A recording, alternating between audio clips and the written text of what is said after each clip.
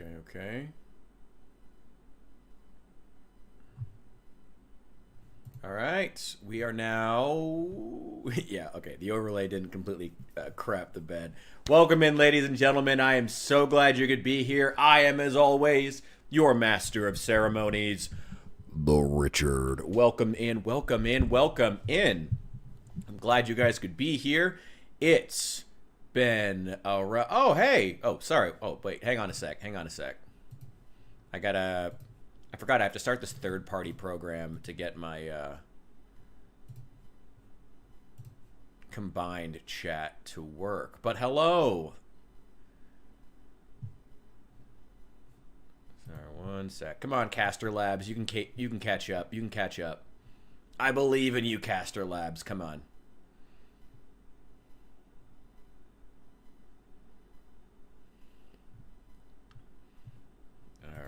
Should be all caught up now.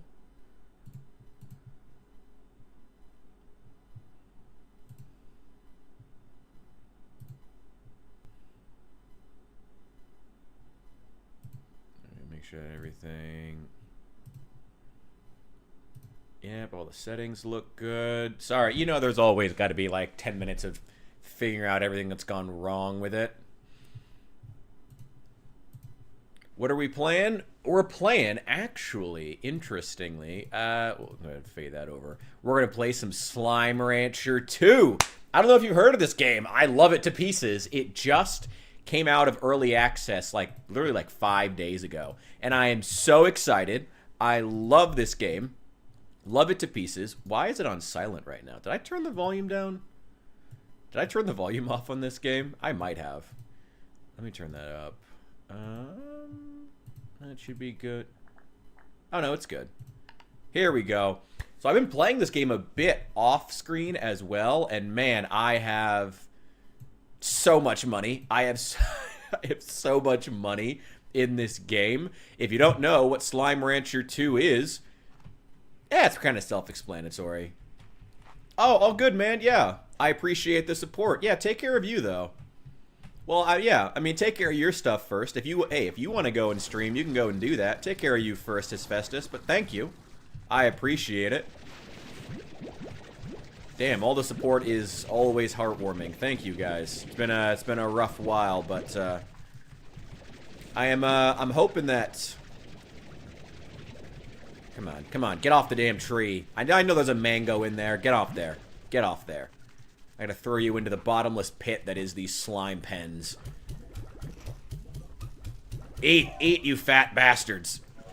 Anyway. Yeah, I'm trying to make the content easier to make by lowering the threshold, as it were. As you can see, I'm sitting now instead of standing, so there's less setup. And it's a little less, I don't know, not intimidating. That's a strong way of putting it, but just trying to do whatever I can to make more stuff. What the fuck is that?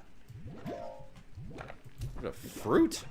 I have no idea what that was. There's some weird stuff going on in this sequel. Eat it. Eat the fruit. Eat it. Eat it. What do we got here? Yeah, you got some shits coming out. Thank you very much. Now, don't worry. We're not going to spend too much time wandering around the base trying to figure stuff out. We actually are going to spend a lot of time out just kind of exploring the world and this brand new map in the sequel. Give me 2 seconds here just to finish up a couple of things. Let's fire all this off. We're going to put all this in the refinery so we can use these for crafting later if we want to. Every single individual slime has an individual little plort that they poop out when you feed them. And they all have different food requirements and whatnot. Let's head off into the distance. Here we go. Alright. Go do some exploration. Oh, God. Okay. We're good. Now, I do also want to... requires a power chip. This requires a storage cell. I don't know where to find that. That requires silky sand.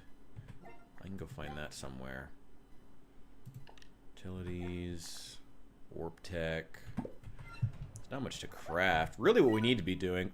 Yes! Welcome back to Blop 7, as always. Honestly, as far as tone, it's probably about on par. Oh, there's still this big fat guy over here we gotta get rid of. He needs vegetables. We need to collect vegetables to feed him. There we go. Any vegetables in here? Nope, just chickens. Good to see you, Bishop. And Pug and Asbestos, everybody. Good to see you guys. I know I've been really inconsistent lately, but I'm trying to get back to it. That's what I say all the time, but... I'm gonna keep working. It's been a rough couple of days. But we're here. Let's have some fun. Let's play some games. Let's play a game I enjoy. I'm thinking about playing some more varied games aside from... We'll go back to Project... I did see the new Project Zomboid update. It's now at... build 42.12, which is so freaking stupid. But... Ooh, wait, carrots. Give me those. I went totally the wrong direction. We gotta go feed that fat guy. Where are you, fat guy? It's a big, fat slime over here who's sitting on something. Oh, yeah, he's to the north of us. Yeah, anyway, I did see the new update that it came out. I heard that they fixed the shotgun. I'm excited to try it out, but, I mean, I'm already gonna have to lose my next character.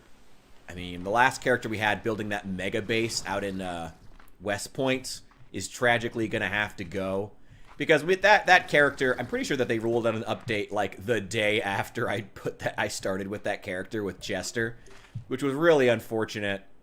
And I think that's why we lost all of the what's it called? The textures on all the vanilla cars just stopped working, which is fine. I mean, we kept playing through it, but I think that 2 updates past when I created that save game is going to make it just too unstable, so we're going to have to go ahead and restart.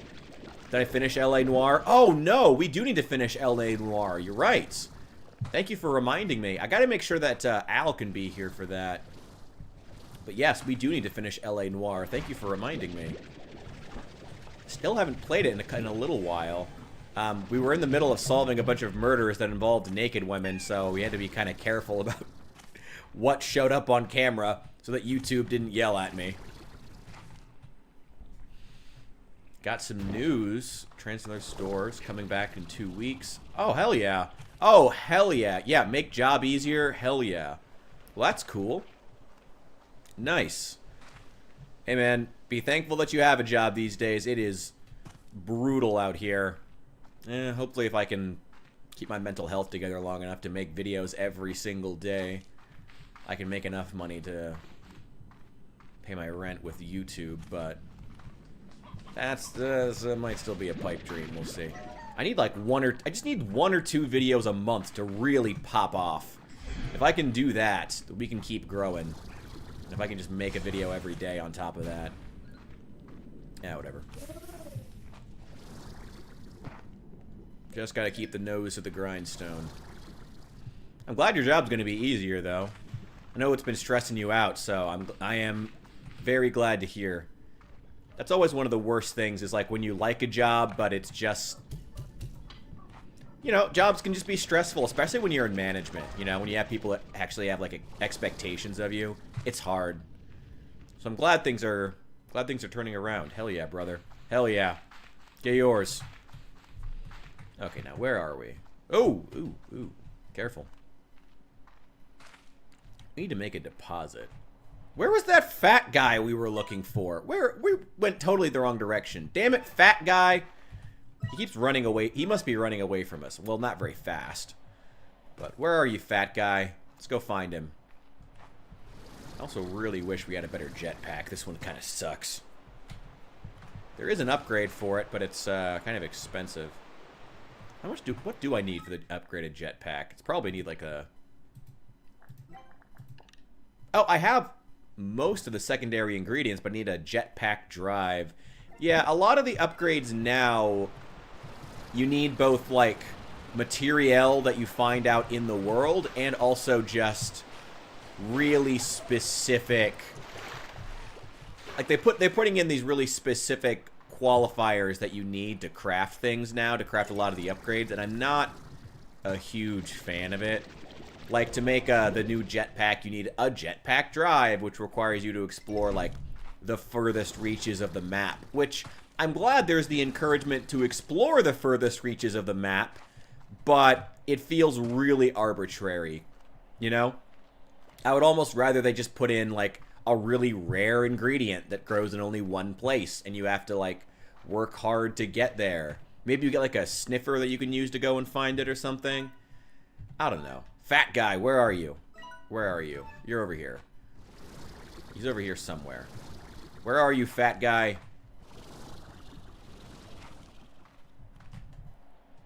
I'm pretty sure that's safe to jump down. Somewhere in that direction. Let's go find him. Fat guy. They have actual names in the lore, but whatever. Ah! Damn tars.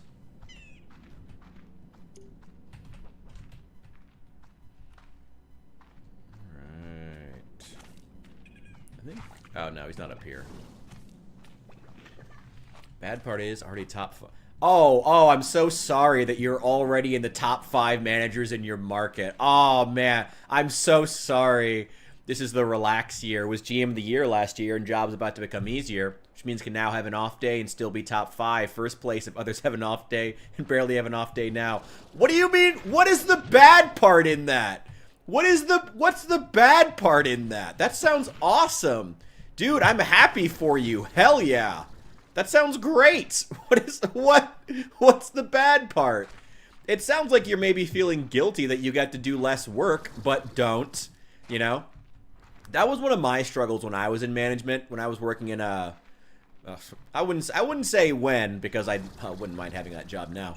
But when I was working in coffee shops, a little bit of fast food, but mostly baristaing.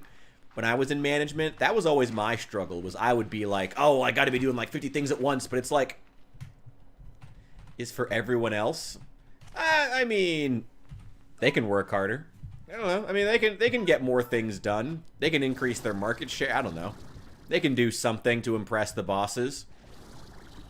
I mean, I assume if you really are doing significantly less work, the company will be smart enough to go, hey, you know, this other guy did more with less resources, so we do want to reward him this year. You know, I'm sure they'll be smart enough to do that. Or maybe not, who knows. I would hope. You know, hey, you know what? Take the praise. You work hard, man. Just take it. Screw everybody else. Well, maybe not like that, but you know what I mean. Take the praise. Just get it. Get yours. And I'm assuming that the GM of the year comes with a nice bonus, so, you know, take that. Make that money. Throw that in the 401k. Ooh. Well, we can use up these vegetables so we can find the fat guy. Where is he? Where are you, fat guy? That's literally the right direction. He's got to be, like, underground somewhere. Like in some really specific cave system. I kind of have mixed feelings about the caves in this game because they're really confusing, as they should be, but maybe a little too confusing. Or maybe it's just me, and I'm just not very good at TARS! And I'm just not very good at navigating. That's also entirely possible. Yeah, just get yours, man. Don't worry about it. I wouldn't worry at all. Give me that.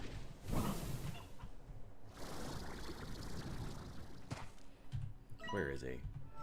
Somewhere over here. How do I get into this, like, rock face? He's not on top of it. He's somewhere inside here. Some kind of a cave entrance somewhere.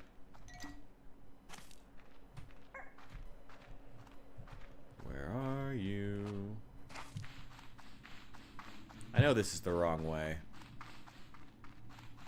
But maybe we can circle back around. Oh wait, this leads back. This leads upward. This might be the right way. Hang on.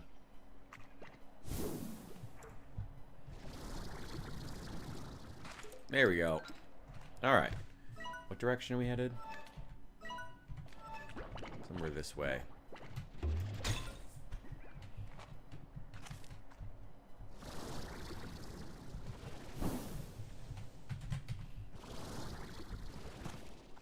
Where are you, fat guy? There's some cliffs up here.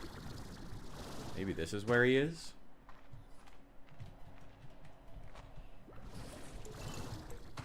I think we're up on top of the mountain. Ooh. More veggies. Yes.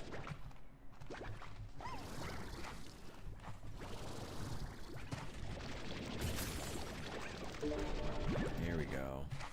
Oh, Pug, also while you're here, I wanted to say again, congrats on beating that legal trouble. Glad things worked out, man. Okay, now where is he? Where is you? Get out of here. Somewhere over here. I would take that, but I need to carry all these damn vegetables.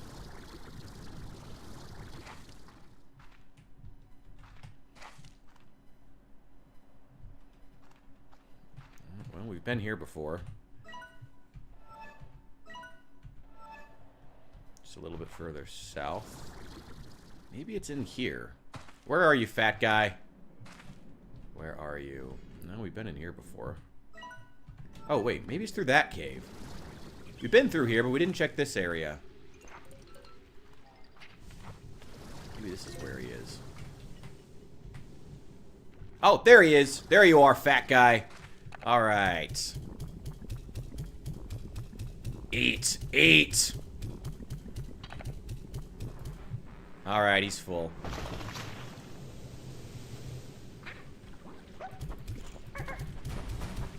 Here, enjoy the vegetables. I don't need these anymore.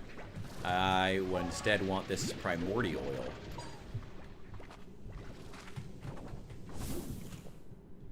There we go. Ooh. New stuff. Ooh. New fruit. A jetpack drive. Oh, yes! Okay, okay. Nice. So now we have almost everything we need to build the upgraded jetpack. We also need, what is it? Now, if only you come to... Honestly, what city are you in again? I don't know. I'm thinking about I'm honestly thinking about moving right now.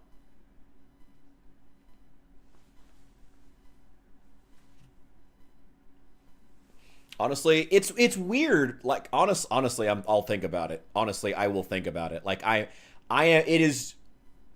not trying to like raise any alarm bells or like be like, oh, it's so bad. But like honestly, I genuinely am like really thinking about just breaking my lease and moving somewhere in a desperate bid just to get a job somewhere. Like it's so bad here. It's so bad. I don't know what the hell is happening in Illinois, but it's genuinely just so bad. I've applied like multiple assistant manager positions to, like I went to the hospital, the university, all the biggest like hiring places, and just spammed every single like administrative or like service job they have, and I just cannot get a call back to save my fucking life. Applied to this city works job that I was really excited for. One of my friends made fun of me for applying for it. Fucking dick. Friend is a strong word. Friends don't call each other Nazis. Then I'm just like spamming. Oh, I'm still trying to hear back from the grocery store. I see two grocery. No, just the one. It was just the one. It was it's the same brand. They all pull from the same pool apparently. I've heard back twice from this one grocery store that's all the way across town. They just called me again. I've applied to the same grocery store 3 times because they always have positions open. I've applied there 3 times, and twice now I've gotten callbacks from a different grocery store that's all the way across town, and and every single time I'm like, oh, and especially because the assistant manager is always really nice. It's been a different assistant manager who's called me, which kind of scares me that they're going through their management. Okay, yeah, fair enough. Yes. Yes, good call. Very good call. Yeah, it's a little weird that they've gone through multiple assistant managers apparently in the last year that I've been applying there.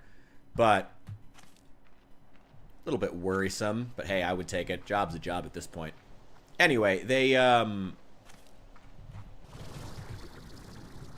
yeah, apparently they can't keep people. And both times, assistant managers have been nice, but I've had to be like, I would love to apply there, but like you're so far across town, I genuinely could not get there with any regularity. It wouldn't be fair. Like, it wouldn't, like, not only would it not work out for me because I couldn't get over there because the only bus that goes over there is almost like an hour-and-a-half ride because I'd have to walk all the way to campus, catch the Brown, then take it like 45 minutes because it circles all... There's one particular bus that goes out there that goes like all... That basically just circles all the way across town.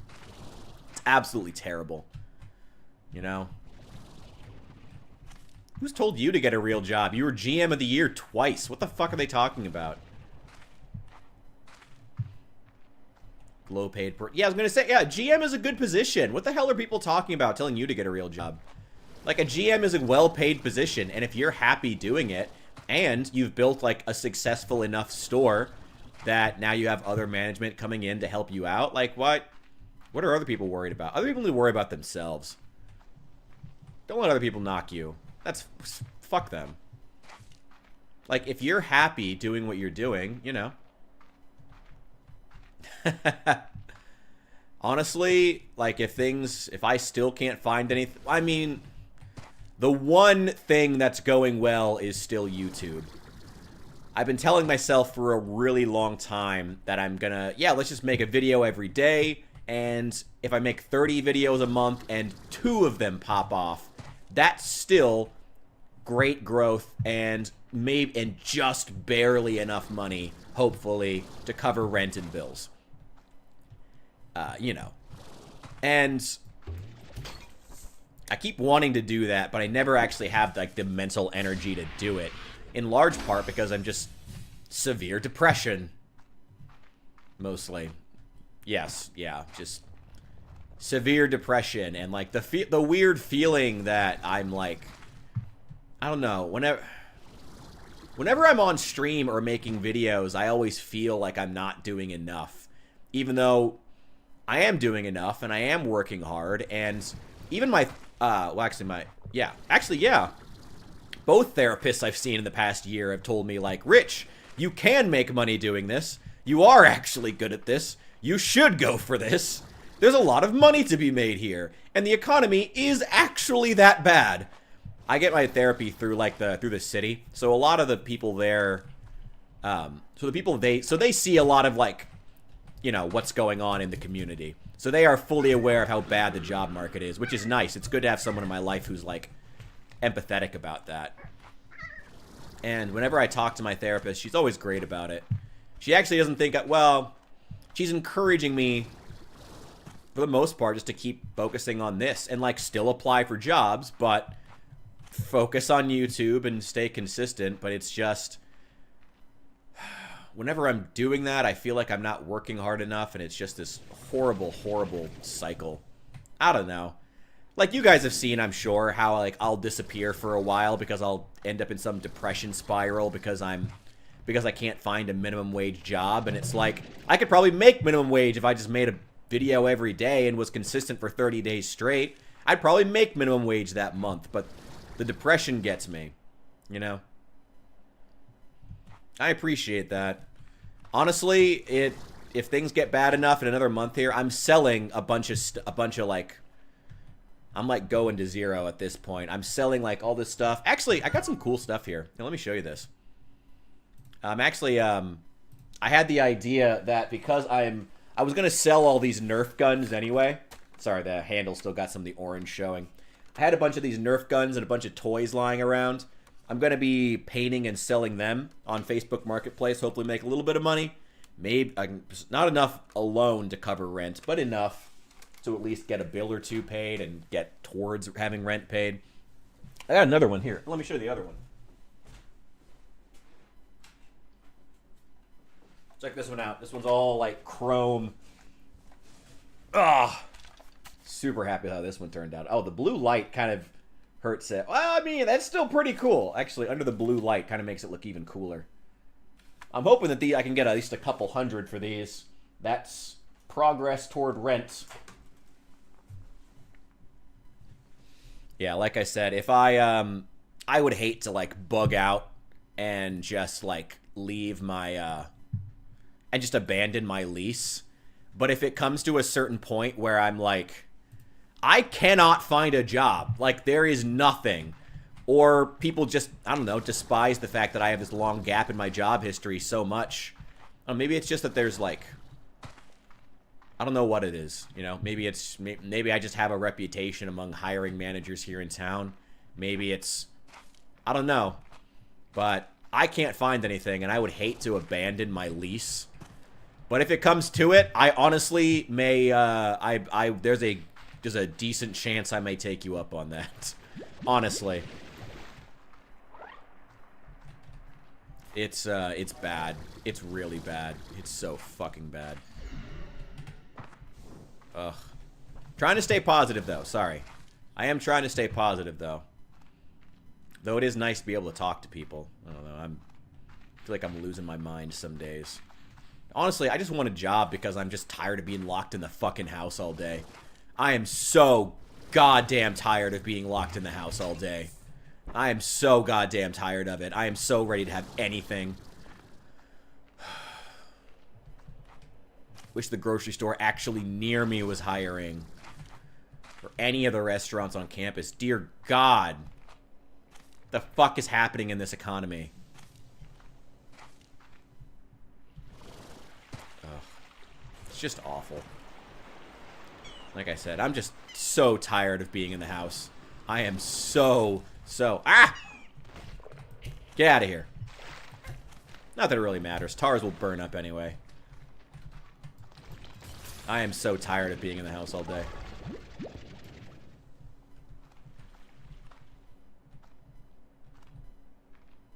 I appreciate it. Thank you. Honestly, in another month, if I still can't find anything, thank you. I appreciate you. You're a real one, Bishop. And don't be surprised if a month from now I take you up on that offer and like, hey, I got to bug out of my lease. Like, you got that assistant manager job? Like, don't get me wrong, if you can fill it, fill it. Veek is a rapper. Oh, hell yeah. Oh, hell yeah. Well, that's cool of you. No wonder you won GM of the year. Hell yeah.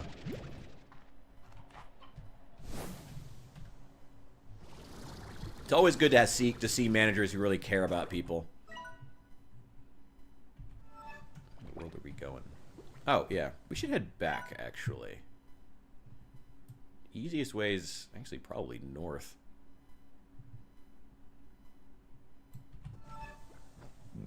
Yeah, easiest way is probably to head north. We're going to have to jetpack our way there. We need to find...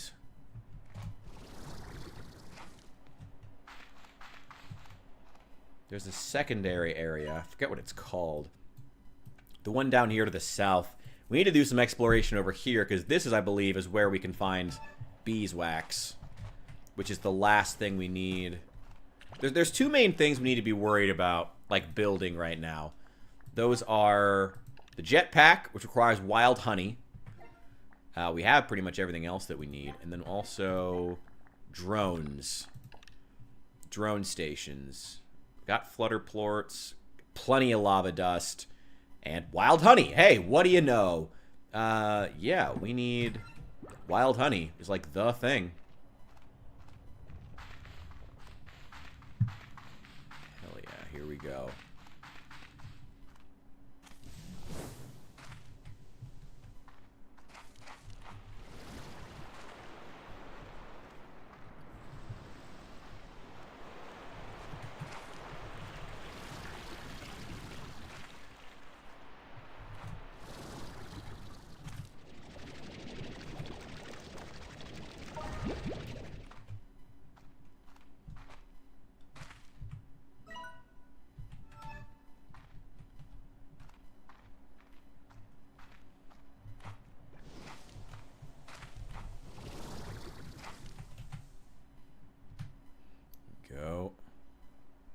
Something back there? Hang on. Hang on. Oh! Well, hey! I didn't know this was here. Well, that's why we go explore. Ooh. Whoa, okay. Some kind of shrine, I guess? Sure, why not? Ooh, good. Trees. Okay, baddie, tabby, boom. Okay. None of you want pink? I have tons of pink. Ah! Damn lava. Take that.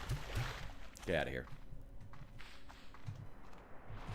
Interesting. Okay, I think there are some tabbies, some baddie slimes around here. So, yeah, there's one. No. What do they eat? I think they eat fruit. Eat that. Thank you, friend. Okay, need a tabby slime and a boom slime. Oh, yeah, no, absolutely. Sorry, I would in no way be expecting you to, like, just hand me something. Obviously, you would need to, like, see my work ethic. That's totally fine. Don't worry about it. Much appreciated. Yeah, that was what I always did for my employees when I was a manager. Just being like, just finding creative ways to increase their pay beyond what the company wanted. I appreciate it. Yeah, no, I absolutely would not in any way want you to just to get yourself into trouble. And obviously, I would want you to see my work ethic so you had the chance to actually, like, you know. Doing today? I'm doing all you know, I'm doing better now that I'm streaming. I've been streaming later and later in the day, mostly just due to me waking up later and struggling to get out of bed. Not gonna lie, like, I'm sorry, I'm not trying to say this as like a cry for help or something, but just being honest, like, it's tough getting out of bed a lot of days, but, you know, what is life but just putting one foot in front of the other consistently, over and over again? You know, that's what it is. Ooh, hang on, you, eat this. You're a tabby. Eat the fruit. Eat it! Eat it! Eat the... you're hungry! Eat the fruit! Quit making the chud face at me and just eat the fruit! There we go. Tabby. There we go. Yeah, I'm doing alright. I'm, like I said, it's been rough. I, was working to clean a bunch of stuff today because I need to put a bunch of things up on Facebook Marketplace to hopefully sell them. I also got to finish these guns. Like I said, I'm hoping to get maybe $200 a piece for them, but if I sell both at $200 a piece, that's like 2/3 of my rent, because I only pay $600 a month, which isn't bad. So, hopefully I can make it there. You know, just one day at a time, and if I can sell a couple of things, hopefully I can buy some real food instead of living off rice and peanut butter sandwiches for a day. That'd be nice. Now we need a boom slime plort. I'd say some combination of both. I mean, grind of reality, but reality is not my friend right now, so it's, so that's just leading into the depression. I think part of it's also just, you know, when you don't leave the house, you get into habits, and I'm a really extroverted person, if you hadn't noticed. And so not seeing people and, like, just being in the house all day. Because, you know, here in the United States, we don't invest in areas that are not, we don't invest in parts of our city that aren't profitable. So you can't go anywhere. You know, I can't go to a bar. I can sit in the park, I guess, alone. That's kind of cool. And I do that a lot. I go on a lot of walks. Just trying to not go crazy. I want to take all this lava dust, actually, because there's... Actually, I think I have a thing installed over here where I can dump all this stuff. Yeah, it's been rough, but I'm okay. How are you doing? I'm glad to know that your job is going to be easier. That's nice. That's fucking awesome. Here we go. Ah! Get off me! Slimes are savage. More of these to grab. Okay, don't fall in the lava. Don't fall, don't fall, don't fall. We need to keep that jetpack charged. Here we go. Here we go.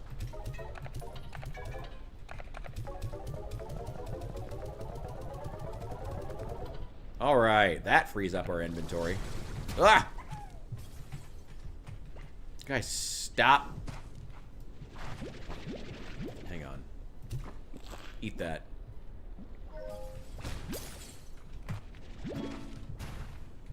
Crystal.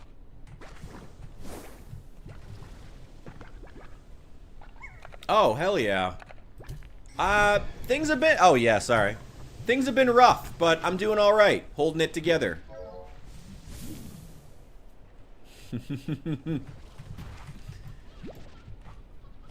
Go. Ooh, wait, no, I need the... Get over here. Get over here. Ah! There we go. There we go. There we go. Ah! Get out of here. I am doing okay. Job hunt still sucks, but what else is new? Okay, I need that. You guys can just go in there, I guess. You know, what else is new?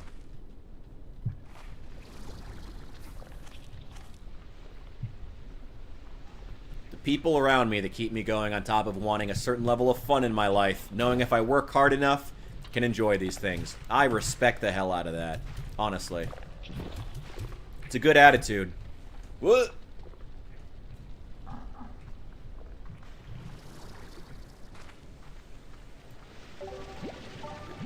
Oh, I could have just grabbed this earlier.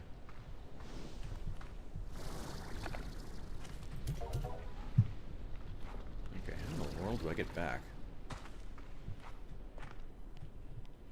Joking about doing an armed farming commune, paying for satellite internet, doing rustic streams content. Should be expensive.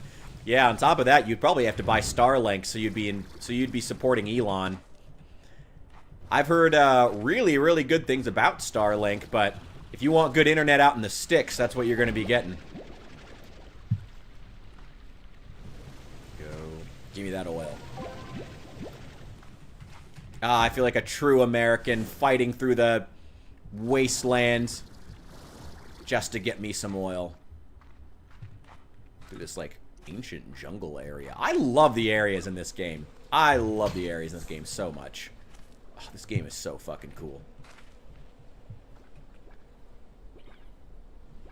Sound of Winter. Endless Blizzard. Ooh, hell yeah. And with bandits? Dear God. Sounds cool as hell. I'm gonna have to check that one out. I will actually check out that stream. That sounds dope as shit. Sound of Winter.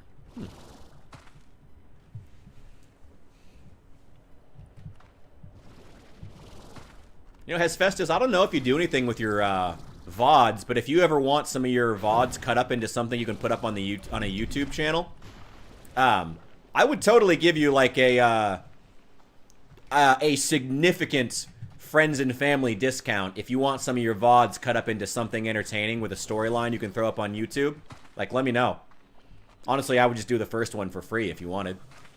I'm just fucking bored. And I like editing. I'm good at it now. So, let me know if you do.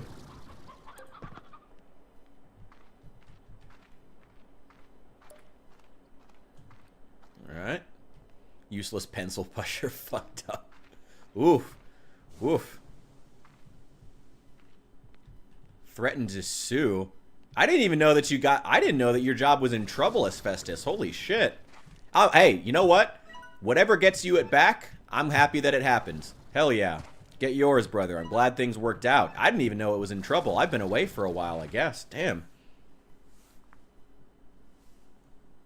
Post them as a friend collaborator. I mean, if that's what you want, sure. I mean, we could do that. I would happily do that. I mean, I assume you'd want your own channel. I mean, I know that your following is mostly on Twitch, but like, you should start. You know, the last thing you would want is like to suddenly, like, you know, 2 years from now, if your streaming does actually start to do well, you don't want to have to then build a YouTube channel from scratch while your Twitch is already doing well. You know, you should start building something, honestly. So I'd recommend getting the YouTube channel. Oh, damn it, this is not where I need to... Well, you know what? Actually, I'm going to go back, because I want to take this prickly pear back. Some fucked up... Someone didn't renew your contract and didn't pay you. Talked to a lawyer, got some papers to HR, found who fucked up and floundered. Nice. I'm glad things worked out. Holy shit, that's terrifying. Especially because you just bought the new house. Like, that's being without a paycheck sounds pretty horrifying. I'm glad it all got sorted out. Hell yeah. Do you guys have a strong, like, teachers union out in California? I hope that you do. I mean, I'm from Illinois, and I'm still saying that, so that says something. I don't know how strong the unions are over there, but look, I'm just glad things worked out. Just glad you're doing okay, man. Hell yeah. Hell yeah, brother. Damn, Pug was dealing with legal trouble. You're dealing with a job doesn't want to pay you. Bishop's like the one guy here who's like slaying at work. Bishop is just like kicking all kinds of ass over at work. Oh man, Bishop like can't even stop winning over at work. Lucky you, man.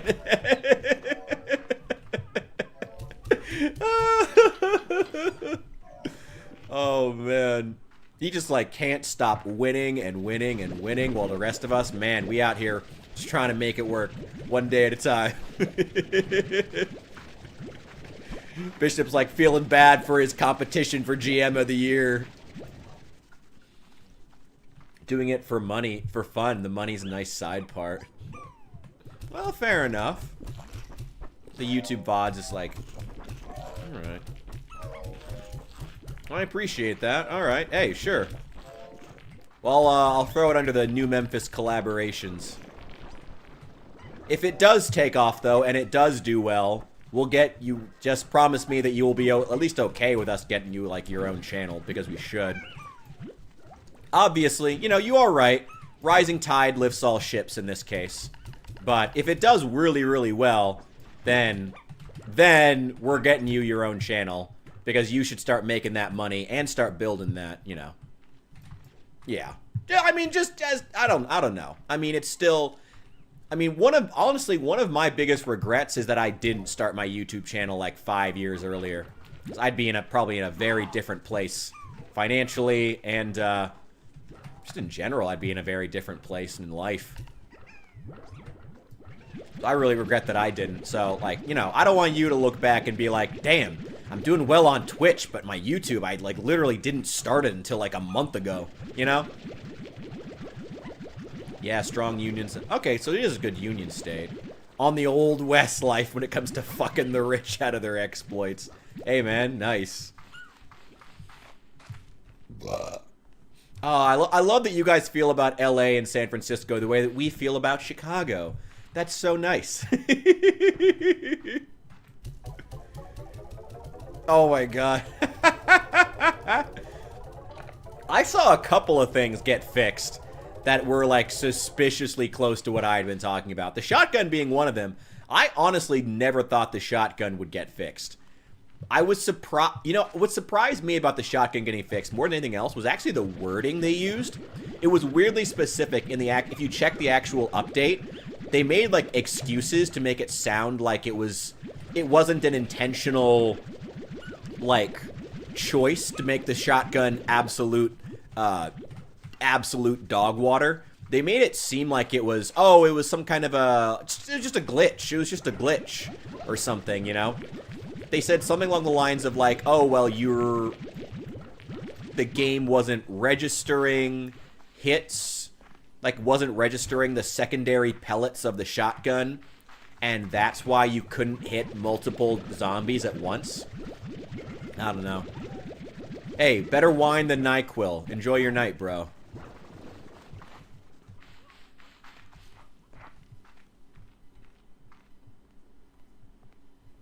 Okay, that's fair. That's fair. That's fair. I get it. Oh, that reminds me. I did get my, TikTok figured out. I just did a couple, like, quick, like, 25-minute painting streams. But I do want to do a debate over there, because I feel like it would be great. Well, actually, let me ask. What do you think? I feel like TikTok is a better platform for debates, just because of the fact that, like, people will legitimately just scroll past it. If we wanted to do something very, very formal. But Twitch could be cool, but I don't really... You know Twitch better than I do, honestly. You know? I've never known Twitch that well. I know YouTube a bit. And honestly, even, I'm still pretty bad at YouTube with the algorithm stuff. But I don't know Twitch all that well. When in doubt, multi-platform, well, TikTok is really petty about that with small creators, unfortunately. TikTok is not a fan, doesn't allow you to access through OBS. I guess I could just have both running. I guess that could work. I mean, in that case, though, I'd probably just have to... I mean, I was having all kinds of lag. That's a fast class 1. I mean, it's... In that case, more than likely, I'd have to stop something. I mean, I could just stop... I could just... Honestly, you could probably just do the stream on Twitch.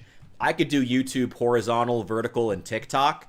And then you could just do Twitch. That could work. I mean, we could just do that if we wanted to do a debate and have our bases covered. You know, that could always work out. You know, and anybody on the new Memphis Discord who wants to check it out can always just be like, hey, here's Asbestos' stream. If your Twitch is your preferred, there you go. You know, that could work. Hope I have more mint mangoes growing somewhere. Plenty of food. You guys are doing fine. In case people want to pan out. Yeah. Yes. Yes. We'll make sure to do that. I'll put that in the description of the TikTok. I'm still super new to TikTok. I've been watching more of it recently because, you know, unemployment. Oh, it's brutal. But... Ooh, shoot.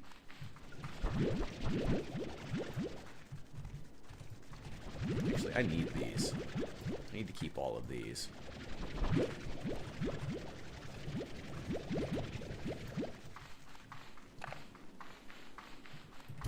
I always forget this incinerator's over here. Yeah, I'll just toss the link up in the description of the TikTok in that case. That should work just fine. I'm not sure if people on TikTok really follow links, but as long as it's on the Discord for anyone in the community to see so they can get a hold of it, it should be fine.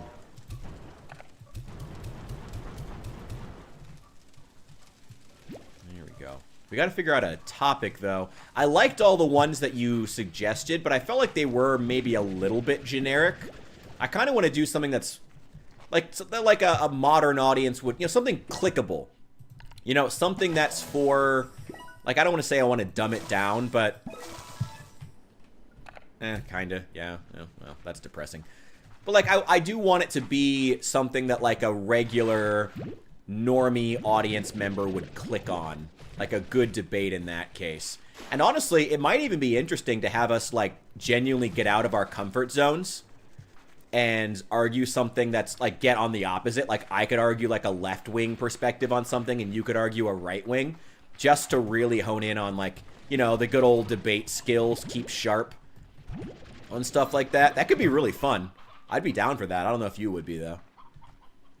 Got to make sure they have the factual talking points to discuss. Absolutely. I mean, dumbing down, but not... I don't know. Like... I don't even think dumbing down is the right word. Let's say what we want to do is we want to make sure it's a clickable topic to someone who's not necessarily like, you know, like us, you know, who's not like, I don't know, like a normie Joe Schmo from Idaho. You know, what would they want to click on? What are they interested in? What are they interested in seeing smart people talk about and debate and have a robust discussion on, you know? That's always been my struggle, especially on YouTube, is like what to talk about that like Joe Schmo from nowhere wants to hear me rant about for a while, you know? Got a topic, the Fallout show is better than the games. Get out. Get out. No, absolutely not. Absolutely not. Also, I don't have Amazon Prime, so I haven't seen the show. And I don't really want to... I don't know. I guess I could find some 100% legal means to go ahead and play it, I guess. But I don't know if I even want to bother doing that, to be honest. Oh, I don't want to do that. Oh, man. I don't know. Could be controversial and do guns. We could actually a gun debate would be quite interesting. You know, actually, I mean, honestly, a debate on gun rights could be really interesting.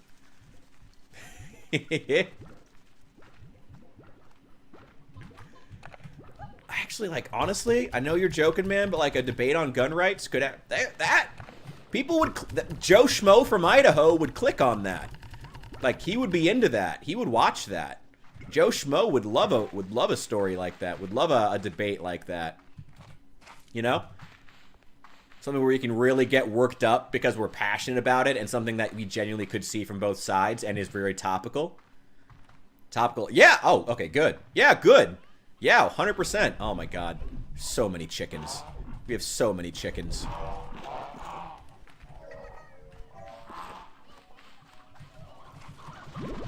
I've been just throwing massive amounts of chickens. Like, yeah, we have some actual chicken pens in a lot of these areas. Oh my god, there's so many of these. Give me these sea hens, because briar hens are their favorite. Give me these. Give me that. Oh my god. Oh my god, the corral where we're breeding these chickens is just full constantly. Look at how many chickens there are. My god. Just suck up all these chicks. And get the sea hens, too. My god. Most Fallout players are more to the games than the TV. I mean, yeah, I mean, the TV show was definitively not made. I mean, okay, I don't want to say it wasn't made for fans of the game. But it was like, you know what the show kind of reminds me of? It reminds me of, remember when Skyrim, probably not when it first launched, but when Skyrim had those, like, live-action trailers that, like, the fans got super mad about? And it came out later on that, yeah, like, the studio knew that fans of the series didn't like them, but it didn't really matter because they weren't for that audience, you know? That's kind of how it is. That's how I see it. It's like, that's what they're going for. They're not trying with the show to circle jerk the audience for Fallout that already likes Fallout. They're trying to, you know, get Joe Schmo from Idaho, you know, to enjoy the setting of this 90s role-playing game that takes place in a post-apocalyptic United States. That's who they're going for. And, you know, as long as you're not dumbing it down to the point that you're losing extremely... Well, A, you're not just doing propaganda for Amazon. You know, that's also very, very nice. But also, as long as you're not dumbing down themes that could be topical or relevant for Joe Schmo from Idaho to know. And I've talked about some of those before, you know. How dark is my dark humor? Pretty damn dark. Pretty damn dark. Just had a real dark when it come to my... Hell yeah. Hit me. Hit me. Hit me. Wait, they're doing a God of War show next? I didn't know about that. Starts filming next year, comes out... What? Okay. Interesting. I didn't know they were doing a God of War show. I never really got into the God of War franchise. Not due to any, like, bias. I just never got into it. I've meant to for a really long time, but I never knew if I should start with the old school games on, like, an emulator or start with the new games on, like, PS4. Never quite sure. God, there's just so many chickens. They're just everywhere. That's good, though. It means we're keeping our, keeping these guys well fed. And the old ones, we're just gonna throw them in there. Yeah, because chickens do age, and when they get old, they stop reproducing or breeding, so they're just useless, so you just throw them in. Let them get eaten. Oh, that! Give me that. I mean, we could talk about Charlie Kirk. Charlie Kirk would be a topic that would actually probably pop off on TikTok specifically. Honestly. I honestly didn't even know that much about Charlie Kirk before he actually died. It's a topic that would do well on TikTok. That's where a lot of his audience was. So honestly, not that that's like the end-all be-all, but I mean, a conversation about Kirk where we're multi-streaming to well, yeah, we're multi-streaming and have TikTok in mind, honestly, would probably do well. Like, actually. So, yeah, we could talk about Kirk, about his legacy, his martyrdom, his stances, individual takes that he had. We could do that. Yeah, no, you can talk about his, you can talk, honestly, but you see, that's the thing, though. Charlie Kirk would want you to continue discussing his stances and being honest about what you think about his stances, even with what happened. One sec. Charlie Kirk would want that. And that's what I respect about him. Not his individual takes. It's not his takes that I like.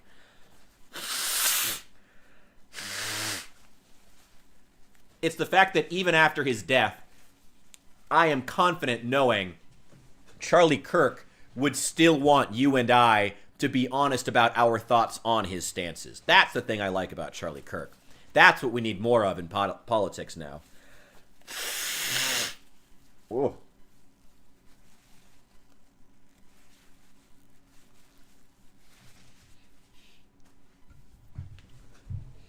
About his takes? I mean, yeah, we can do that. I mean, he's not like the topic right now. Honestly, I don't know enough about his individual takes to give too much of a, to have much of a stance on Charlie Kirk currently, to be entirely honest. I don't know enough about his takes. I mean, there's like one or two that I've obviously seen enough clips of to be able to talk about it. Abortion being one of the biggest ones. Ooh, Hephaestus. You want to debate abortion? We could. I mean, I think we probably have pretty similar stances on that one, but that could be interesting. I mean, we could get out of our comfort zone and do it like structure like a formal debate where we don't necessarily have to debate based on what we align with. I can end that one pretty. Ha ha. And also, it would be interesting. I feel like it would do well. Watched a lot of his clips. He was wrong. I mean, honestly, a lot of... I'm going to be honest, a lot of the clips of him were taken out of context. Especially a lot of the ones that were used to slander Kirk, both before and after his death. A lot of them were taken out of context. Like, and I want everyone watching this stream to really remember this. When brown man on the internet, you know... Someone who genuinely has faced racism in his life. When that guy is saying, no, he wasn't a white supremacist. No, he did not want to have the Civil Rights Act repealed. That is cap. When I'm telling you that, please try to please keep that in mind. Black men and Latino men loved Charlie Kirk. And that should say a hell of a... The fact that so many people bashing him can't look at that and go, oh, maybe I should look into whether he wanted to have the Civil Rights Act repealed, you know? That's wild. And it's especially bad because I've had people in my personal life, and this is... They're not your real friends if they call you a Nazi. But I've had people in my life straight up be like, you know, calling me an Uncle Tom... Or saying that I don't know what's best for black... Like, I've had white people tell me I don't know what's best for black people. Which is always especially insulting. It's always fucking hilarious. And it's gross. It's gross. You know, and the Charlie Kirk thing has kind of, in my mind, become an extension of that. Of large groups of, honestly, white liberals trying to tell black people what's best for them. And it gets annoying with the... Honestly, they usually... You see, the problem with hitting them with that is that they usually say, yes, It's not about... That's the problem with white liberals in general. It's like they don't want to listen to minority communities. They just want to preach at minority communities and say, this is what you actually believe. Or this is what you actually should believe, you know? Like that conversation we were having about empathy a few days ago. You know, it's... Empathy is not believing the right thing. Empathy is genuinely working toward what you think is the best result. And, you know, what you think is the best result of a situation is not necessarily the same for everybody. But genuinely working toward what you think is the best result for something, you know?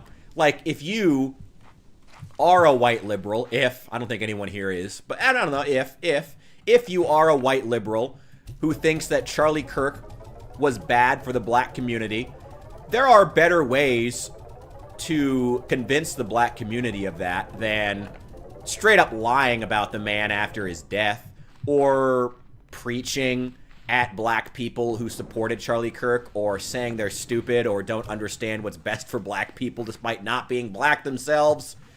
Ugh. The fact that Charlie Kirk was woke or aware enough to know what he was saying was okay, people going against him respectfully, and the fact that he was okay being made fun of, knew and saw himself made fun of in South Park, master debater episode and loved it. I saw his reaction to it. That was so heartwarming. No, I totally agree with you. No, Bishop, I am right there with you. Like, just to make my stance clear, I am there with you. Just like I said before, you know, the thing I respect about Charlie Kirk the most isn't his individual takes. It's the fact that even after his death, I am 100% confident that he would still want you and me to have honest conversations about his stances and disagree with him if necessary. He would want that. That's what I respect about him. It's got nothing to do with what his takes actually were. I mean, don't get me wrong, if I truly thought he was actually a Nazi, this would be a different conversation, but I don't. I think he was a pretty boring, like, Bush-era Republican more than anything else. That's really the most I could say about him, you know? Oh, yeah, hell yeah. We'll talk later. I'll DM you on Discord about it. We'll talk debates. We'll do it. Yeah, that's what I liked about Kirk. You know, I am still 100% confident he would still want us to be honest and still want us to look at what he had to say under a microscope. He still would be okay with that. That I respect more than, you know, any individual take itself. Now, that's what matters in people. That's what we're missing from politics these days. You know, actual willingness to hear out the other side, you know? Actually saying, I am on this side, but I will still listen to you, you know? Willingness to actually come to the table with people, you know? And sure, he likes to roast libs, don't we all? I feel like even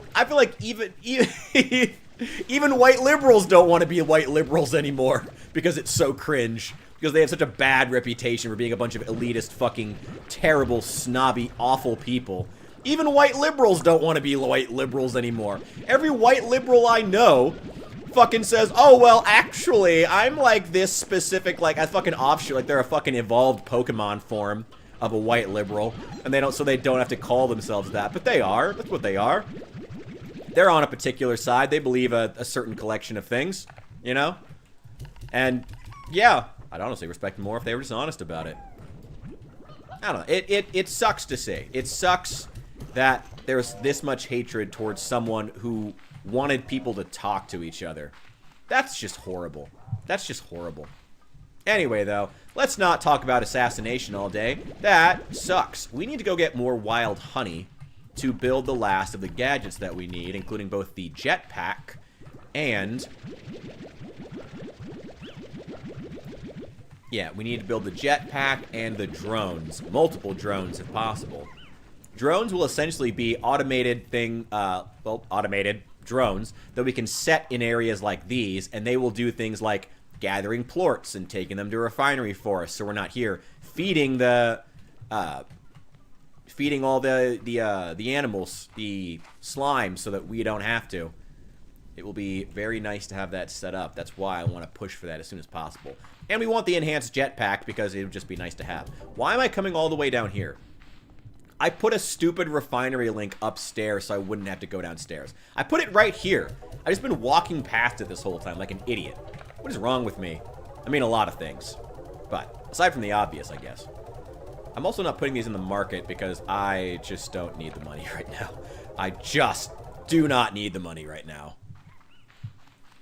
Oh, we do have a message incoming. Give me some free stuff. Give me stuff. Give me stuff. Streamers. That's fine. That's fine. Okay. We need to go to over here. Head south. We gotta find the map for that area too. Oh wait, you know what? Let me see if we can build another refinery link. Because if we can plop it down over there. That would make gathering things a hell of a lot easier. Could just take that refinery link, honestly. We can move them once we've put them down. They just sit there for like a minute and you can't use them. Warp Tech, refinery link, requires jellystone. I could go find some jellystone. We could do that. That wouldn't even be that big a deal. Yeah, we could just go find some jellystone and build another refinery link.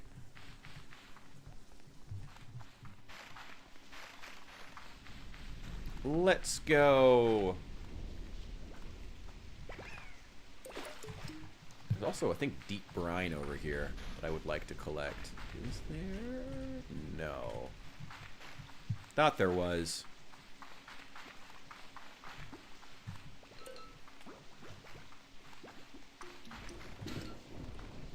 Go. Come on, jellystone, jellystone. Is that the...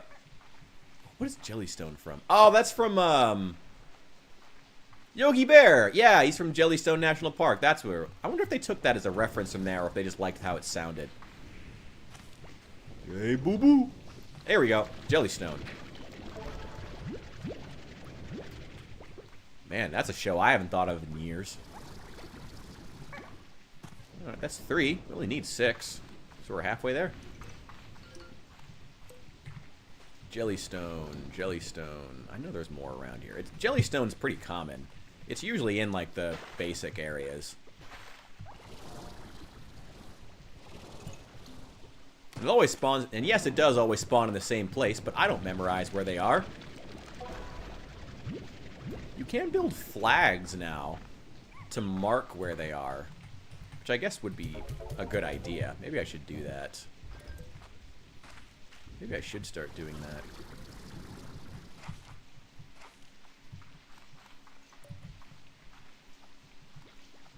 There we go.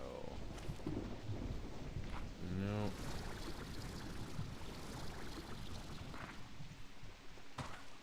And some chickens.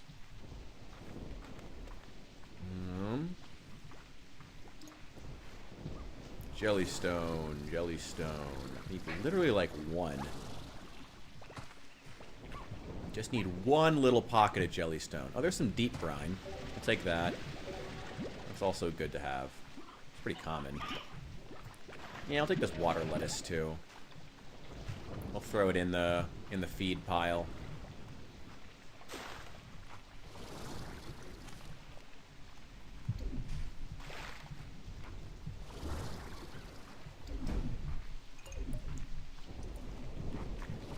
Looks like an area where it would spawn.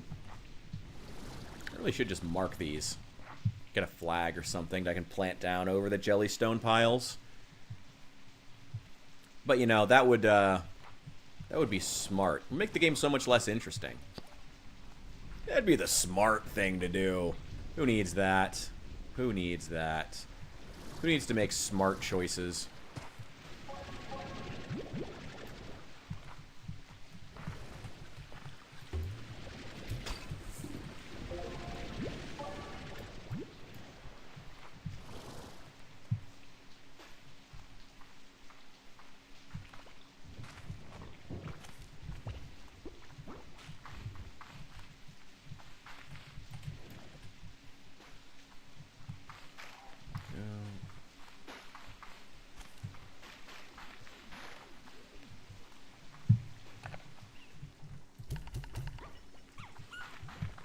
A lot of deep brine. Well, not a lot, but significant amount. Okay, jellystone. Come on, need literally 1 more.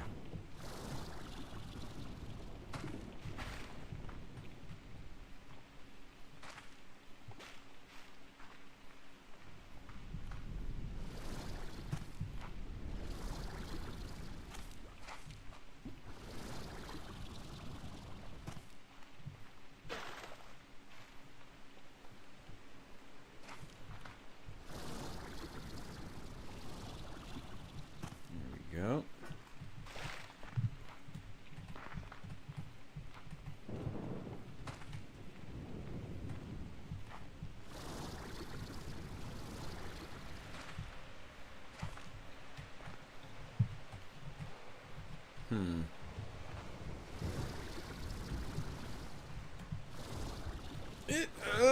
I just made it. Okay, we're good. We're good. Oh, there's a portal here. Why isn't it activated? Huh.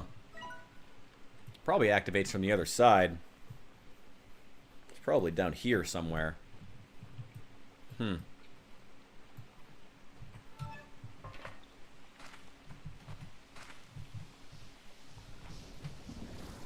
down here. Nothing. Anything over here? Jellystone. Jellystone. Oh. There's a safe. Pink wart. Ah! Jellystone! Ah! There we go. Hell yeah. And with a little bit to spare. Alright, let's get back.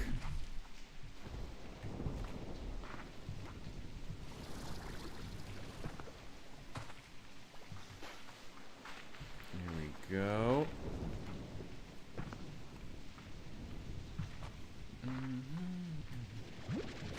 Yeah, I'll take these two. May as well. Don't want them to go to waste. Give me those plorts.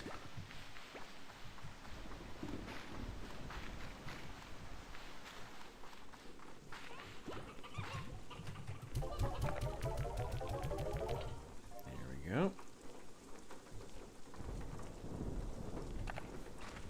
Oh, I never unlocked that other area. Oh, wait, I gotta go do that.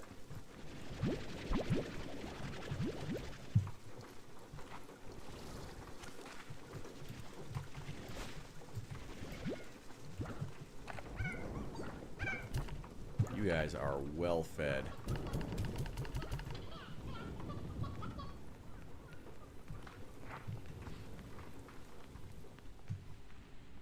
Wish I could build these on the fly, but I get why you have to go all the way back just like to build stuff in the refinery. The good old 3D printer. Here we go. Refinery link. We're able to bring back way more resources now. We can just, you know, plop a refinery down, plop a link down right there, put stuff in it, as opposed to having to carry it all the way back to a link or all the way back to the base. That is no bueno. There we go.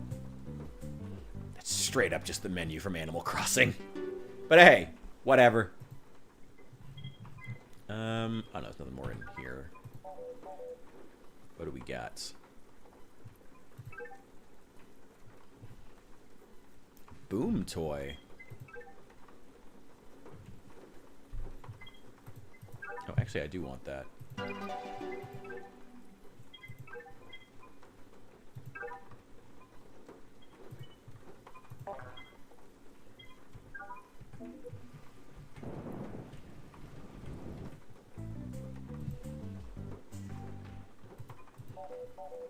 I love the new menu. It's very professional looking. It is literally the menu from Animal Crossing, but I do like it. Wind chimes. Ooh. Yeah, give me 3 of those. I got the money. Who cares?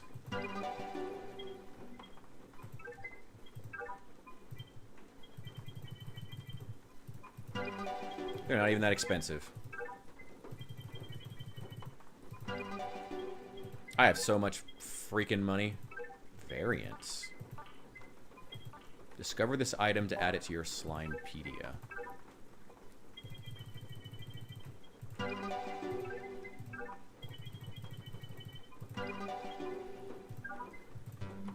probably should start buying these other things too.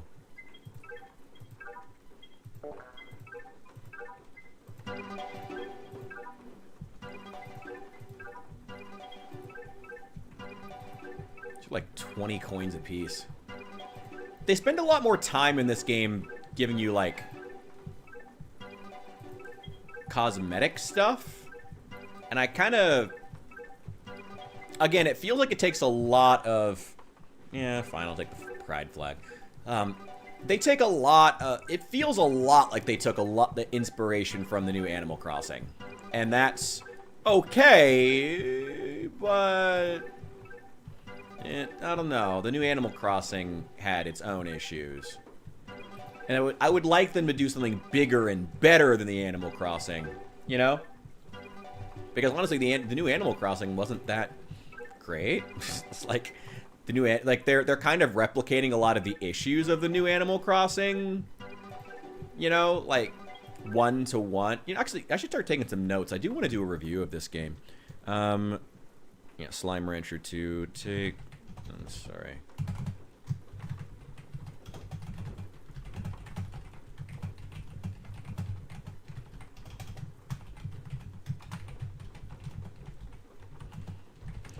Takes a lot of notes from the new Animal Crossing, which would be fine if the new Animal Crossing had been better. Let's find some examples. Stuff like the focus on cosmetics.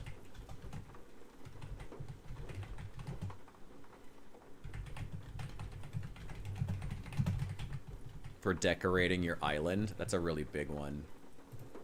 Save this.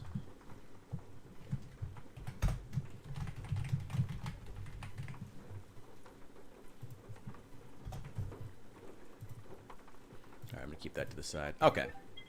Yeah, let's just keep buying stuff. Music pillars. It's all so cheap.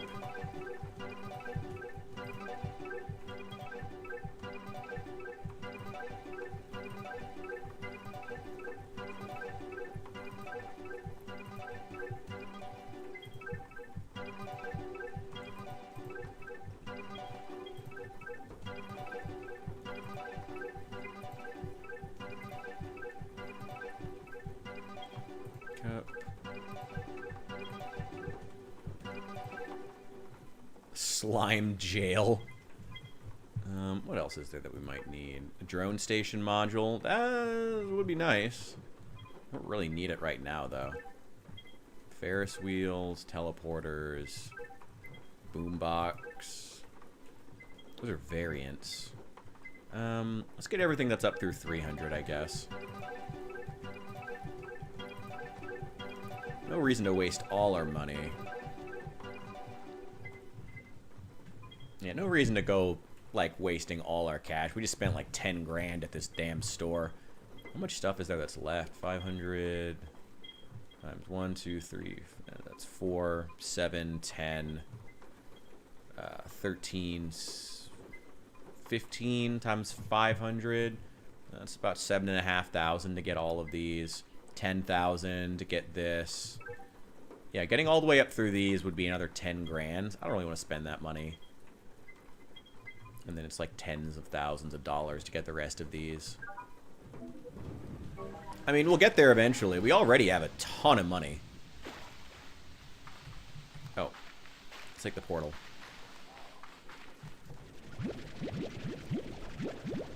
Oh, they're hungry. Don't worry, guys. I got you. I got you.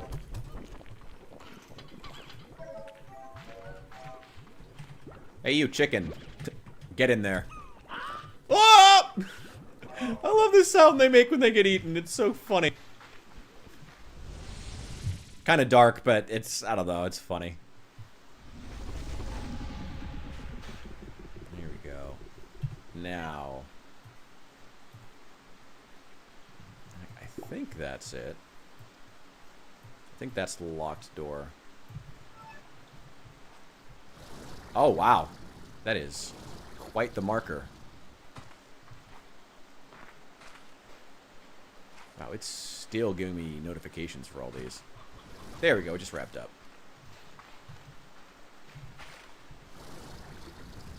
I wish sprinting didn't use your energy. At least not so fast. I have the fully upgraded sprint, and it still takes so much energy.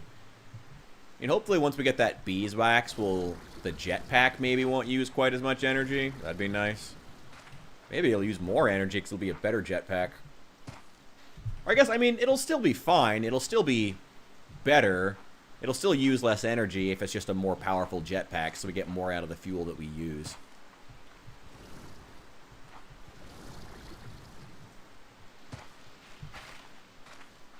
I entirely forget where this cave system was that we were going to. Ah, well, we'll figure it out. What is that?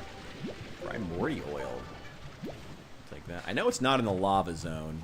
It's before then. Was it up here? Might be.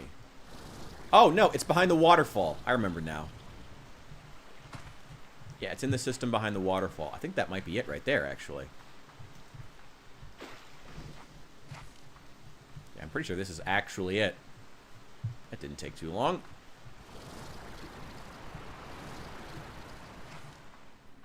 Yeah, we made it. Ooh, give me that.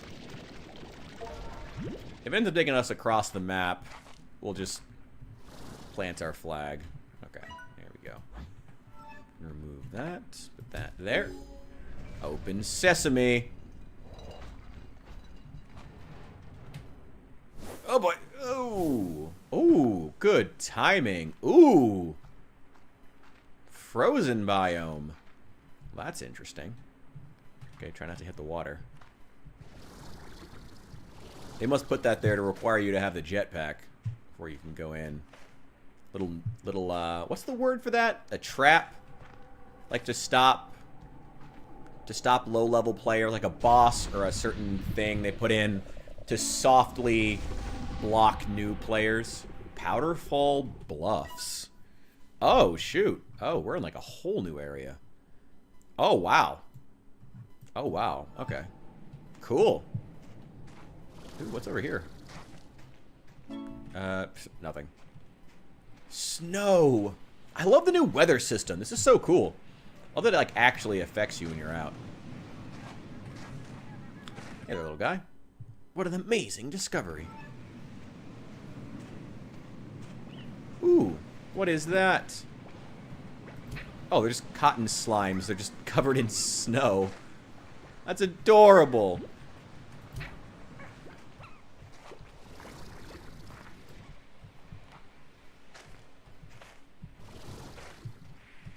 Well, it's got all the same fruit.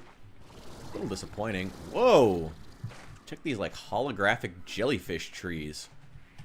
Jellyfish trees. That's a cool concept. I gotta use that in a book.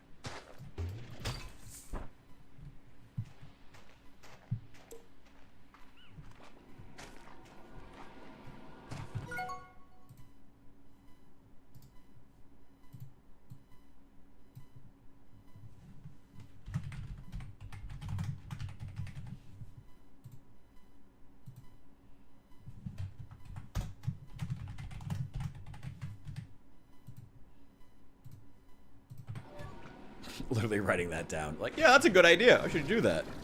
That'd be fun. Ooh. That would make a great... What in the world? I can walk on it. Oh, this is weird. Ah! Perfect snowflake. Hmm.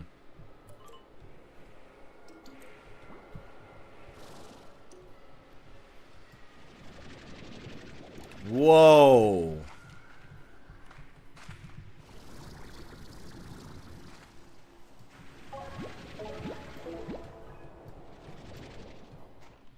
Interesting.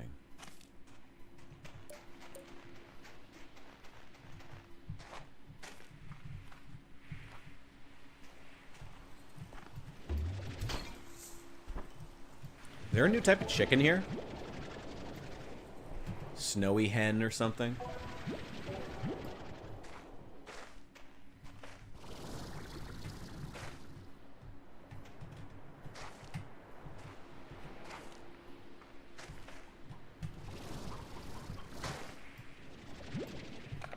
It's like just regular chickens.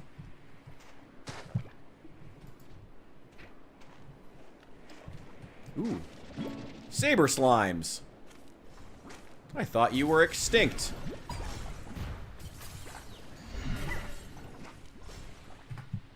I'm assuming they eat meat. Thundercluck hen is their favorite. Ooh, so there isn't... Ah! We do have a new type of chicken. Give me the map. And that got me half the island.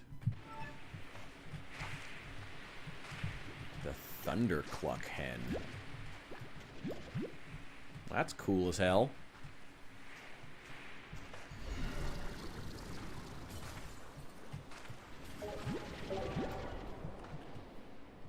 You know what? I want to take the saber slime home, but I really can't put them anywhere.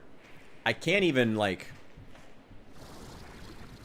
I can't do anything with them.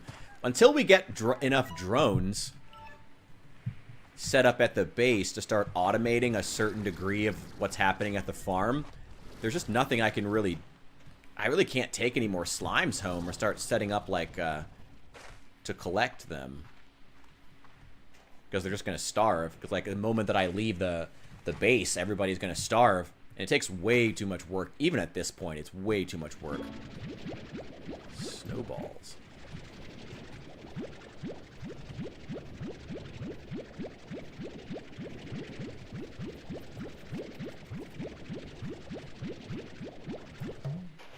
Nice.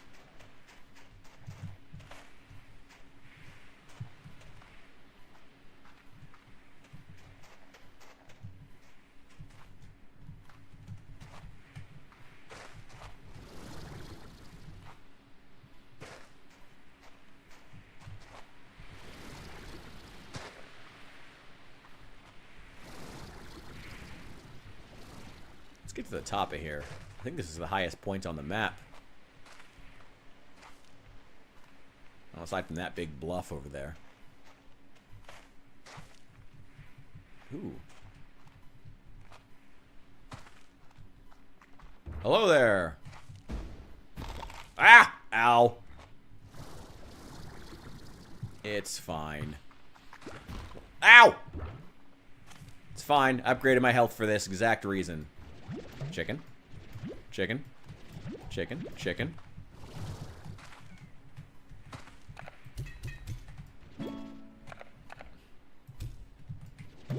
Just the king of chickens.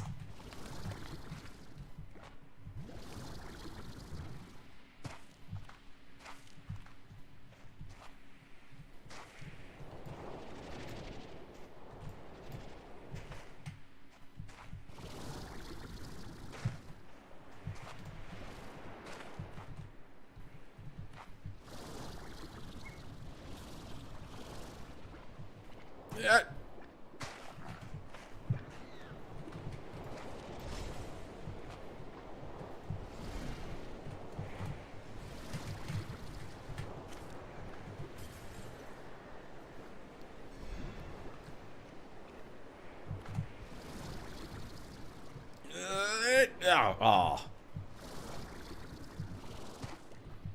How do I get up there?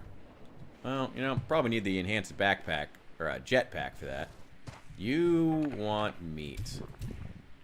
How about 2 of those? What is that? Sun sap. I probably don't need these snowballs. Why don't we just get rid of these? Sorry, give me a moment here.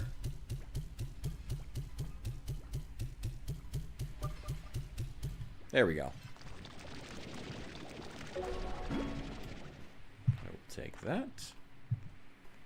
Staring at it too long will hurt your eyes. It's so beautiful.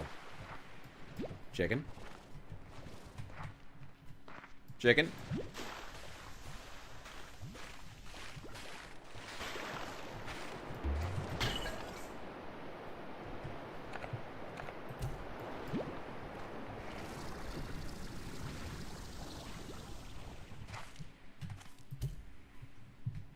Ah, chicken. All right, now where'd that sun sap go?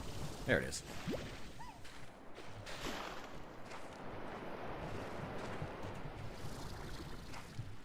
God, I can't wait to have the better jetpack. This one is just terrible.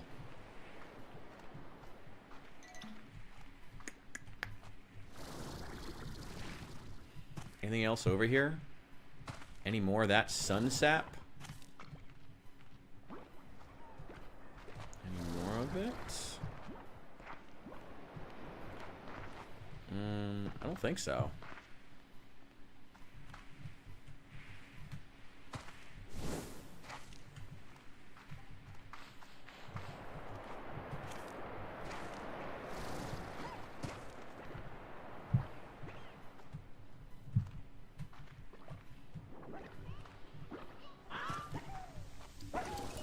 Alright, well this is cool as hell, but it's time to get out of here.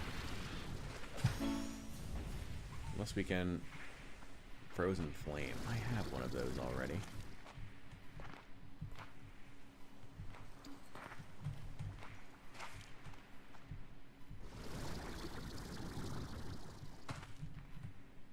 Yeah, it is... Ooh, I will take that. I spy a secret. Thank you. Ice cubed. Nice. Okay, let's keep looking for more maps.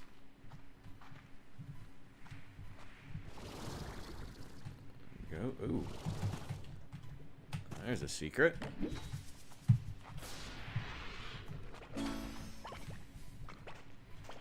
Chili slime stack. Little slime man. I love it. Alright.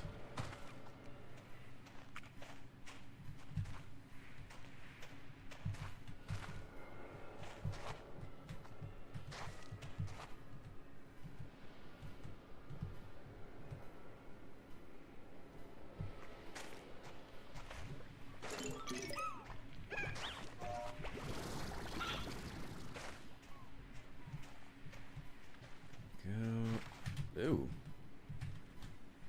Oh, that's cool. That's a cool detail.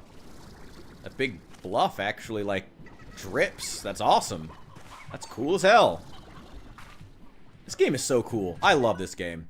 God, the environments were, like, the best part of the first game. I'm so glad to see that they're still, like, living up to that. I really didn't know how they were going to beat the windy canyons from the first game. That was, like, one of the coolest areas in any video game, like, genuinely ever. And I'm not exaggerating. Like, one of the coolest environments I have ever played in any game.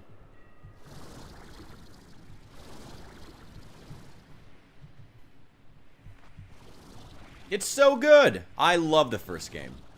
I love Slime Rancher. Love this franchise.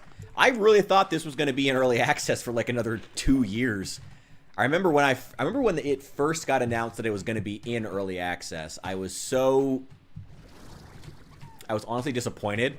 I was afraid it was going to be like a Long Dark situation, like how I don't know if you played the Long Dark.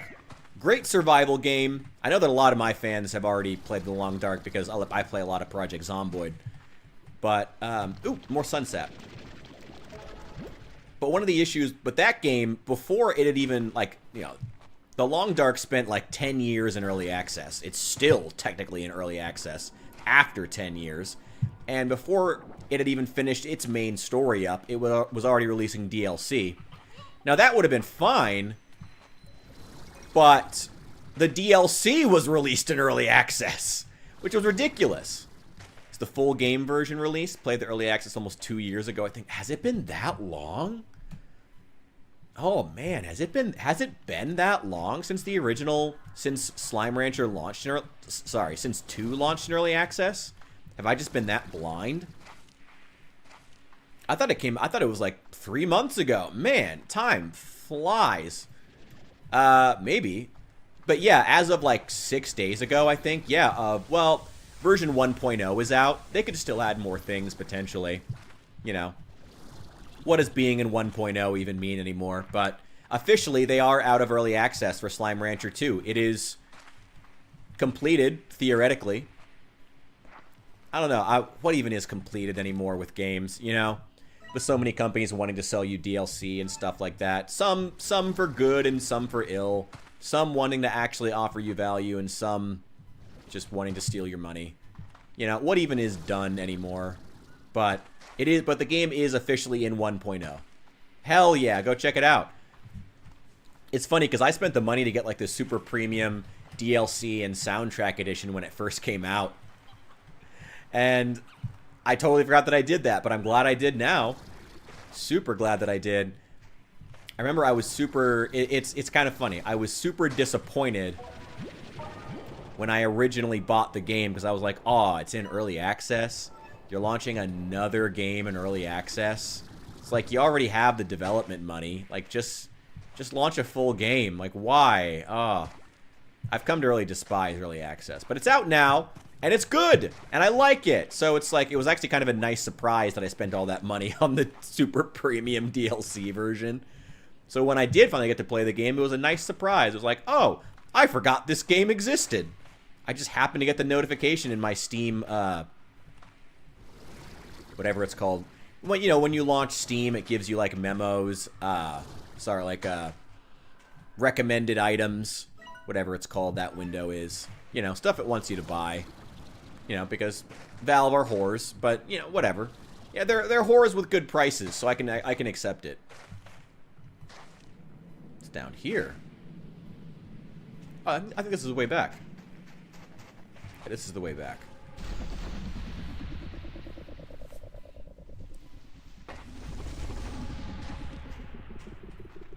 How do I get back out of here?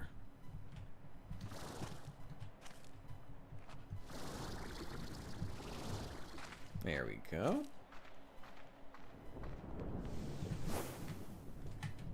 Ooh, that is a powerful geyser.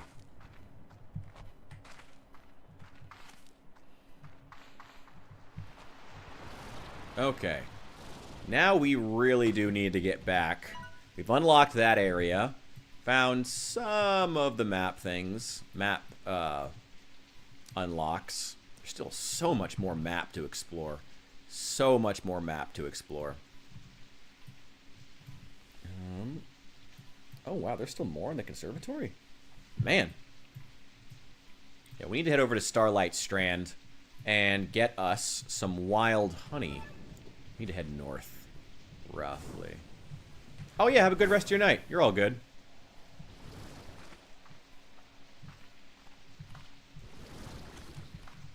Here we go.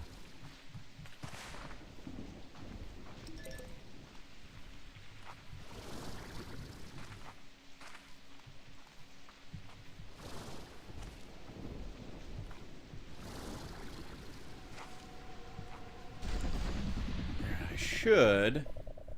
Ah! Oh, man.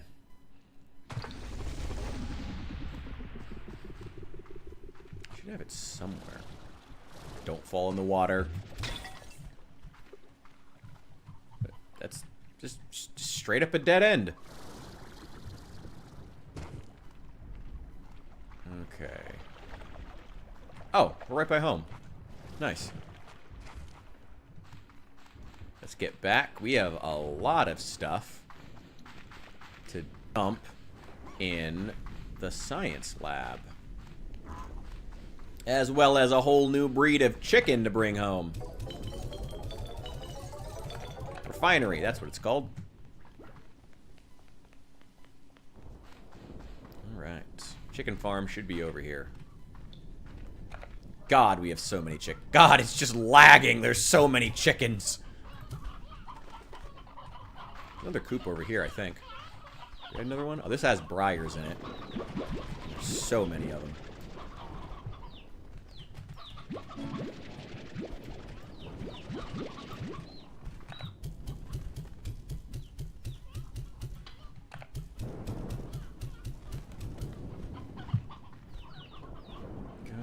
Is there another one over here? Oh, there's another plot. Yeah. Yes. The raised one for the king of the chickens. No, you get out of here. Put a male and 3 females. And get it nice and upgraded, too.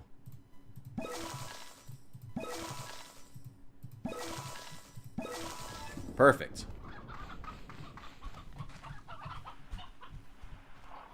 God, there's so many chickens. Oh, give me the olds. Anyone else old? Anyone old? Can no longer breed? If so, you're going in the incinerator. Sorry to break it to you. Suck up all these. Oh, dump the chick. Who needs chicks? Any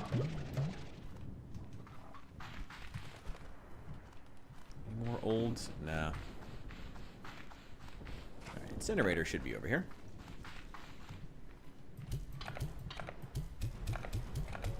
Probably didn't need to launch living animals into it, but hey, whatever. I probably should put this incinerator closer to home. Both because these fire plorts are worth something, and because I need to make sure they stay fed, or else they'll... I mean, it's not that big a deal to go get more. I know where I can go find more. More of these fire slimes if they end up eating through all their food. There we go.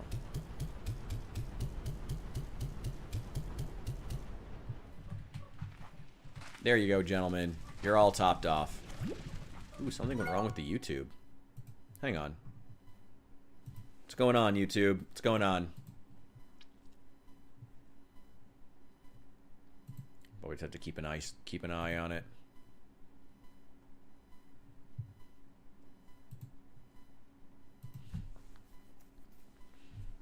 Hopefully everything's working. I don't know. I'll check in a sec. Ah, okay. It reconnected. I think my chat was just having some issues.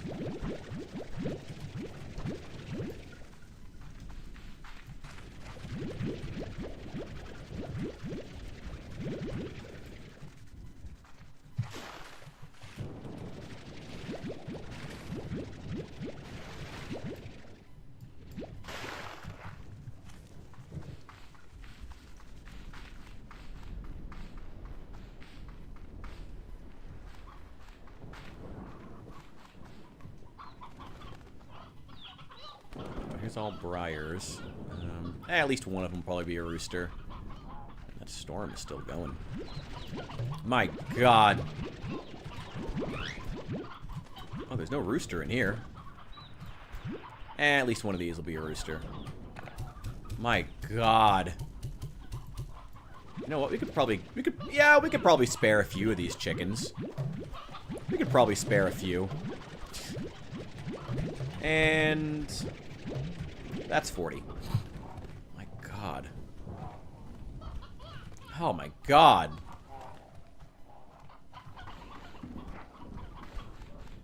Probably should throw a couple of these in the incinerator.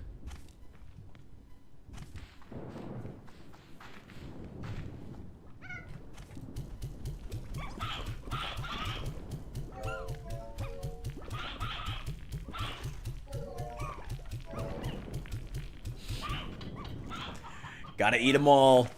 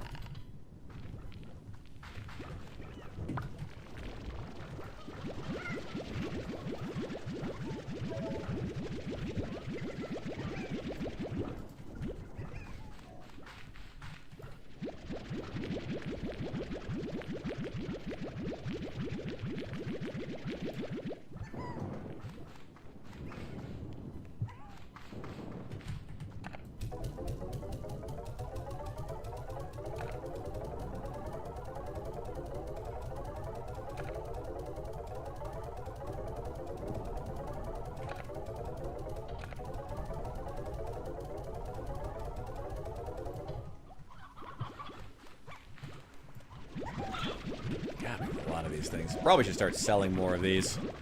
I don't need the money, but... Oh no. I'm just running out of space for them.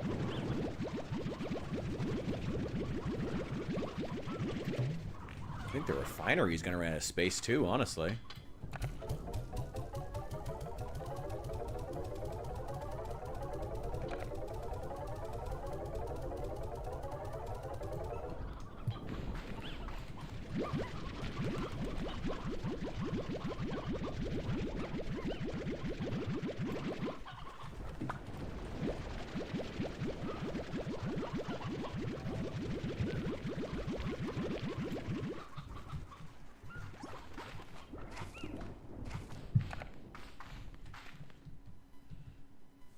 Ooh, phosphors are up. Tabbies are kind of shit, but what else is new? Looks like phosphors are the thing to sell today.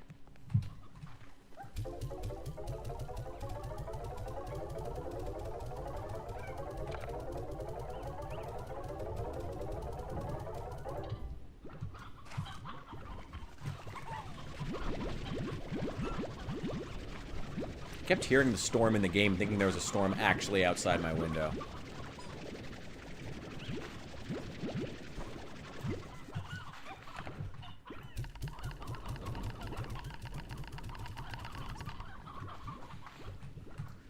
God, all those live chickens are still down there. Hey, they don't rot away like fruit does.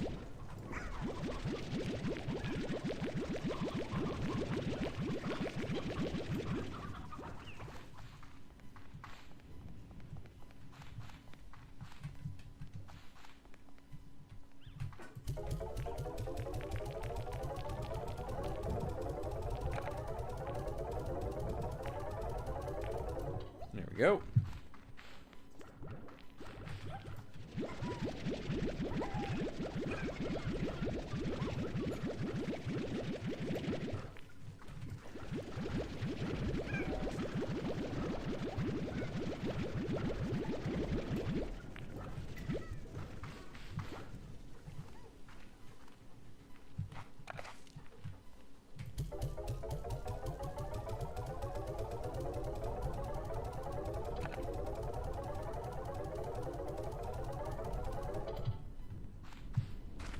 I meant to go to the refinery with those, but hey, while we're already here.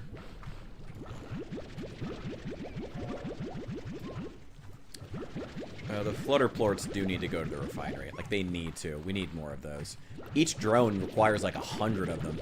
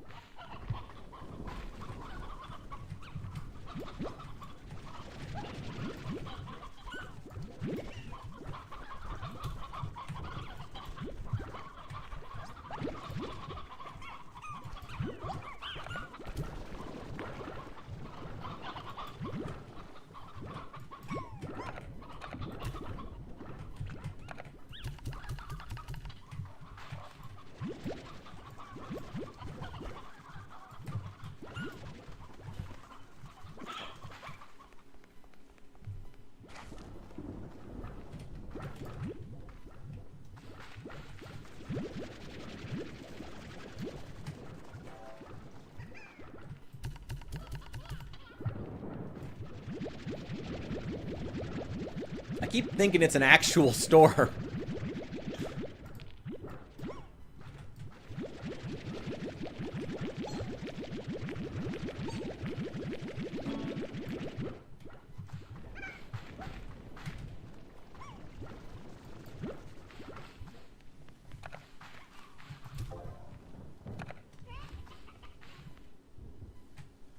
What was it that I was selling before? I may as well sell a couple of these. Give me the cash.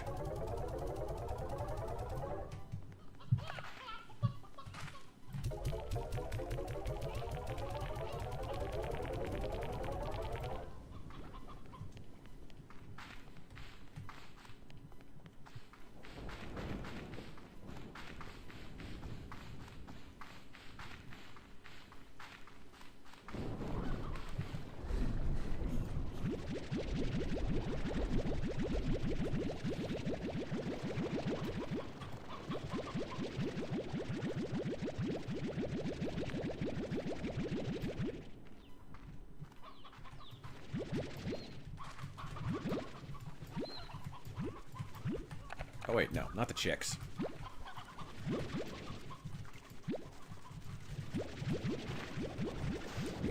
beets.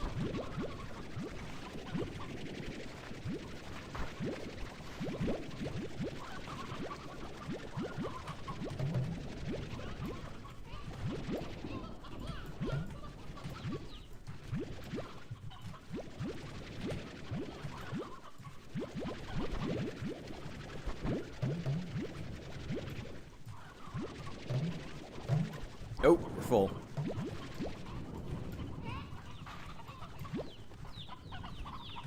Now, ooh, we have a bunch of roostros too.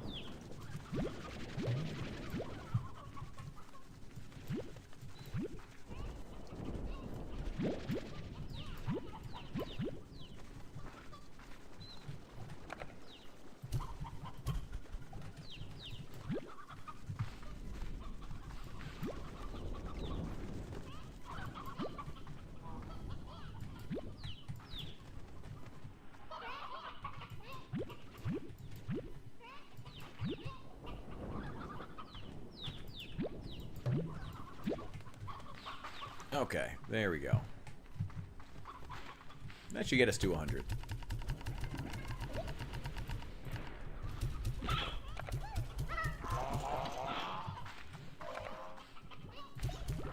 Hungry boys!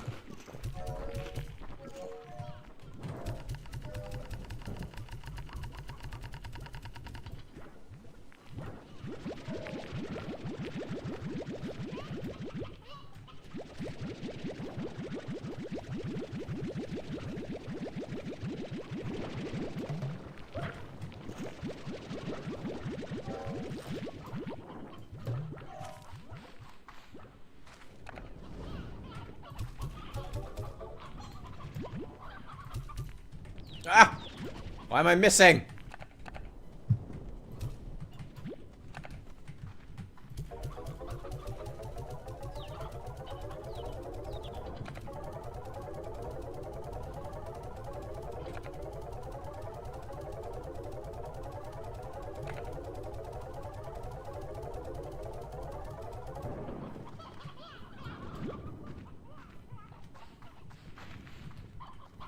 Alright, now where are the old ones?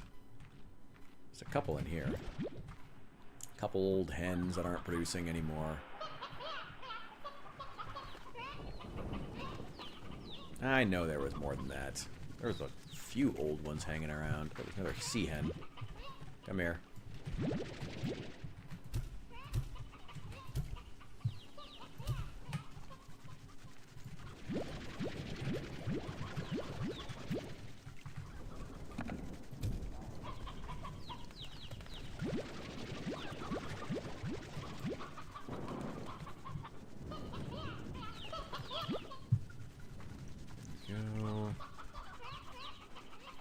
That's all the old guys.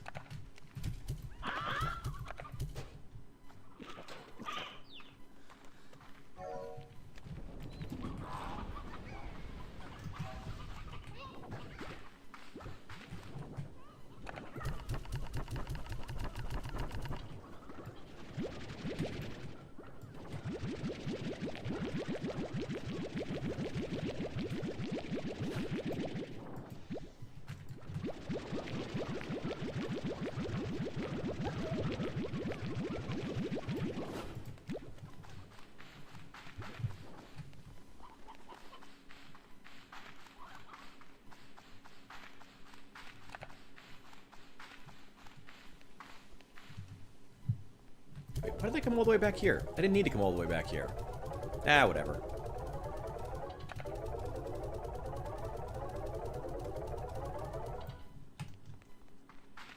Those boom slimes are way up. Should have been selling those.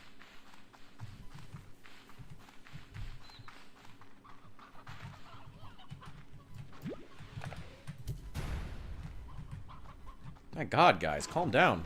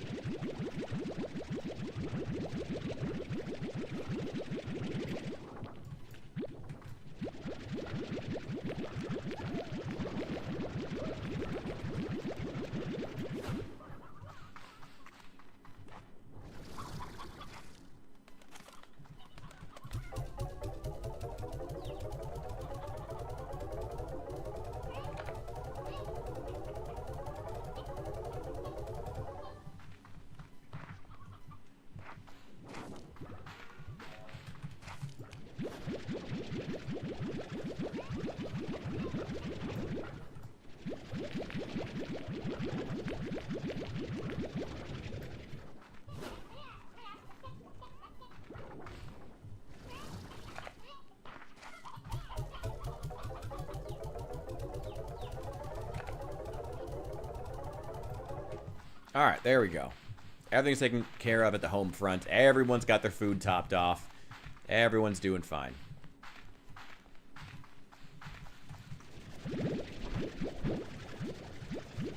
Oh, I should check on the incinerator.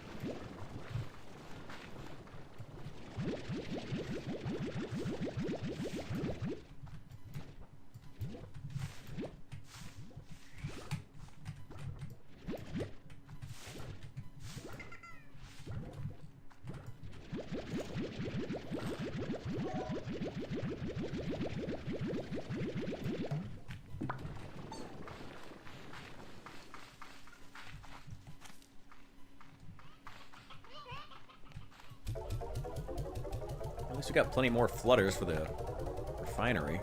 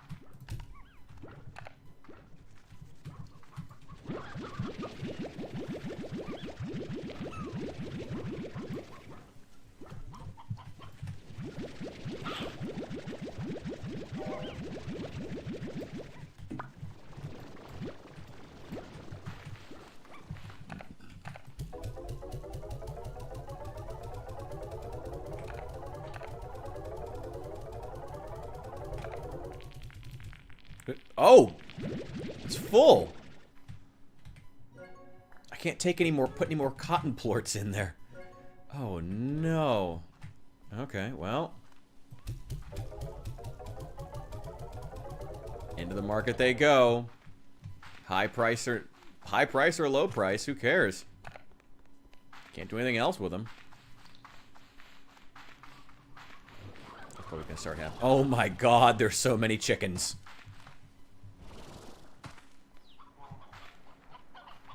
There's just so many of them. Well, we're not gonna run out anytime soon. Got a decent sized population of every kind.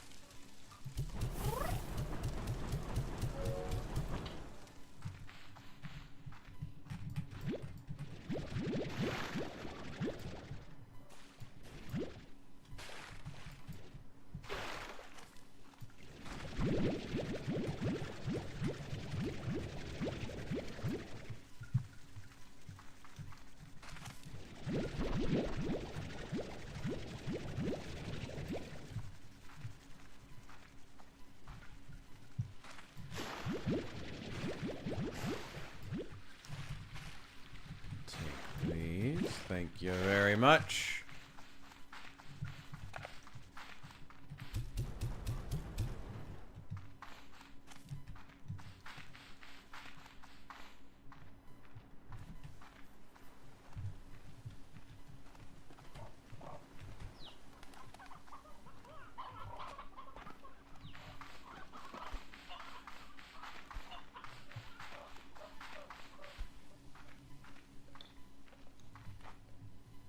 Okay. That is all taken care of. Now for real.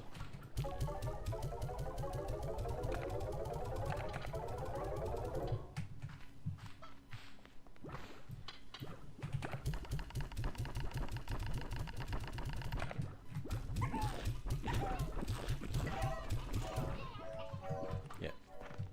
Now for real, we need to go get that beeswax. You give me some free stuff? Trees? Okay, well, that's great. I'm not a huge fan of the fact that they just give you cosmetic stuff now. Like, it's cool, I guess, if I cared more about, like, decorating. Again, it feels like they're doing Animal Crossing New Horizons, I think is the new Switch one. It feels like they're doing that, and like they expect me to really care about these cosmetic... Yeah, grass? I don't know. Rock fragments. Ooh, what a gift. What a gift. You know, I cared way more about a couple of rare chickens or plorts, you know, that they would give. Like, that kind of stuff, that really mattered a lot more. And really made you go to, like, other sections of the map.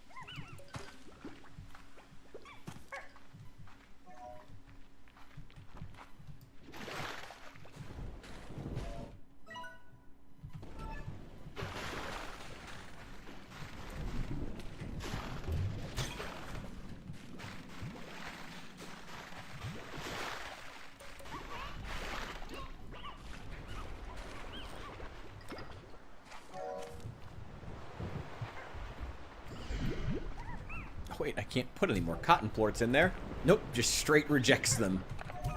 Wow. Oh my god. Alright, wild honey. Honey, honey, honey.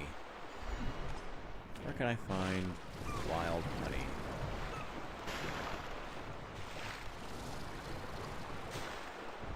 We gotta climb first, because I'm fairly certain the best places to find it are up in the trees. In the higher areas. Oh, maybe not this one. What is that? What? Lightning moat? What?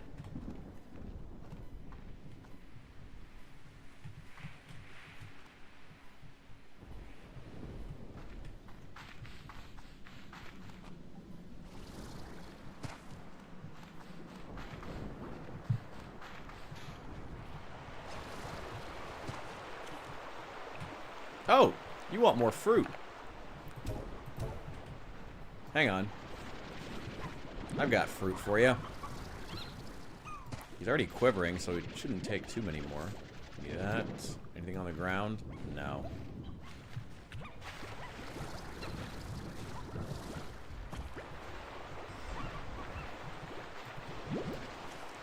Those.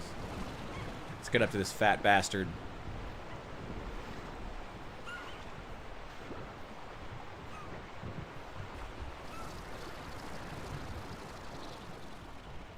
Yeah. Okay, just barely made it. Alright, now.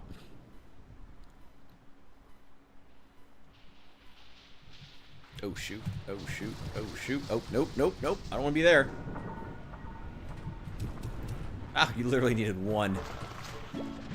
Storm glass.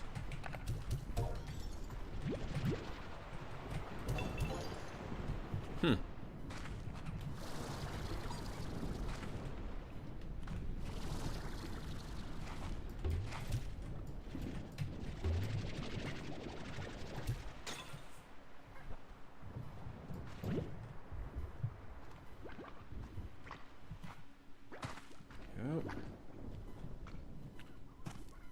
What's back here? You want a phosphor plate. What? Probably should get out of here.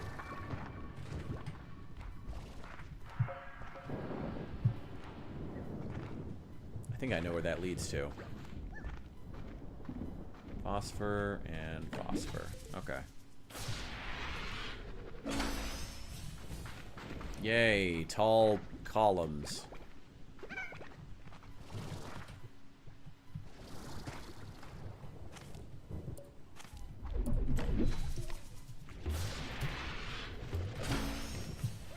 Tank liner. Ooh. Oh, upgrade the tank guard. Oh, that sucks. How do I get out of here?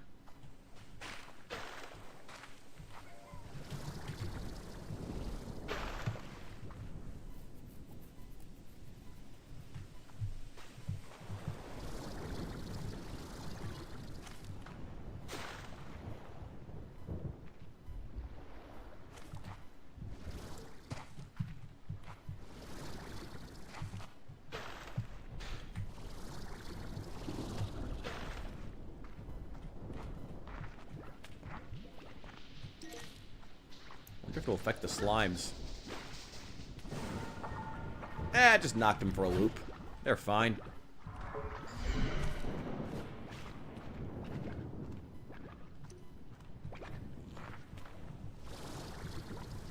Ooh, silky sand. I need that.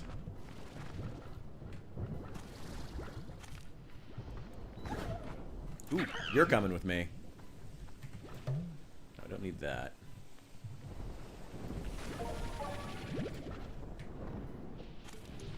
Ooh.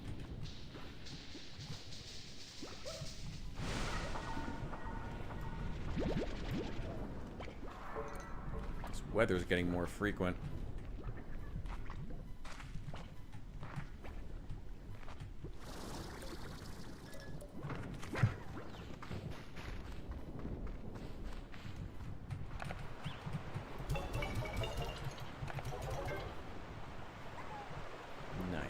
Okay. Yeah, that's probably the door that gets opened. I need some phosphor plorts, though. What time is it? 5 p.m.? Okay, it'll be dark soon. Phosphors eat... They eat vegetables. I think they eat fruits. Grab a couple of these. I think phosphors eat fruit. Give me that silky sand.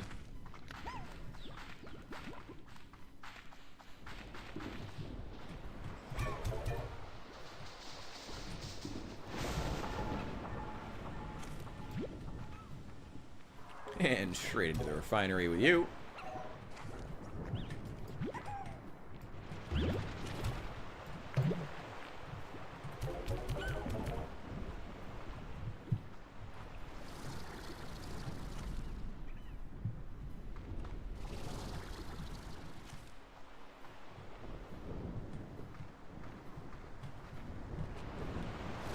There's a phosphor in the cave already. They do like to spawn in there sometimes.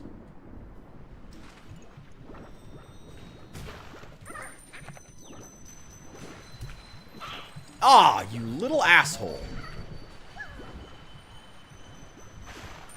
That was the only chicken I had.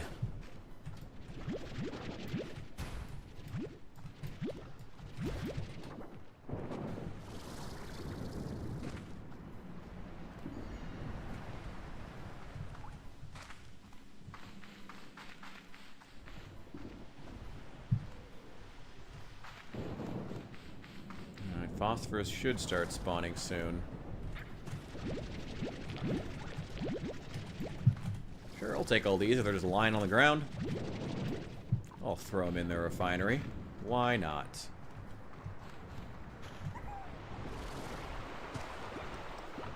There we go. They're spawning. I have to be careful of tars. Take that.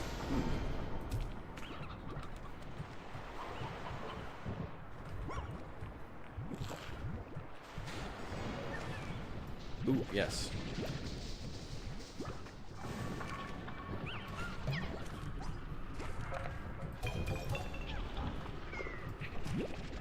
Let me get these.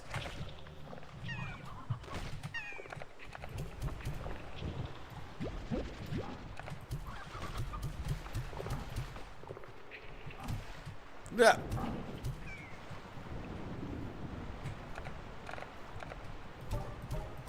There we go. Ooh! Nothing.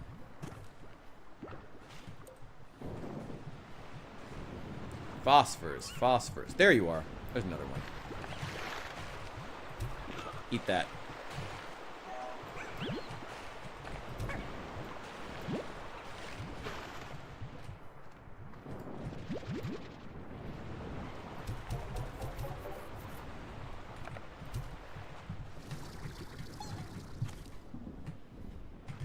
Oh boy. Don't want that smoke.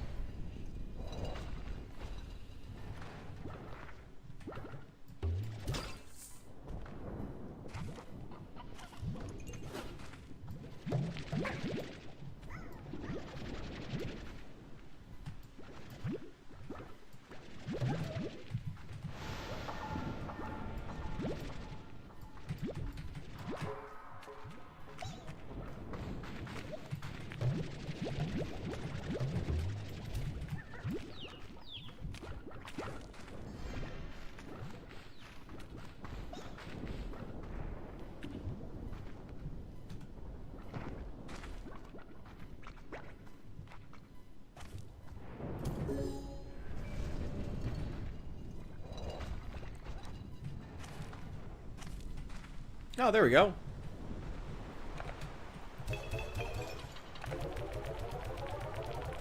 Well, good to open up some extra pathways.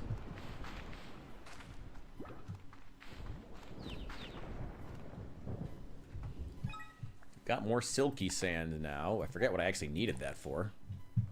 What did I actually need that for? I don't even remember. I still need wild honey for the jetpack. I need a storage cell for the tank booster. Oh, I have what I need. No, I need silky sand to build the extra tank. Okay, I need like 11 more. Ooh. That's okay. I think one vein gives like 3, so that's not too bad. Pulse wave, jellystone, wild honey. Who really cares?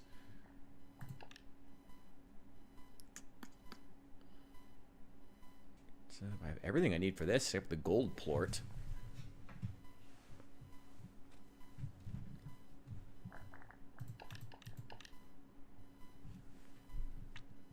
Heart module requires jellystone. Needs a power chip.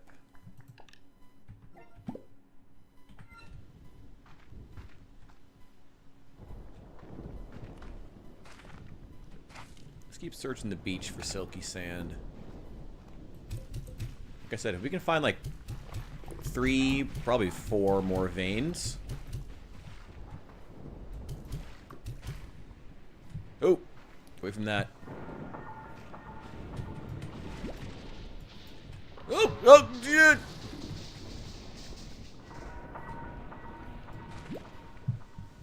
Guess lightning does strike twice in the same place.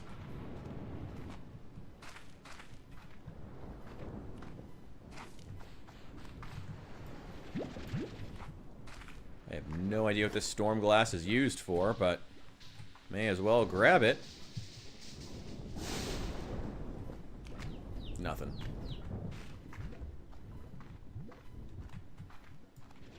Here.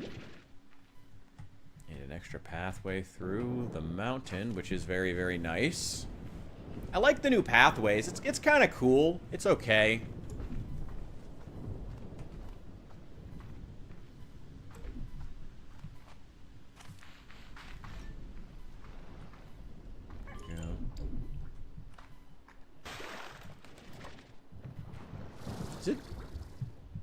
Is it snowing? What? No.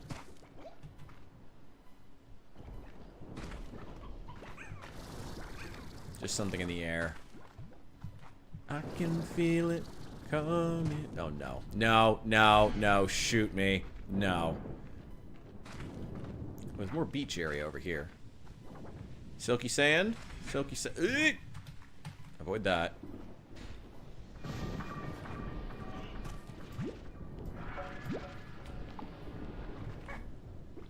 Love this atmosphere.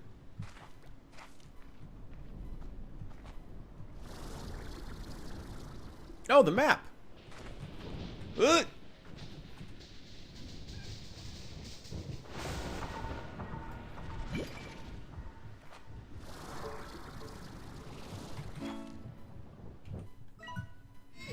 Finally. Oh, that's much better.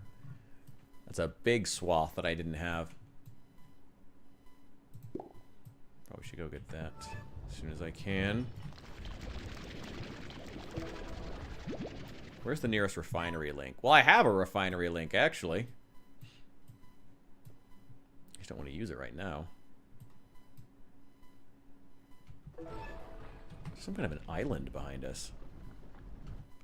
I think I've been out there and there wasn't, like, jack.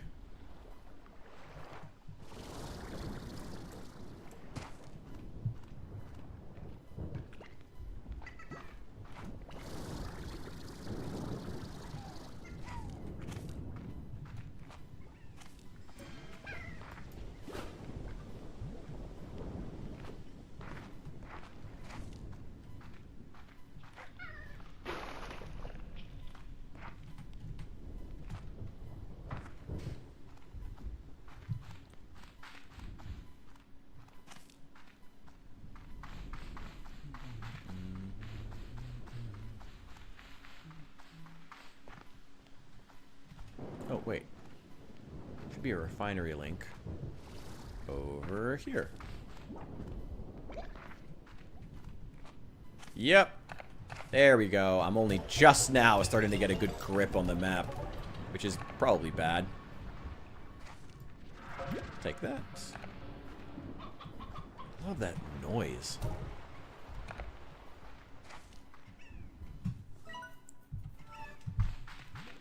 Ooh. Look out, slime! Ooh, he's fine.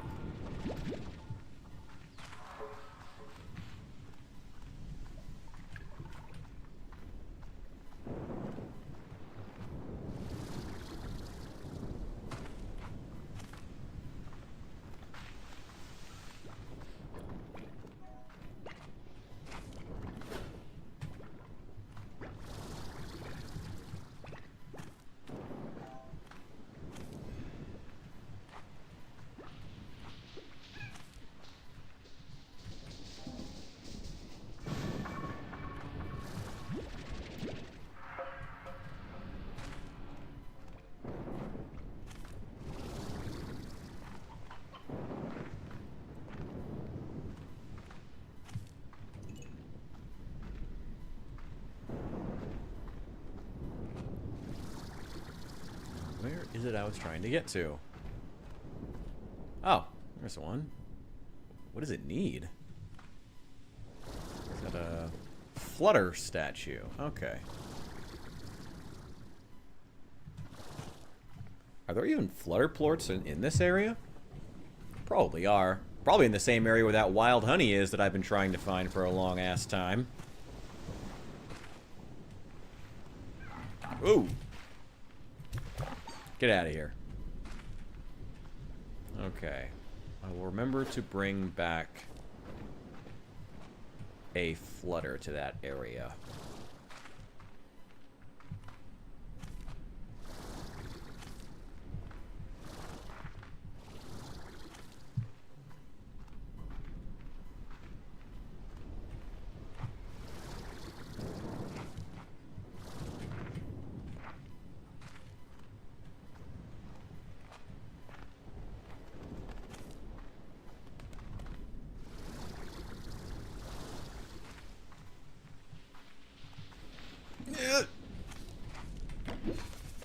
Crack it open.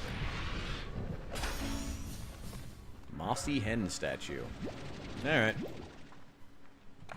Well, I still have these berries.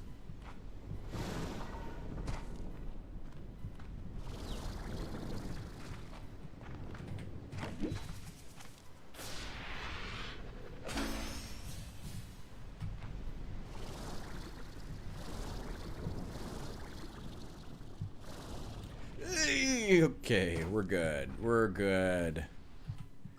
Alright, now, we need to get over there. Yep, I'm pretty sure that's exactly where the wild honey is. If I remember correctly. Yep, across these big log bridges. It's a central area that should have a lot of honey on it. If I remember correctly.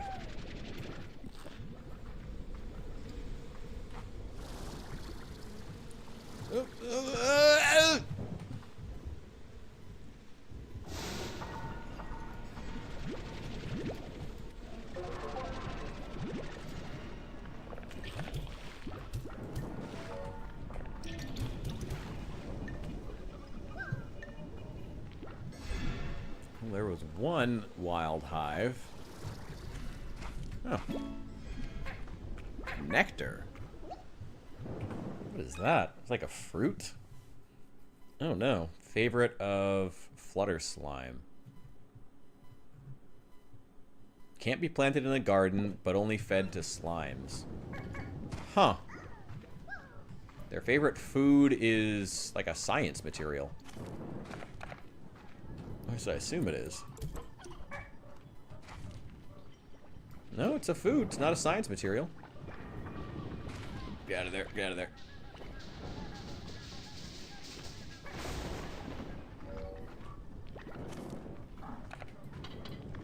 I'm out of water.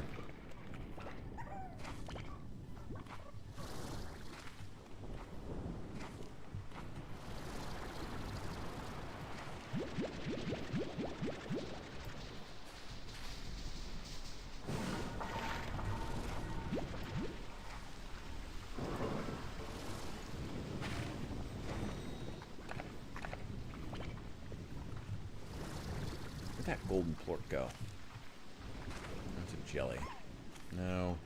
Dang it.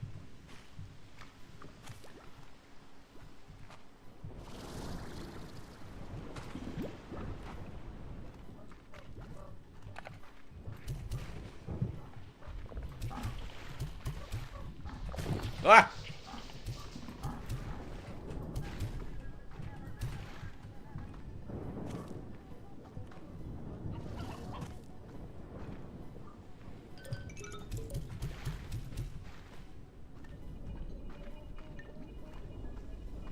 I still need a singular flutter plort. Though 2 or 3 wouldn't be bad, because you never know.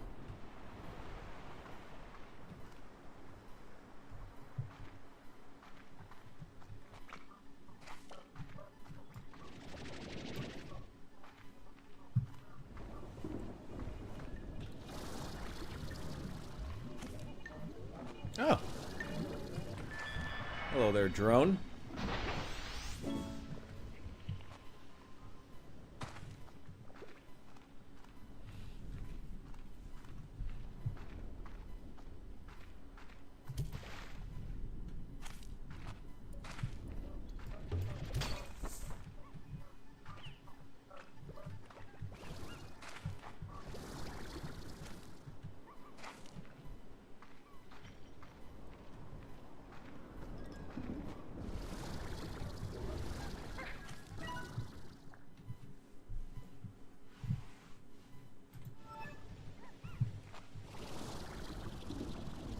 Why keep secrets from friends?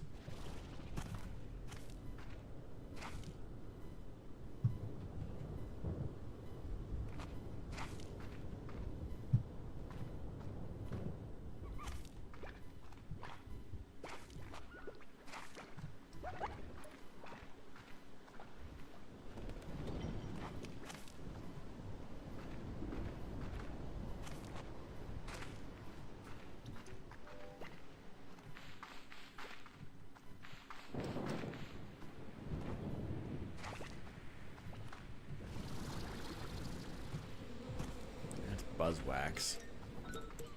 There's honey.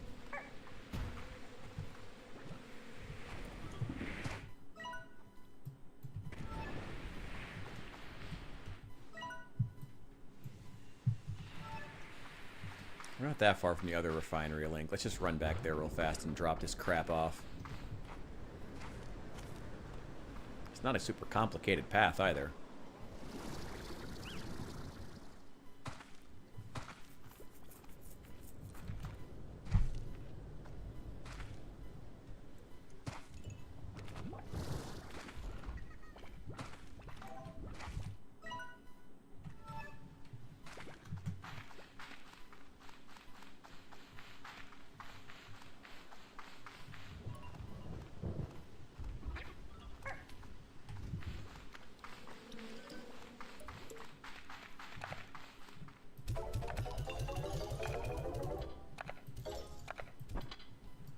What the hell do I do with this? Take the buzzwax too, may as well. Mixing NyQuil with the wine? Be careful. Have a great rest of your night. And I hope you wake up tomorrow.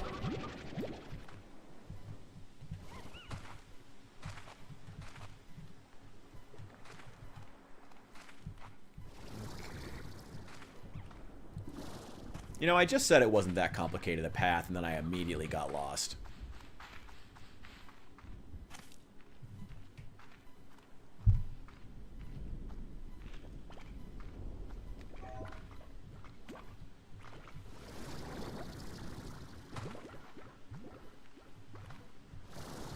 Need to get that door unlocked. Yeah, if you don't wake up in the morning, call me. If you wake up dead, let me know. I'll take those.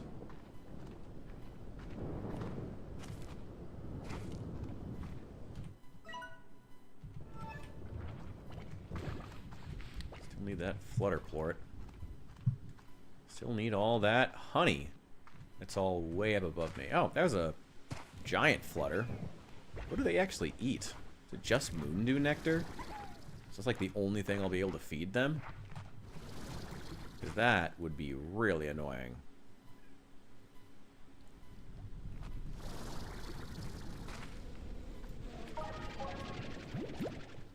Nice. Diet nectar. Okay, the only thing you will eat is nectar.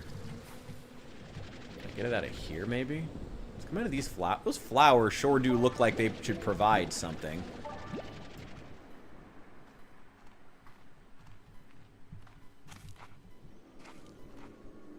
Got any music? Ooh, whoa! Whoa! What is... Doesn't the game have music? I think I turned it off, actually, when I was recording. Oh, yeah. The game actually has quite nice music. What is back here? What is this? That is psychedelic.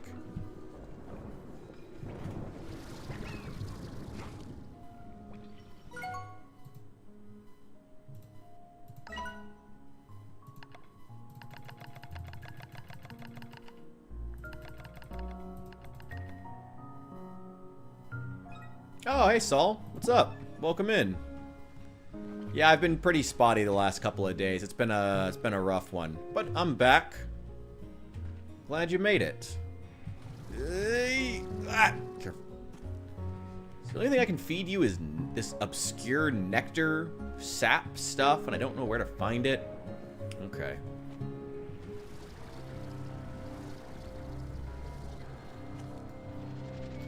Oh, tars.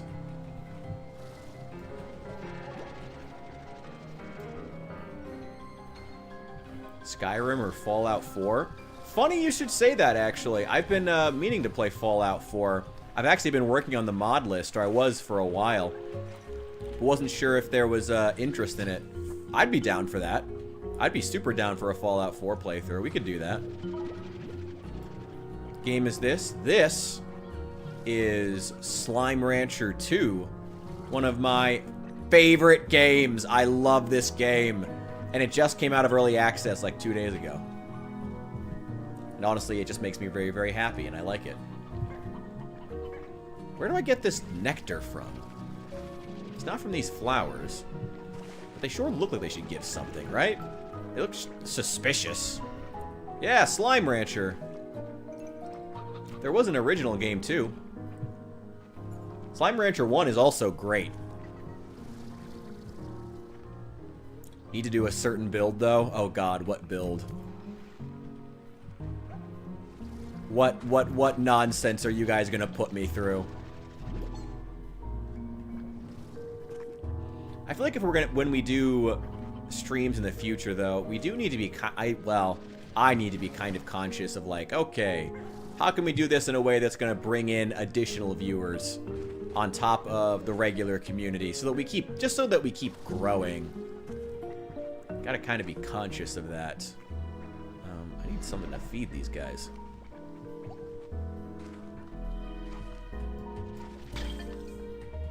Yeah, you'll do. Come here, chicken. Flutter and honey. No, I need a fruit. None of these fruits are done growing yet.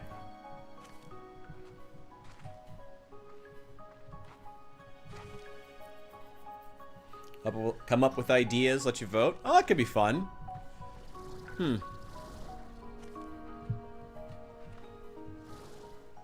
Had you guys pick the special stats ahead of time? That could be really, really interesting, actually. I'll check how many points you get in each.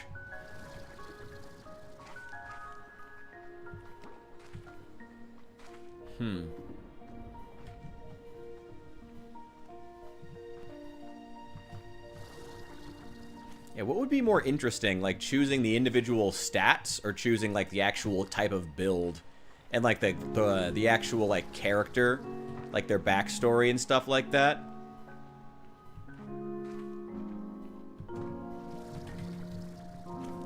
I need fruit. Damn it. These slimes just eat everything that's not nailed down.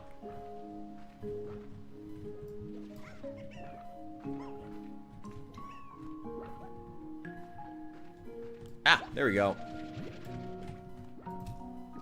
Eat that.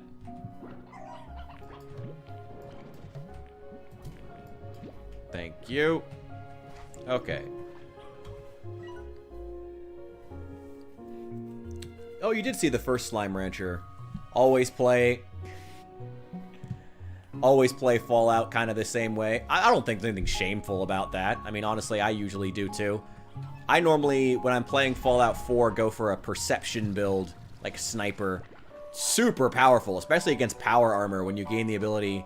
When you have high level perception, you can just target any bot. You have the same. You can eventually unlock a perk that gives you the same chance of hitting any body part, no matter how far away it is, as long as you can see the person.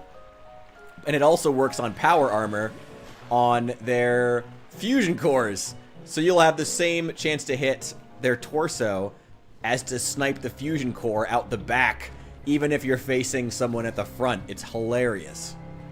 Oh, it's so goddamn funny. Skyrim, I do get a little more... I don't know. I always like playing Archer in Skyrim, but everybody does. You know, that's just like the running joke. Everyone defaults to Stealth Archer because of the way the game is structured. It just makes you always go towards that.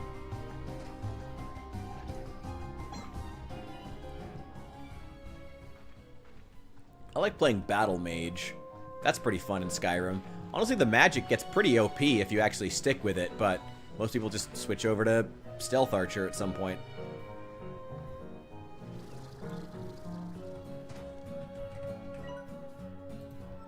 Oh boy. Ooh, is that honey? Is that honey? Please tell me that's honey.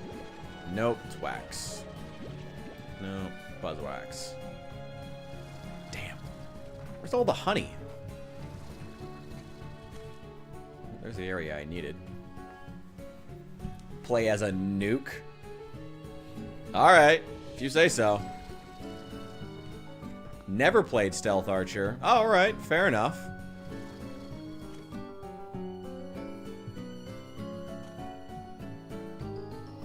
Must be on the other side.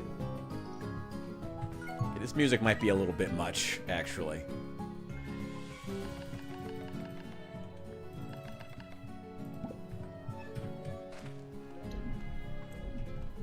We roll that back. Alright, now where was that backside we needed to get to? It's not over there.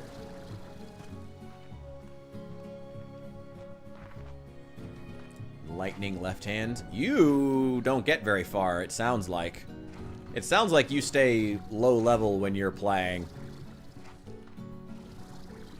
Because I don't think that build would hold on for very long. You would eventually, like, I don't know. Dual wielding is kind of underpowered. I mean, that's basically like I guess that's basically like a battle mage build. Won't use bows in Skyrim to avoid the siren call of Stealth Archer. Yeah, that's a good description. Stealth crossbow. Ooh, I forgot about the crossbows. The crossbows are great. I love the crossbows. They're great. I totally forgot about them. Yeah, added in the Dawn Guard DLC. Great DLC. Oh my god, such a good DLC. Such a good DLC. Oh, this is not the right door, but I can go take care of that. You want a rock lord. Damn it. Shoot. I need that silky sand, actually. I really need it.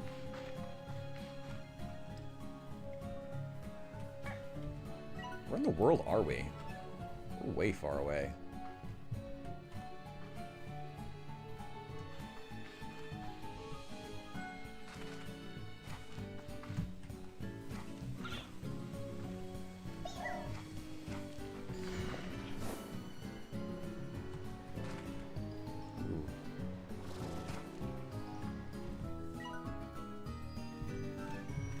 Okay.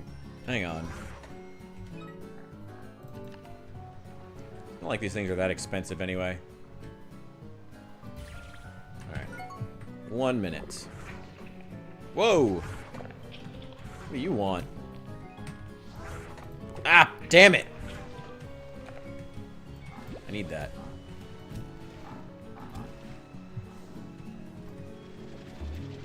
Get out of here. There we go. Oh, beat the game. Usually I have to switch to healing left hand, but try to use Sith Lightning. Yeah, like I said, I don't think that build would hold up very long. The one-handed is really not good. You'd have to probably switch to like an enchant. Maybe if you like really went hard into like what is it called? Blacksmithing, whatever it's called there, forging, whatever it's called in Skyrim. It kind of works. You know, normally if you're doing one-handed, eventually the game will default you to using daggers, because the problem with the one-handed in Skyrim, and I guess the two-handed too, the two-handed is just never worth taking. Two-handed is never worth it. The problem with one-handed, though, in Skyrim is that eventually, because the blacksmithing and enchanting skills exist and are as powerful as they are, they wouldn't even need to be that powerful. They're just really, really broken. Because they're that powerful, eventually it comes down to just needing as many... eventually, it'll just come down to needing to, like, swing as many times as possible. Because most of the damage from your swings will come from how enchanted your weapon is, or how, or because of the overpowered, like, blacksmithing skill you have that gave it, like, quadruple damage. And that means that eventually you'll just have to default to whatever the fastest weapon is, which is going to be a dagger. So that was always one of the really disappointing things about Skyrim, was it really struggled with the weapon balance. I'll just say that in general. The weapon balance in Skyrim was never great. One hand, cast one spell, and even the dragons fall out of the air. Yeah, the magic did get pretty powerful toward the end. Like I said, I usually played as a battle mage. So I knew how great the spell casting was, but I find it really boring. Just blast away. I mean, don't get me wrong. Blasting away can be fun for certain builds. But I don't know. I like being able to feel like I'm actually fighting. So I usually prefer to...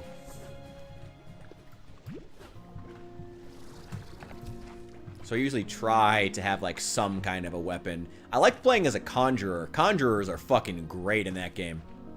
Not only because they take the heat off of you, but also because... Okay, this is the wrong area. Let's head back over there. But also because you can conjure weapons, which is fucking great. The conjured weapons are awesome in that game.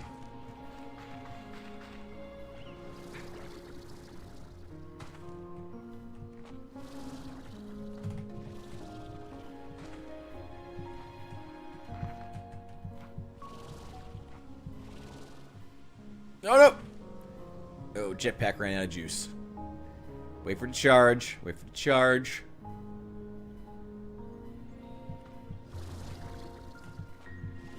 Yeah, it's too bad restoration wasn't a better skill. There's just other better options for healing. Mostly, you know, potions.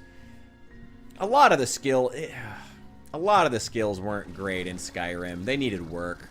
I still love, don't get me wrong, I love Skyrim. I love Skyrim, but there's a lot of things about it that really needed a few more passes. Just certain design choices, especially the games, especially like the weapon balance mostly. Like the way the weapons were balanced from bows. Again, one good example being how all roads lead to Stealth Archer, you know, being a great example of it. Flame Cloak. Oh, Flame Cloak is great, yeah.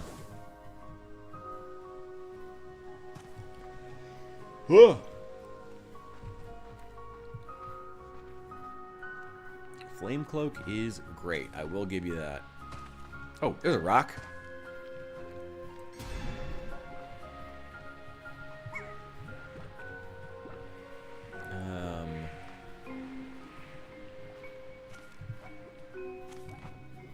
Is there any food around here? There's something.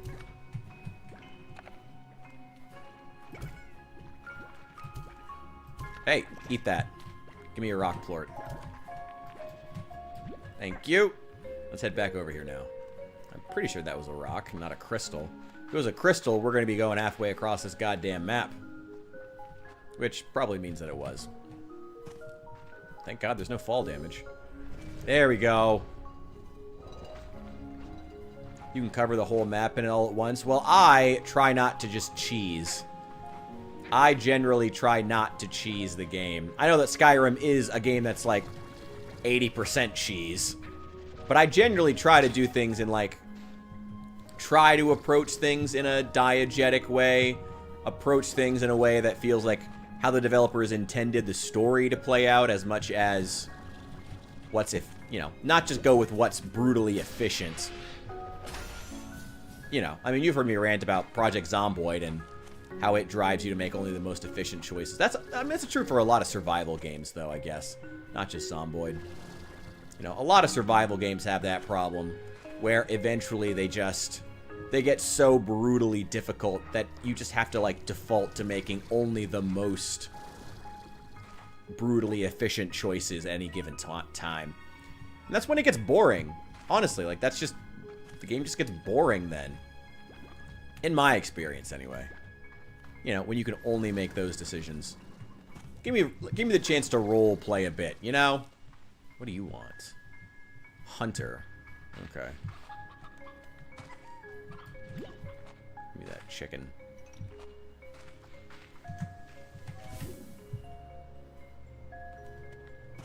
I saw some hunter slimes over here. Ooh, well, not anymore.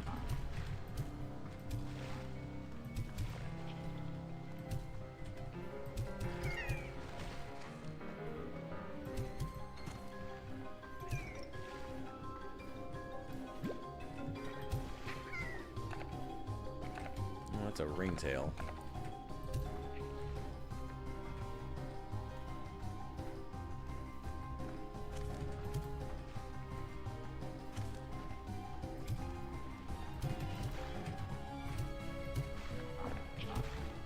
Get out of here. I think that's the last of them. Yep, looks like it. Okay, hunter plorts, hunter. Oh, take that. Don't need that.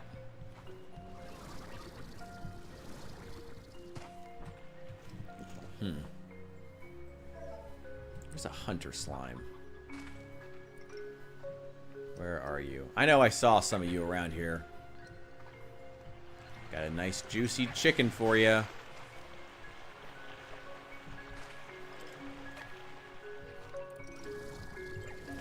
Ooh, nectar. Take that. Where does this nectar spawn? Is it just like at random?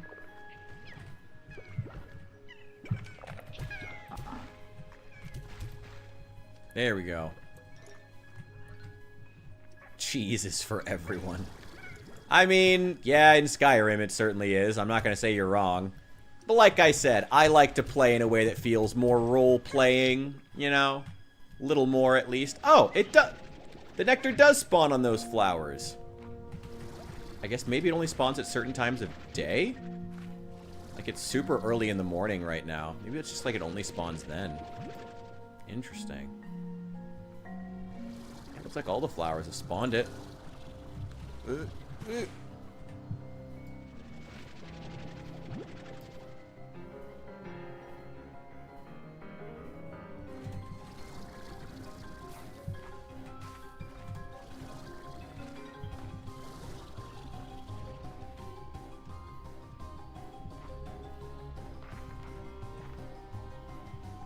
we go. Ever try out Shattered Alternate Skyrim, sort of post-apocalyptic mod where it wipes out the NPCs, turns towns from destroyed settlements full of undead? No, I've not tried that. Yeah, ooh, map. You know, I did want to go and play Enderall at some point, the total conversion mod. I'd been meaning to play that for a long time, and it just completely got away from me. Would you guys be interested in that? I played Enderall before, but I really liked it. Back in the day. That was a few years ago now, but it's got a full Steam release, so. Is this the forest? I guess so. There's a lot of areas in this game. This game's map is way more confusing than the first game. And honestly, I'm here for it. I am here for that. Confusing. Well, I mean, confusing in a way that's, like, interesting. I am absolutely here for that.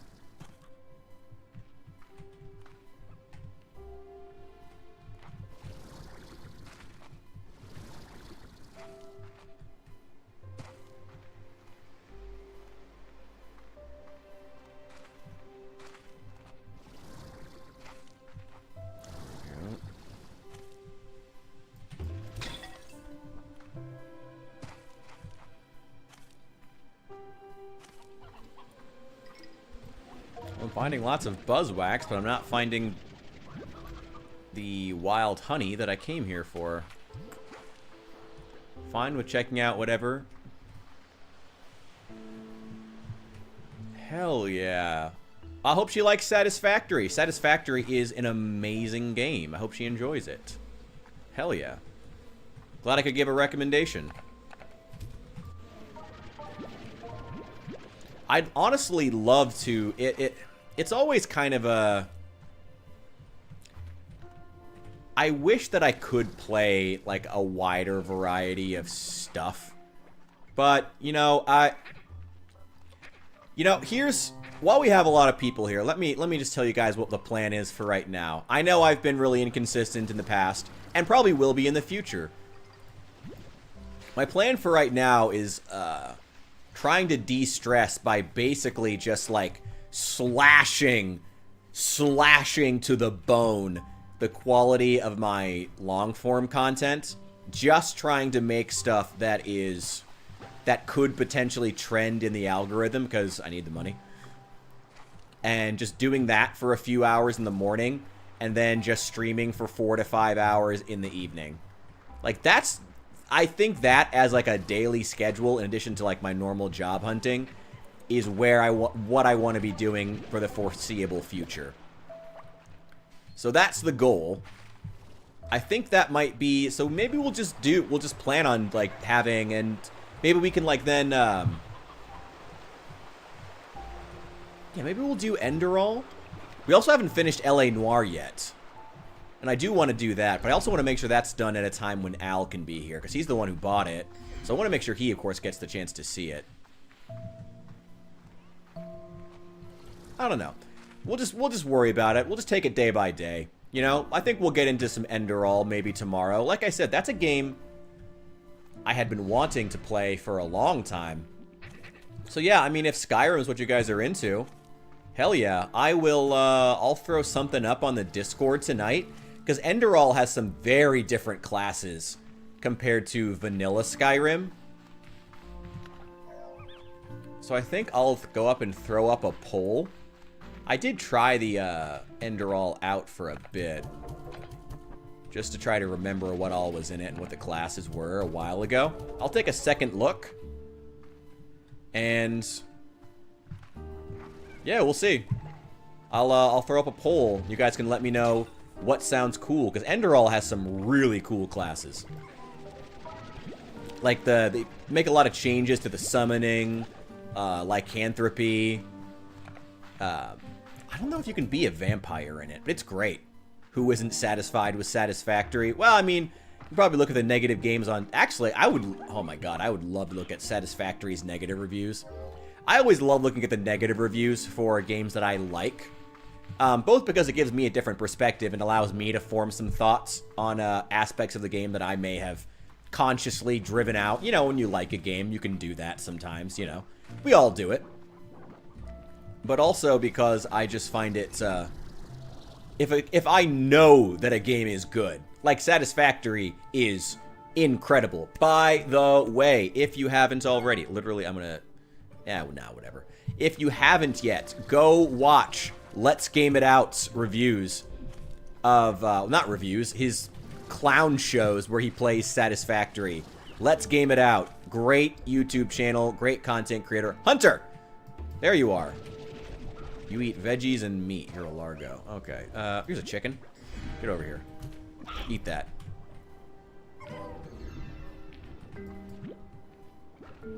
What the hell was I saying? I don't even remember now. Oh! Yeah, go play, if you haven't already, go watch Let's Game It Out's Satisfactory videos. Signy, you should have your girlfriend watch those if she hasn't already. They're so goddamn funny. So goddamn funny. He just builds the wildest crap. Like, he's way more disorganized than my OCD would ever let me. It's so goddamn funny. Hell yeah. Absolutely ever watch him. Like, they are genuinely, like, bust-a-gut laughing type of videos. I love them so much. Ooh, I see honey. That's... Yep, that's honey. What does this need? Oh, it needs pink. Well, that shouldn't be hard to find.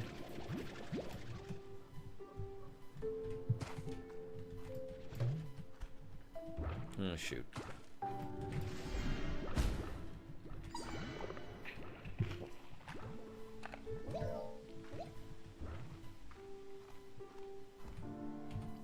Hang on, where's the nearest refinery link? This way.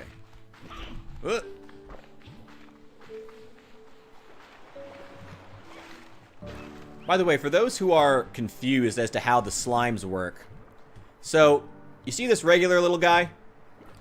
So you know how I said they poop out little plorts? So that honey slime just ate a plort from a different type of slime, and it became a Largo, which is just a big combination. If it eats a third type of plort, it becomes a tar, which it basically just means that, like, their cellular structure just, like, breaks down entirely.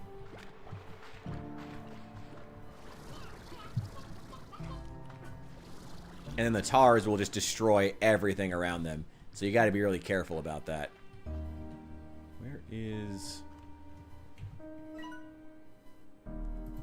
Right there. That's where the pink was.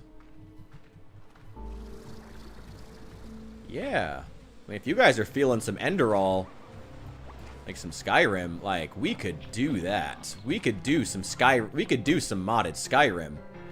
Like I said, I've been wanting to play some Enderall for a while, so if you guys are feeling that, hell yeah. Hell yeah. I'm always really paranoid about playing, like, stuff that's just not Project Zomboid. I still am, even though, like, I know that you guys would love it no matter what, as long as, you know, we get to hang out as a community and whatnot. But it's always like, I do want to grow, you know, 360, say woohoo. Oh, man. Where's a good, like, dramatic place for it? Woohoo! There we go. There you go. You got your Sonic the Hedgehog spin. You got it out of me. Have a good night, Bishop. Oh, this is more buzzwax. Damn it. Where's the honey?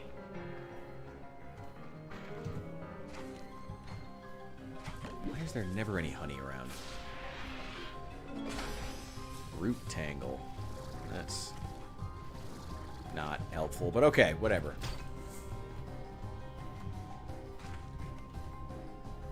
Oh, there's more crap down there. Ooh, what is up here? I can't get up there. Don't have a good enough jetpack. Okay. Let's get over here. No problem.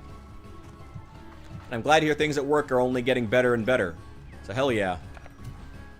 Have a good night, brother. Get out of here. Where is all... Damn it. Right. Let's find where these are supposed to go.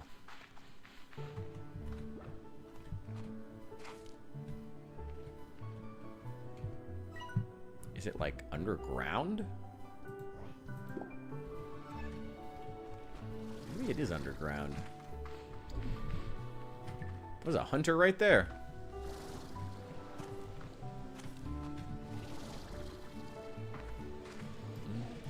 Yeah, I mean, I'll take the buzzwax.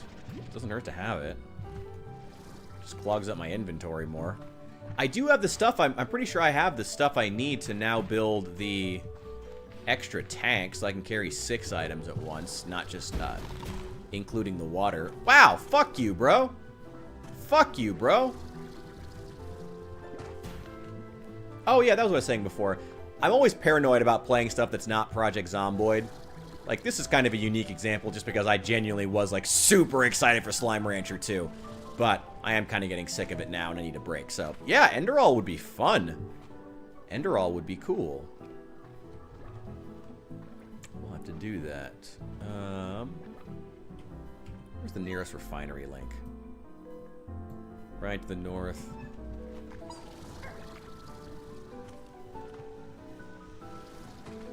Leave it for right now. Maybe it's deep underground.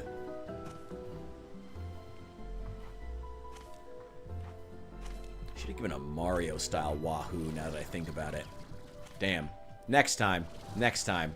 Gotta ask for Mario-style Wahoo. Really make me throw my voice out. Where are we at? We're at 3 hours. We might log out in another couple of hours here. In another hour here. Like I said, I might just do like 4 to 5 hours of streaming a night in the evenings and throw together a video for the morning. Something trending, something... I don't know. We'll see. We'll see. I didn't really... Actually, I did plan on making another Charlie Kirk video. Let's see.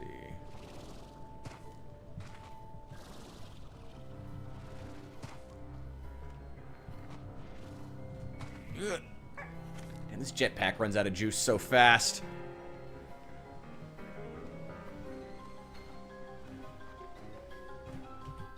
This is the wrong way. It's still leading us back to a refinery.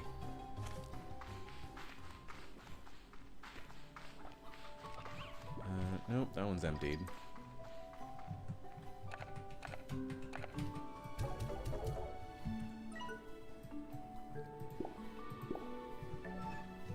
Alright, directly to the south. It must be on some lower level. I just can't see. Head to that one.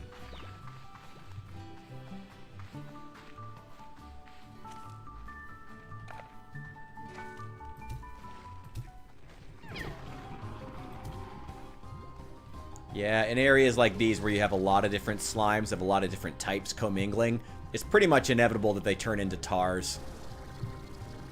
But then the tars burn themselves out because they run out of food. And then the whole process starts over again. The slimes respawn. It's the circle of life. Ba-da-da, ba-da-da. Okay, this is definitely underground. Something down there. I think there's an area down here, isn't there? Yes. Oh, that's right. The hunter slime was down here. I don't know where the flutter one was, but I know the hunter was over here. Yep, there it is. Where does this lead?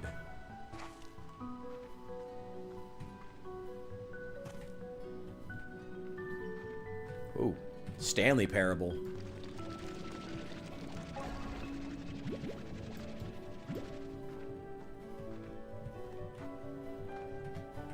There we go. A dainty teacup. Lovely. Is it? Whoa. Oh, you want meat. Okay. Well, I can't get past you. I think I had already seen you.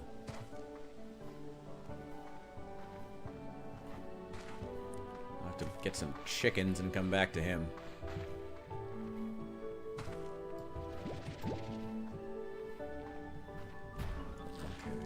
Chickens, chickens, chickens, chickens.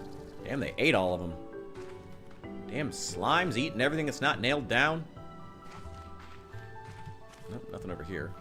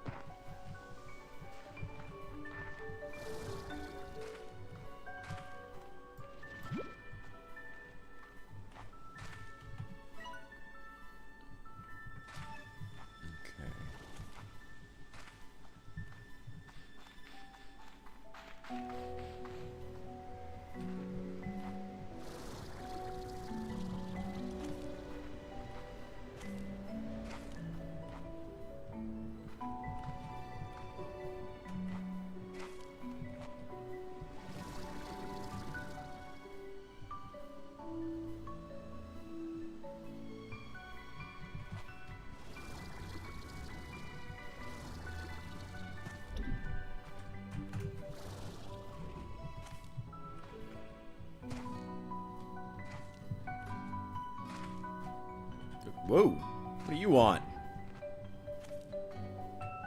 Could really use some more chickens.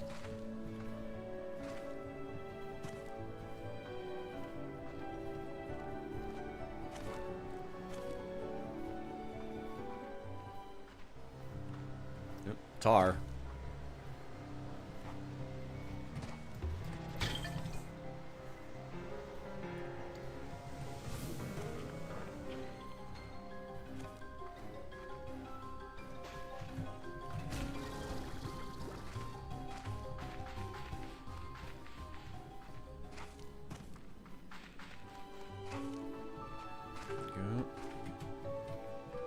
Lazy build 41 yesterday. Forgot to change the RV. Can you not eat from the back? Can you? No, damn it. How do I get over there? I think I've been over there. Okay. Okay. I think I know where to go. Yeah, the vehicles... Actually, I don't know why. Interesting.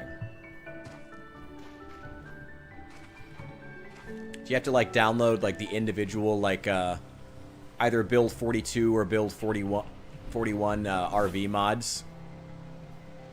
I never really used the RV mod, so I guess I wouldn't really know. I've never been super into the RV mod. I think it's just okay. Like, it's cool, don't get me wrong, to have, like, your mobile base. But, oh, I gotta get rid of this nectar.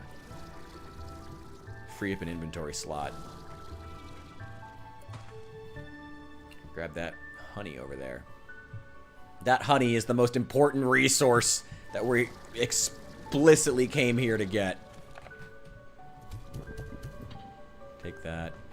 Well, they're going pretty fast. One of the best parts of the game. Maybe I just need to try it. Maybe that's it. You know, I've been playing a lot of build 42 recently. Maybe I need to go back to build 41. You know, go back to the OG. Where I didn't have to mod the shotgun to not be complete and utter garbage. Though they've changed it now, and they made it seem like in the, what's it called? They made it seem like in the dev update that it was just an accident that the shotgun was this bad, you know? Like it was a, what was the exact phrasing that they used? It was something like the... Oh, well, it was an issue because the pellets didn't register on other zombies or something like that. When you fired it, it would only register the first pellet that hit a zombie. So I guess it was just like a mistake the whole time that the shotgun was this bad. But weird it took them this long to even notice or acknowledge it if it was just... Yeah, right. Yeah, exactly. Right. Yeah, absolutely. Yeah, it was just a glitch. For 12 major updates, and you finally get around to fixing it, and it was just a glitch the whole time, right? Didn't acknowledge it once in that whole time. It wasn't a balance thing. It wasn't them thinking the game was too easy. It wasn't them nerfing the best weapon in the game. To a degree that, I mean, alright, they took a weapon that was unrealistic and nerfed it, but then they made it further unrealistic. They just swung the other direction. Yeah, that's their claim right now. Give me them chickens. You're coming with me. You're coming with me. You're coming with me. You're coming with me. Dead or alive. Let's see. It's over there.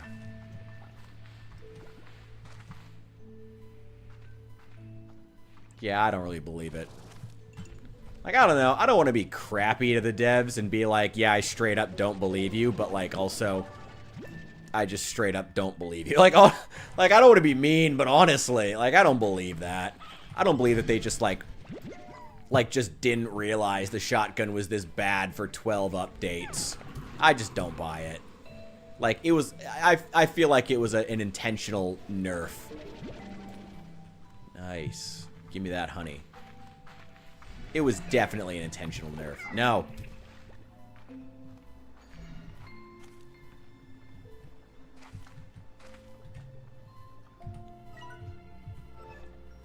It's right over there. Ooh, what's in here? More chickens. I'm gonna need more. It's a sea hen. Another one. Oh, water. Please. Only Bethesda can be that bad with bugs, because we all know Bethesda never checks their work. Bethesda can, at least with Bethesda, you know that, well, you used to know, that they were giving you such a unique and incredible, Bethesda used to be able to compensate with quantity over quality, you know? The sheer volume in terms of the size of Morrowind and Daggerfall and even Skyrim for its time, you know, and for the audience it was going for. Sheer volume alone, it had so much content that it was like, you could put up with a few bugs. And the bugs really weren't that bad. And, you know, modders will fix it. But, you know, no, not in Project Zomboid. Not in an indie game. Not in a game like this that needs to be tightly designed. How many more chickens do you need?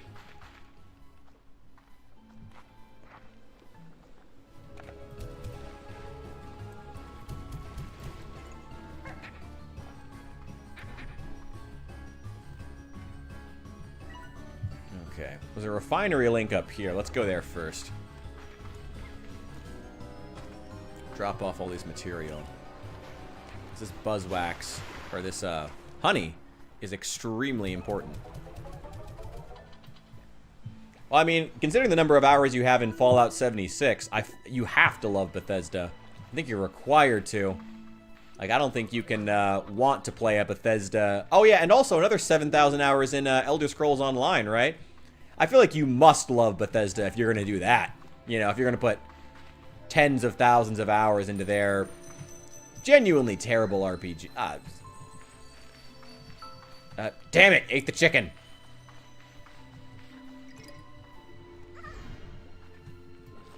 Give me that.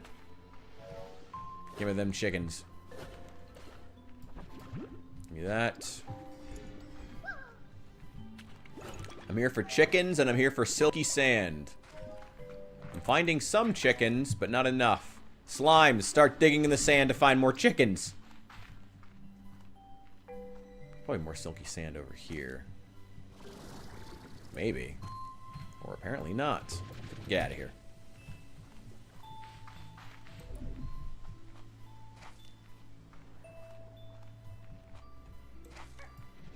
Some sea hens. Thank you. Thank you. Thank you. I will take that and that. Didn't find any silky sand, but a lot more chickens. That's great. Hell yeah. Oh, keep the babies. They're gonna grow up without their parents. Poor chickens. Whatever. They're not bright birds.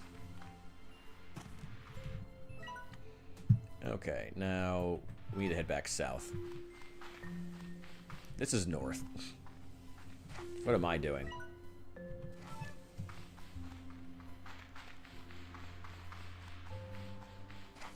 Didn't find any silky sand here, which is frustrating.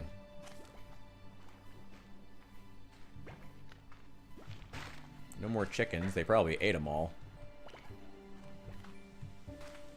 No more silky sand has spawned. We might need to just leave the area and come back. Oh, there we go. Got some.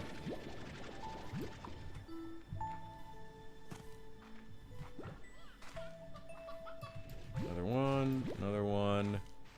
Thank you. Oh, there's a refinery link literally right here. Let's use it.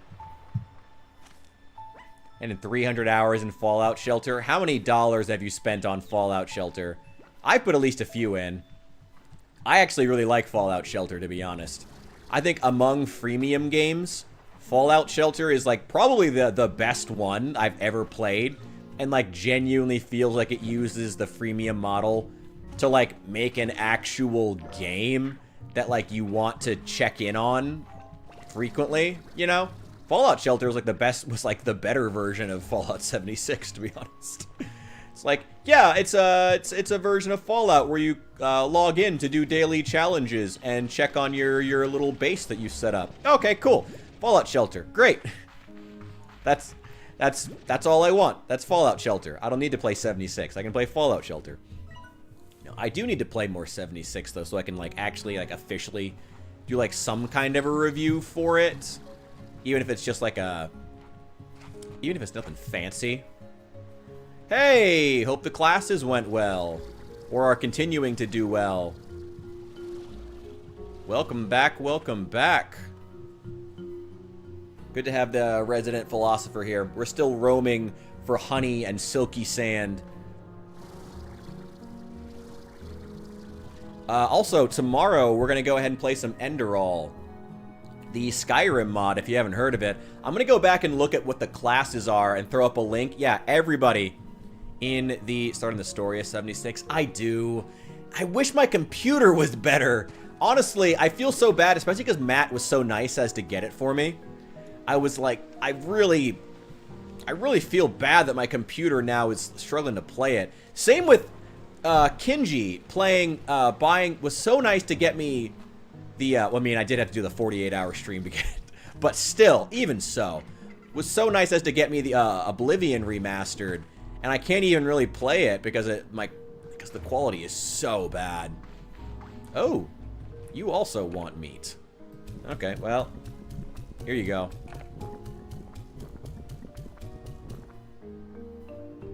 Ugh. These fat bastards are never satisfied.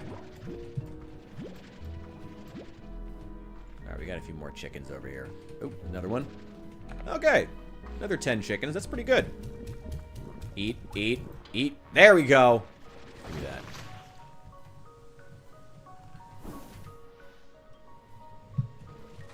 Nice. Whoa, what is this area? Have I been here before? I feel like I must have been here before. Give me that.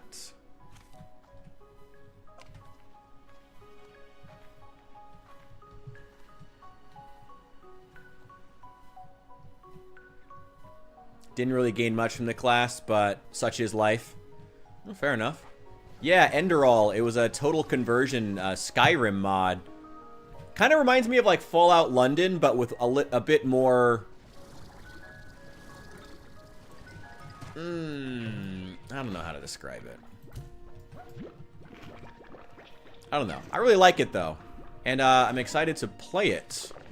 I was meaning to... Yeah, I was meaning to play Enderall a while ago, but then I just got sidetracked. And also, you know, I'm always kind of paranoid about playing anything that's not Project Zomboid because of the views. But that's only really on Twitch. Honestly, with so much of my viewership coming on YouTube now, it's not even really a big deal. And I'm planning on making video. I'm going to really need to be making videos every day. Like, even if it feels a little whorish. I really need to be. So if I keep doing that, stay consistent, honestly, it should be fine. Okay, you need this nectar.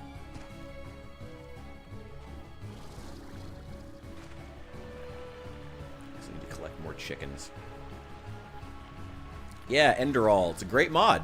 It's super cool. Very fun. Brutal. Oh yeah, that was the thing that reminds me of Fallout London. The fact that it's a lot more... I don't know. I mean, it's still Skyrim combat, so I wouldn't really call it complex. But it is more interesting. Like, one of the... Like, you actually have an effect now in that game called, I forget what it's called. It's like a... You get, like, a magic sickness if you cast a lot of spells or use a ton of health potions. So it's like a way to encourage you to actually use food as healing items, but there's a way better, like, food healing system in it. It's great. Oh, yeah, all good, Saul. Have a great rest of your night. Yeah, it's super interesting. I really, really like it. So it's, yeah, there's actually a reason to use the food healing, and that leans into, like, the themes of it. It's a lot more... Oh, I really despise using the word gritty, but that's probably the best way I can do it. Feels more grounded. Everybody say GN. Yeah, it feels a bit more grounded, and I do appreciate that. You know, in a Skyrim game, Skyrim mod. I do like that.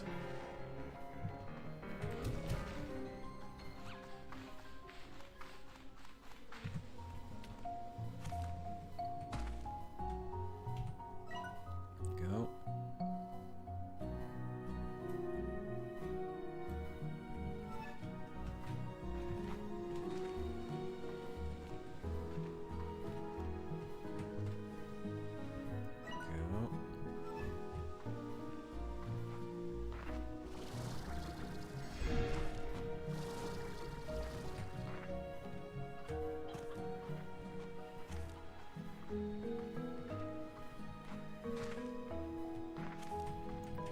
Over here?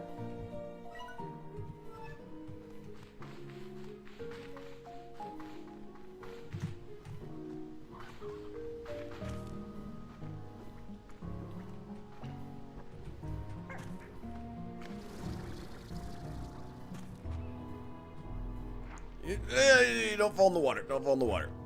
As, well, it wouldn't be the worst thing in the world, but it wouldn't be good. There you go. Ah! God, how many more chickens do you need? That was one. Probably could get a few more than that. Okay. Chickens, chicken. Ooh, yes, please. Hello, chicken. You're coming with me. Dead or alive.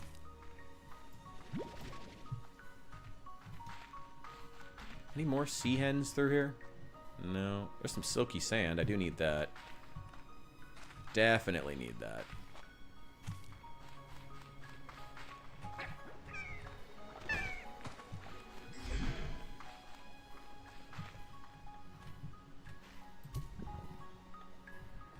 God, you're so fat.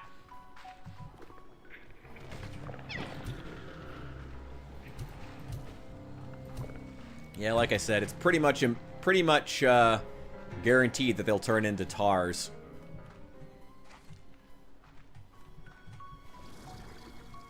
When you have a lot of them in a small area, and a lot of different types in a small area.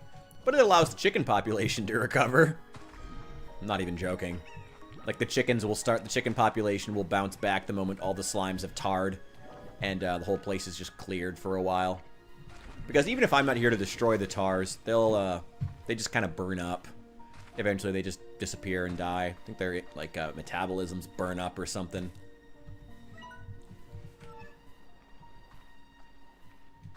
So yeah, Enderall tomorrow. I'm gonna look into... Oh yeah, we'll wrap up in like half an hour here. I'm just gonna do like 4 hours tonight. Yeah, something like that. Something Jeff Goldblum noise.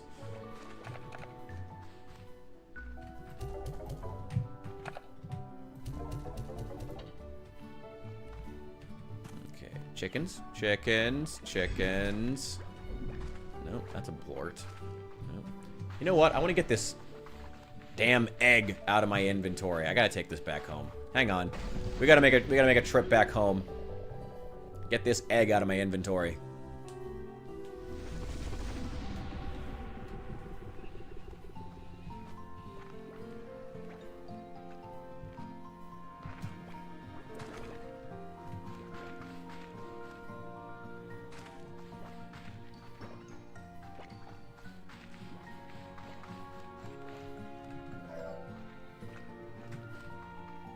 Here we go.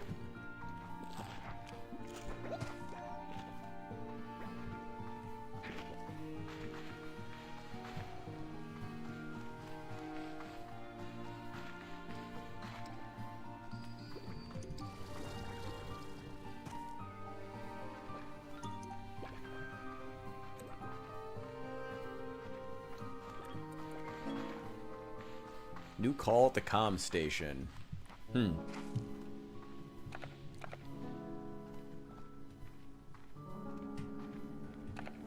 do we need to put this little egg? Ooh, these guys probably all need fed, too. Yeah, I probably should take care of that.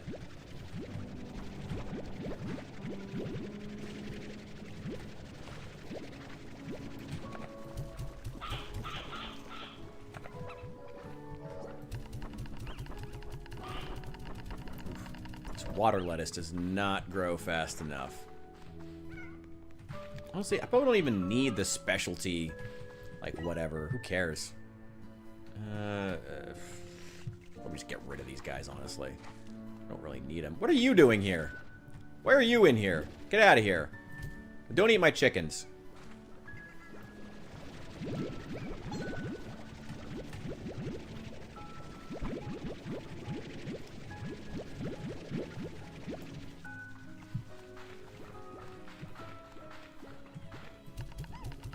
Here we go.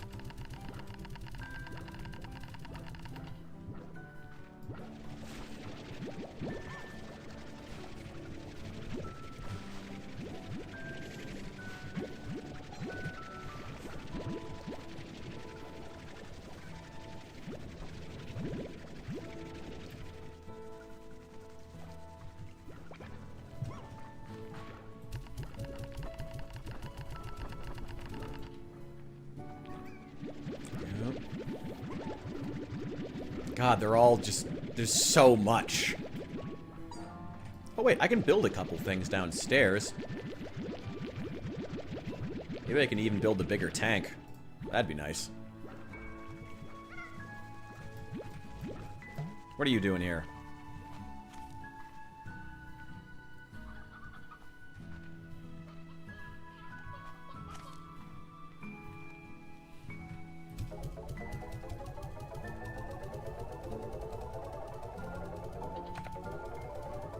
Oh, wow. Prices on everything have skyrocketed. Because I haven't sold anything in forever. Been away for days. Oh, my God. Here, look. I found the best summation of dating in 2025. There's just 2 males and an old childless female hen here.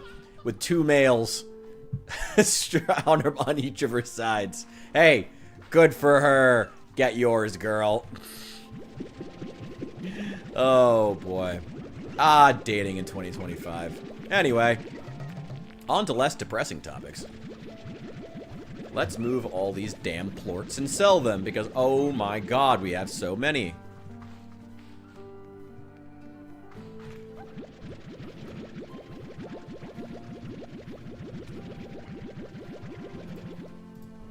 Actually, the honey and the flour ones had to go in the refinery.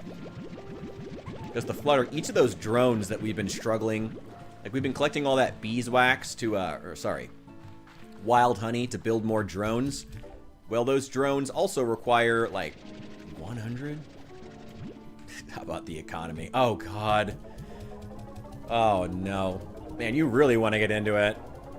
Actually, yeah, I gotta say, I'm actually bullish on the economy overall. If you want to be entirely honest.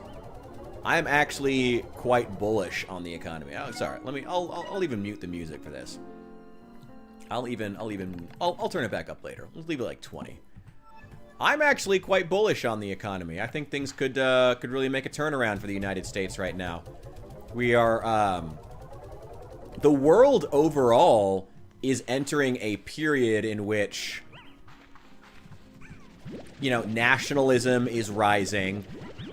There is a greater sense of economic, I don't know, I guess I could at best call it a fuck you got mine attitude rising among individual nations. And that's a good thing and a bad thing. It's a reality that would have existed regardless of the rise of Trumpism. It's something that would have come toward, I mean, we are at the point, at a certain point now, past World War II, where, will you get out of here? You know, we haven't seen a major conflict on the global stage in nearly 100 years. That's extremely odd in a geopolitical context. Not that I'm hoping for anything to happen, but there are realities to these things. And with that in mind, I'm glad that the United States is ahead of the curve on many of these things, not everything. I actually think that as far as our warfighting ability and our drone production is pretty pathetic. Artillery shell production, also pathetic. The actual, while we are working to, while Trump is doing everything in his power to make these tariffs happen, and to, oh my god, the chicken farm's gonna be so bad. Oh my god! It's just wall-to-wall chickens. God, they're just everywhere.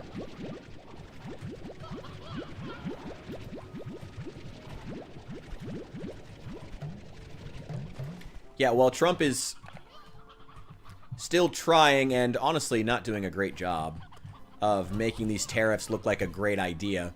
At the same time, it is good that at a time where nations are prioritizing their own prosperity over that of other nations, and that is becoming the new normal, you know, not just because of rising nationalism, but also because of things like, you know, energy security becoming a larger concern. For instance, you know, in the wake of the Russia-Ukraine war, we've seen how toothless the European Union nations have been to respond to Russia, in large part because they are still dependent on Russian oil, which is pretty sad. So, you know, it's interesting. There's a lot to be said about what we're, Oh, stony chicks. Oh, wait, I want those, actually. Yeah, I actually want the stonies. I want to take them. Yeah, there's a lot to be said about the importance of things like energy security, energy independence. You know, there's a lot of reasons beyond just nationalism rising, which it is, on the global stage, that is causing this trend. And it's not necessarily a bad thing if it's mitigated and not, like, steered by someone like Trump, but we'll see. I don't really trust Trump with something like that, but we'll see. He's not as crazy as people say, but that's not to say he's not crazy. Some spicy news. See some chucklefuck on TikTok trying to blackmail Mike Johnson by threatening to release his grinder. I mean, if that's true, amazing. If Mike Johnson does truly have a grinder account, that would be the most amazing thing. That would be the most amazing news I've heard in years. God, I hope that's true. God, I hope that's true. That would be incredible. That would truly be incredible. Oh, they're all still there. Here you go, guys. Ooh.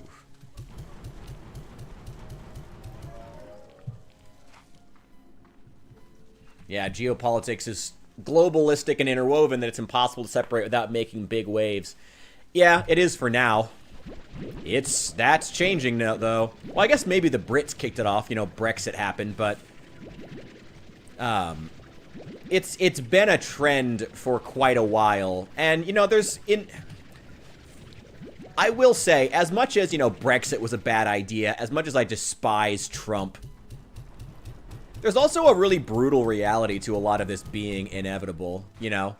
Like, looking at, you know, the way... You know, we've had conversations before, Hesfestus, and one thing I've voiced, as far as what I personally think was the biggest failing of many of our, both academic and, the globalized institutions that make the world go round, one of their biggest failings, although I think it's more just a conscious oversight, because they don't want people thinking about it. They don't want people thinking about the fact, you know, how institutions themselves can be authoritarian. You know, it's not... Young people, especially the college-educated, are trained explicitly to not think of institutions as ever being authoritarian. Or that institutions can overstep bounds because they're just more of a distributed collective. You know, you hear that line in tech a lot, you know, or in the corporate world, we're a distributed, it's neoliberalism 101. We are a distributed, it's deeply tied to, maybe it's just American neoliberalism, or maybe it's something that's deep in the foundations of the ideology. Along with globalism. Maybe it is. I don't know. That's something we could talk about at length, I'm sure. But there's definitely... But you hear that a lot. At least I do. How it's like this... Collectives, groups can't be... inherently...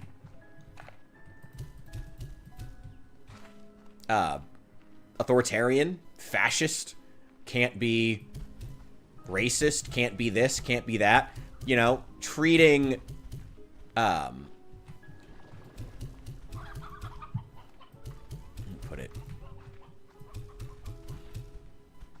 treating institutions as if they're infallible, I guess would probably be the best way of doing it.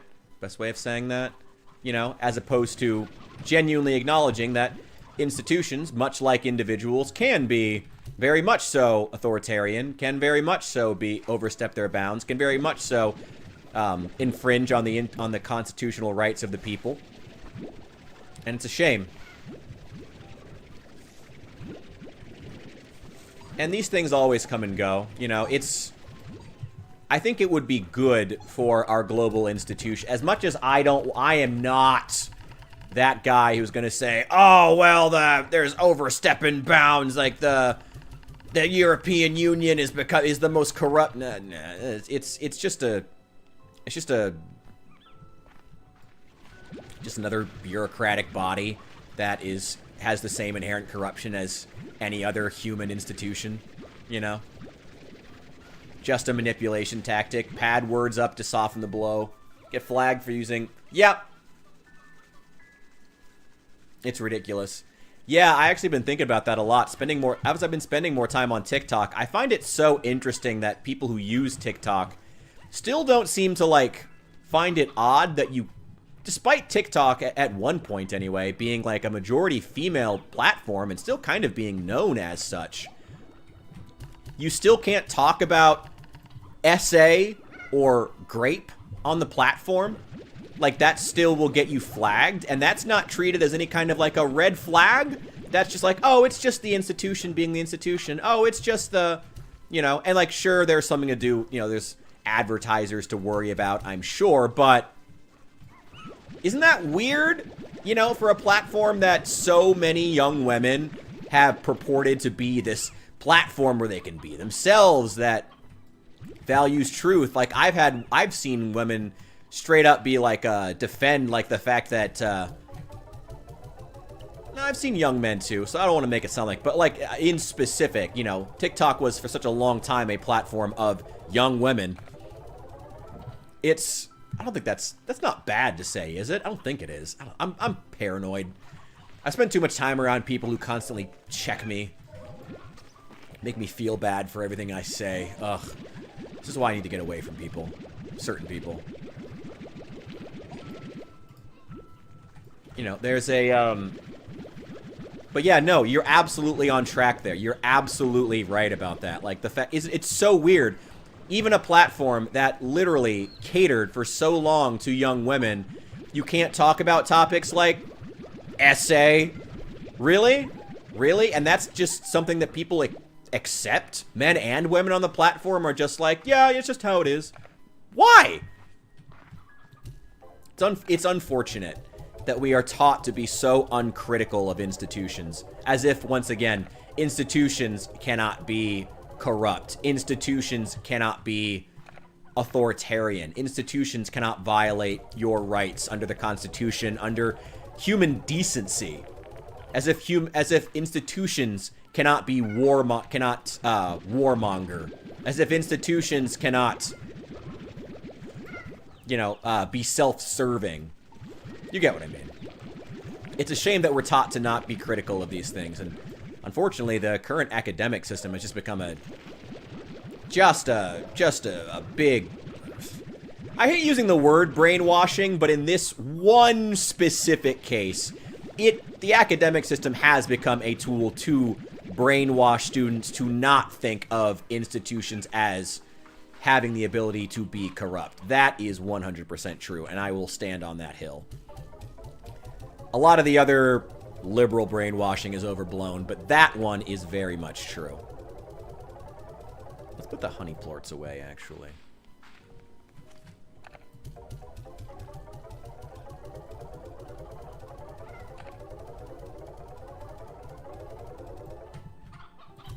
Let's see what we can build downstairs before we continue this. I mean, worst case scenario, the slimes get hungry and they bust out. Whatever. What can we build? Jetpack! Gimme! Now we have the max jetpack. Consume 20% less energy, but produce double the fun. That's nice. That's phenomenal. Can I build a drone? One more wild honey. I'm one away. Anyway, okay. I need hunter plorts to build the radiant projector. To restart long dormant devices in the gray labyrinth. Okay, interesting. Hunter plorts. Alright, gotta make a point of finding hunter plorts. Finery link. Turn home portals.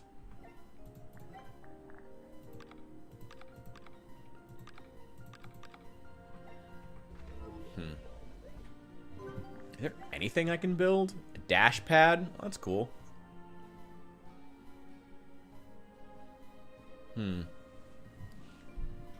It really depends on what school you go to. CSU EB was surprisingly middle of the road and personally hosted a debate between some young Republicans and young socialists on campus that were really neat. But, like, fuck Berkeley. I can see that. I can see that. I will cop to that, yeah.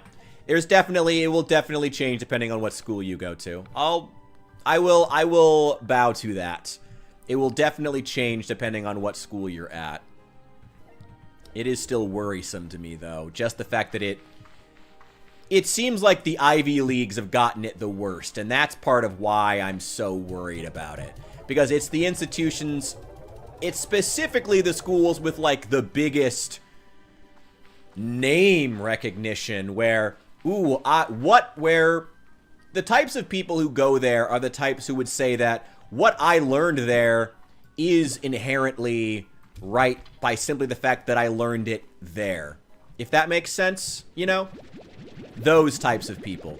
That helps. That makes me more worried. When it's Ivy Leagues that carry weight, where what is said within their walls carries weight, not based on scientific merit, but simply by the fact that it is said within those walls, that gets worrisome to me, you know? I'm sure smaller schools are better, though. I've actually heard that some of the smaller schools are really, especially in the wake of so many smaller schools, like, just straight up closing, which is so tragic. Like, education is becoming so much more expensive, so much harder to come by as small school enrollment is just dropping. It seems like everybody wants to go to, like, only the best school. Even here where I am, like, 3 schools in Illinois, 3 colleges in Illinois have, like, record level enrollment, and every other school, like every community college, every, like, I won't say local college, but, like, you know, non-name recognition, anything other than the University of Illinois or Columbia or whatever else is in Chicago or Northwestern, everything outside of those is just, like, dramatically plummeting in enrollment. It's horrible. But I think it's also causing some of those colleges, the smaller ones, to rethink their curriculums to provide more, you know, to radically decentralize, which I think will be good. That's going to be a trend we see in education in general. I'd love to know your thoughts on that, Hisfestus, by the way. That was one thing that I heard someone talking about in relation to the Chicago budget crisis and its issues with education, especially with, and I imagine this is true across the country, though I guess I don't have proof, but I imagine it's true. I would have to assume that a lot of why cities and states are going broke in general is because of the fact that they have so much debt, specifically pension debt, and much of it is related to teachers and to the schools and that's not me slamming teachers, but it's true. You know, in Chicago it's true anyway. And one of the big ways we're going to combat that eventually is going to be radical decentralization of the education system. I found that quite interesting as, like, something to chew on. Because I think it'll be true. You know, we've been hearing for years. You know, and to be entirely honest, like, we've seen for years in major cities, Chicago, New York, Los Angeles, where the quality of education is not... How do I put this? The quality of the education is not linked closely enough, is not like a direct parallel to how much you pay for it, whether in taxes or private funding, whatever it may be. It's just not correlating, and it's a real shame. And so radical decentralization of the education system could be what ends up happening in a situation like that where... Okay, don't bust out. Don't bust out of there. Don't bust out of there.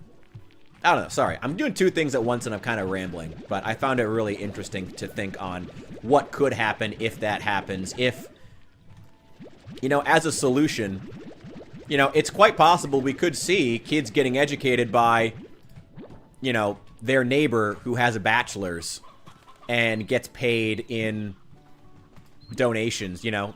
Or, well, I would say Miss Rachel, but you're not allowed to...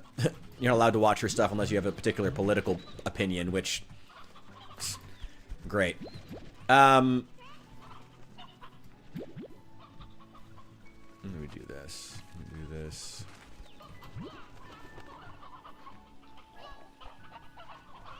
God, there's so many roosters. Way too many males, and that never happens.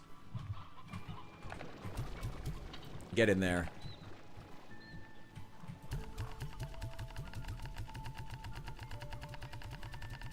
Yeah, it worries... Sorry, I'm kind of all over the place. It worries me that the Ivy Leagues are getting this the worst, honestly.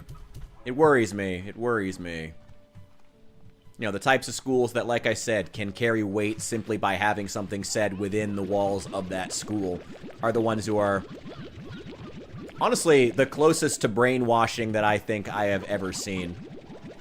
You know, the ones who really are convinced that because I learned it at this school, it is never worthy of questioning.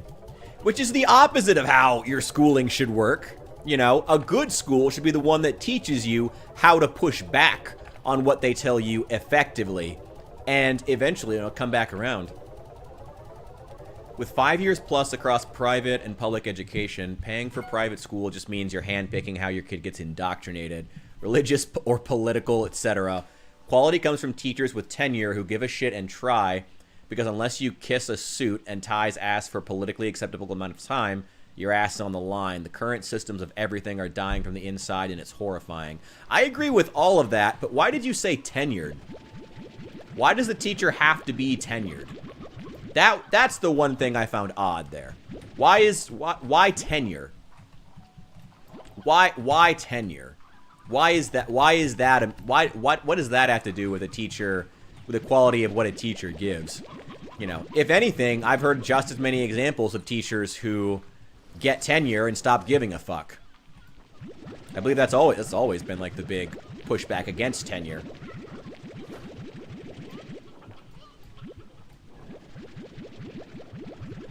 Want to become a private tutor or mentor? Not to get philosophical with it, there's no money in it, everyone's broke as fuck. Well, you gotta get to a super wealthy family to want to hire you to do it. That's the secret. That's the secret. You need to get some of those mega wealthy families. There's so many roosters. So many roosters. The males are way more rare than the females, so this is really odd, actually.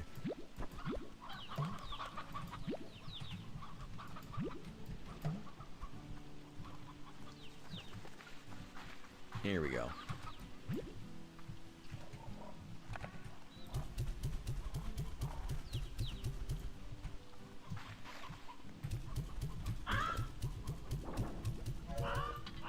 Enjoy, guys. Oh, no, wait. Can't get any more of those. Oh, I can get these heartbeats, though.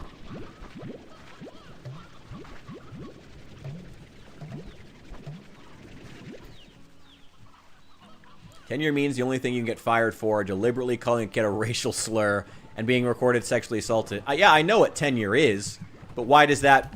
Why does the guarantee of not getting fired make you a better teacher? You know, I don't...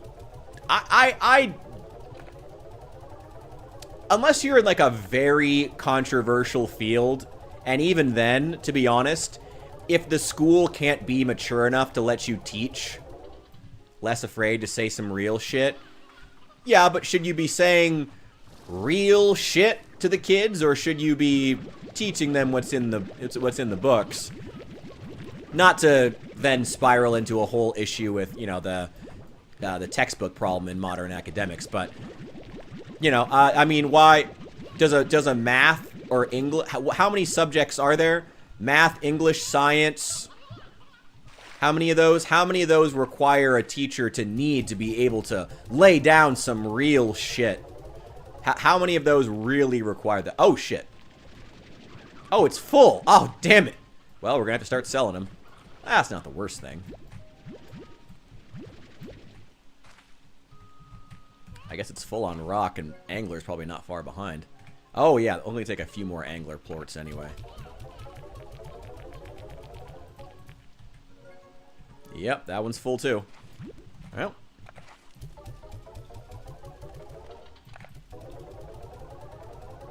Can actually be creative and make waves without being let go in favor of paying someone less who will play ball. There are standards, but they're vague enough you can do a lot of interesting shit. Non-tenured and creative is a hard gamble when playing hire me roulette. Teacher. I mean, I guess I would push back on that to say that if being a class outside type of teacher is enough to get someone in serious trouble, we have deeper issues with our system than that. You know, I know that's not literally what you mean, but like, I would say that that's, you know, what if instead we just had an honest conversation with our teachers, between teachers and students, about what they should be teaching, and we, I don't know, what if instead we just we told the administration to have a backbone with parents and not freak out every time that the teacher said something, you know? What about that as a middle ground there? I think that could be a great solution. I'd love that. I'm super for that. It's just the only sexually assaulting a child will get you fired. That just seems a bit much. You know, it seems a bit much. You know? That just seems to be pushing what I find to be, you know, necessary. And again, you know, I'm for the argument that we need to give our tele-administrations to have a backbone with parents. I'm for that, so that teachers can have class outside once in a while without the fear of getting in trouble. Or, you know, have a real talk with students once in a while. I'm for all of that, you know, not kowtowing to every psychotic parent that wants to keep their kid sheltered. I'm for all of that. It's just, does it need to be a situation where you can't even, the only way you get fired is if you sexually assault a student? You know, do we need to take it that far? Sorry, I'm not trying to focus on that part, but like, you get what I mean. Do we need to take it that far?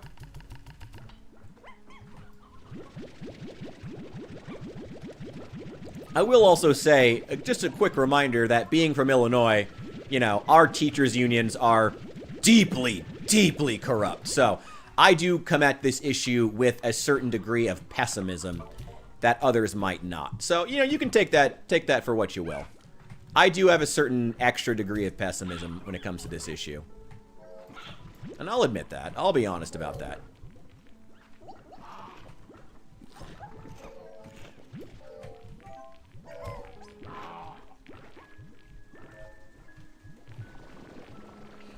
Too many admins who are unreliable, spineless, and corporate that will bend the knee on anything and make it your fault.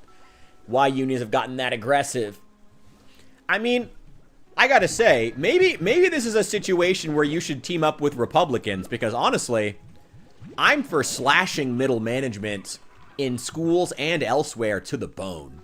You know, that would be my 2 cents. Okay, there's way too many administrators making insane salaries in a school system, despite the fact that they work for a school but never actually interact with students.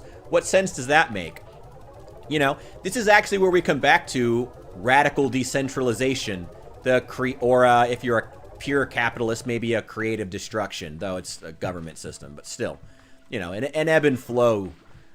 You know, it's a, maybe radical decentralization could be actually a good thing.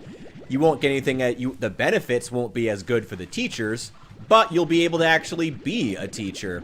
Because what radical decentralization will do is ultimately destroy middlemen. That's who it's going to be bad for. You know, the professional do-nothings. Those are the people who are going to get fucked by it. And fuck those people. Fuck them all. Fuck the professional do-nothings.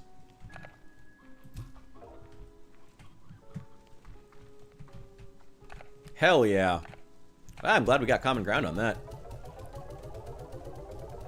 Yeah, the corporate office culture infecting every arm of society, from corporations to government. Even the military and police has been, I guess police are extension of the government, so same reasons, but you get what I mean. Has been one of the worst things to happen to the 21st century. Truly one of the worst things to happen in the 21st century was the way that corporate office culture has just destroyed our ability to get things done, as we become so obsessed with creating an environment, with creating our what is that book, Leisure Class? You probably read that. We probably read that in you read that in college. I read it randomly on a suggestion. I think that's one that like everybody gets recommended. Theory of the Leisure Class. Thorsten Veblen, I think that was who wrote that. You know, the leisure class became the office, became the administrative, became the middle managers, became the district managers, became the professional do-nothings. You know, they are the leisure class, which should be ultimately destroyed. Not killed, just reassigned to other, more useful parts of society. I'm not advocating for revolution or anything. Just put them somewhere that they can actually accomplish something.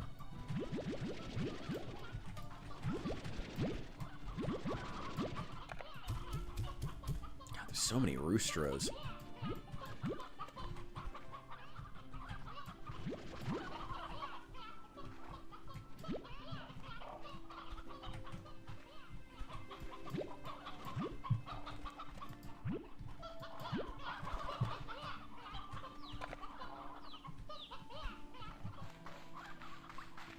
Go.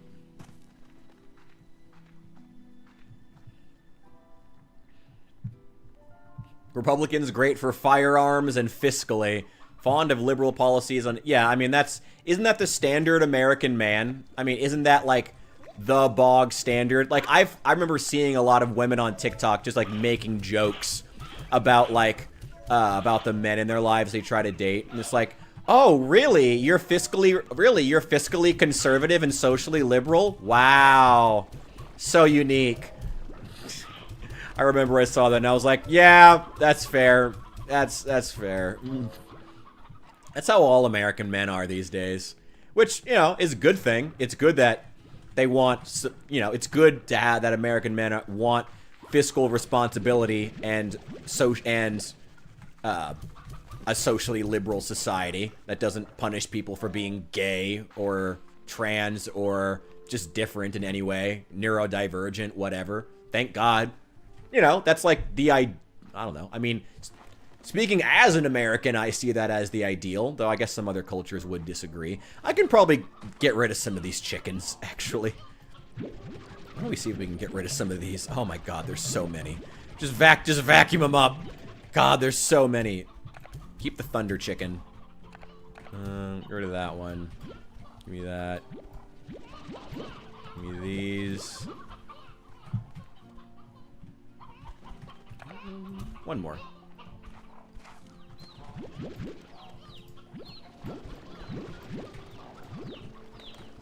Yeah, nope, you get out there. That. God, there's so many of them.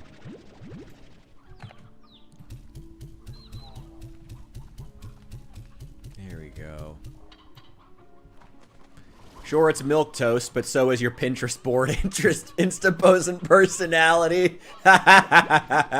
So is that duck face photo you put at that coffee shop, at that lame ass coffee shop you go to with the was it the neon sign for the influencers? Oh my God, that's me. Oh God. incredible. Oh, wait. Hang on. You stay there. Give me the old ones. Where are the old heads? You're old. Olds and stonies. Give me those. Actually, not stonies. I need to get rid of some of these. I need to get some of these painted hens. Get rid of them. There's way too many of them. Come here. Come here.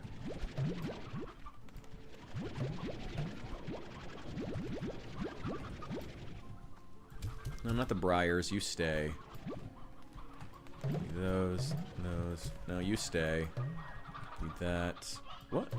Oh, it's full. Oh, okay. Damn. What are these?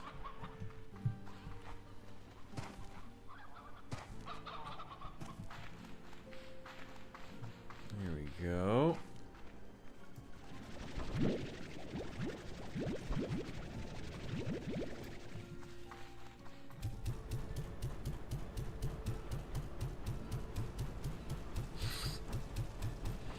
Men are basic, but so is your Pinterest board. Ooh, you're thinking about not wearing a white dress? Oh my god. Really daring, aren't we? Yeah, chuck them into the fire. Alright, where are those puddles? Oh, I do want these. Give me all of these. Where are those puddle plorts? Thank you very much. Thank you. Thank you. Ooh, that's deep brine. I'd like to take that, but that's whatever.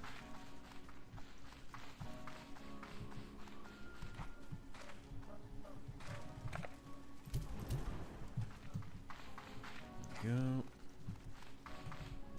There was another pond over here somewhere. Ah, here it is. Ah. Give me those. Thank you.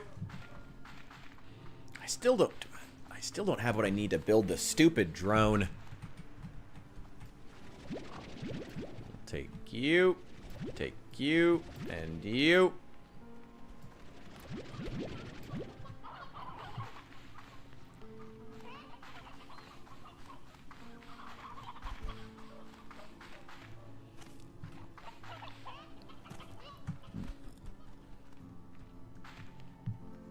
Okay. Well, they don't have very much cabbage left, but that's fine. We'll just go ahead and pack this thing with enough chickens that they'll be able to munch on them for quite a while. There you go. Is that enough? Is that enough chickens to keep you guys fed? Favorite slime so far? Ooh, I gotta try to pick one of the new ones. Ooh. I like the Tanuki slime that turns to stone during the day. That one's kind of interesting. And it really caught me off guard. That was a really interesting mechanic. I still like all the ones from the previous game. Obviously. They're still great.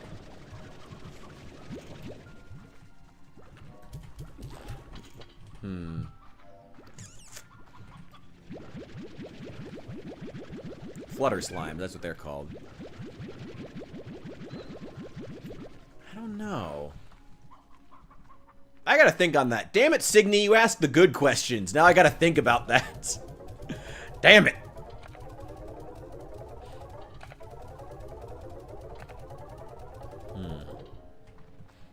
I do like the cotton plorts, the cotton slimes. I know they're kind of basic. They're just like... Well, I don't know. I like them. I like them. I don't know. Maybe I am basic. Actually, I know that I'm basic, but still. If you really want to feel your blood pressure increase, sound of winter setting, oh boy. I'll try it out. Hell yeah. Why not? It sounds fun. It sounds interesting. And honestly, I haven't spent enough time in Zomboid playing in winter. I planned on trying to get there with the last character, but, well, now I feel like after 2 updates, we really need to just start over. Like, it's going to be too unstable, especially all the mods getting updated too. Really can't keep going at that point. Okay, hand me all of these. And let's go find that hunter slime again. Hunter slime. And we need more, honey. How far am I in the game? Not super far. I mean, I did make it to Powderfall Bluffs once. Done a decent amount of exploring in Ember Valley. Quite a bit, actually. And currently we're trying to push and explore more of Starlight Strand over here. Not super far, honestly. There's still a lot more map to see. As far as I know. At least I'm assuming so. I mean, I haven't made it over here to this, like, massive complex yet. You know, and these games, I don't know. I guess I don't know how long the game is, so it's hard to say, Fortress. It's hard to say. But I'm enjoying it so far. I mean, I said that I was going to log... I said that I was going to stop playing, and that was a total lie. I'm just going to keep going. Yeah, right? I mean, a lot of it is water. Which is actually kind of dumb, and I'm not a huge fan of, like, making so much of the map water. But, yeah, it's... I mean, it's still pretty damn big. Sprinter Horde. Oh, God.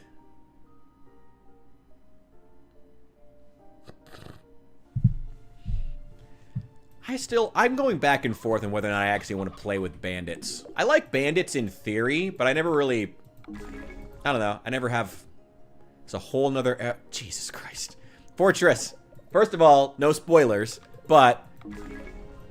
Thank you for letting me know... no. Well, no. No spoilers. No spoilers. Keep it. Keep it.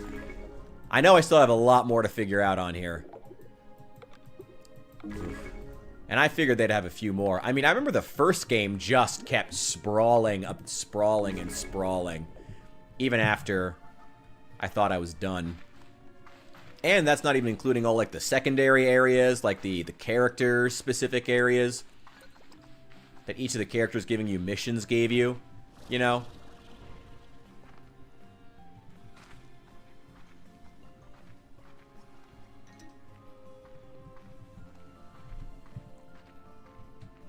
DLC island raised from the sea kind of options here.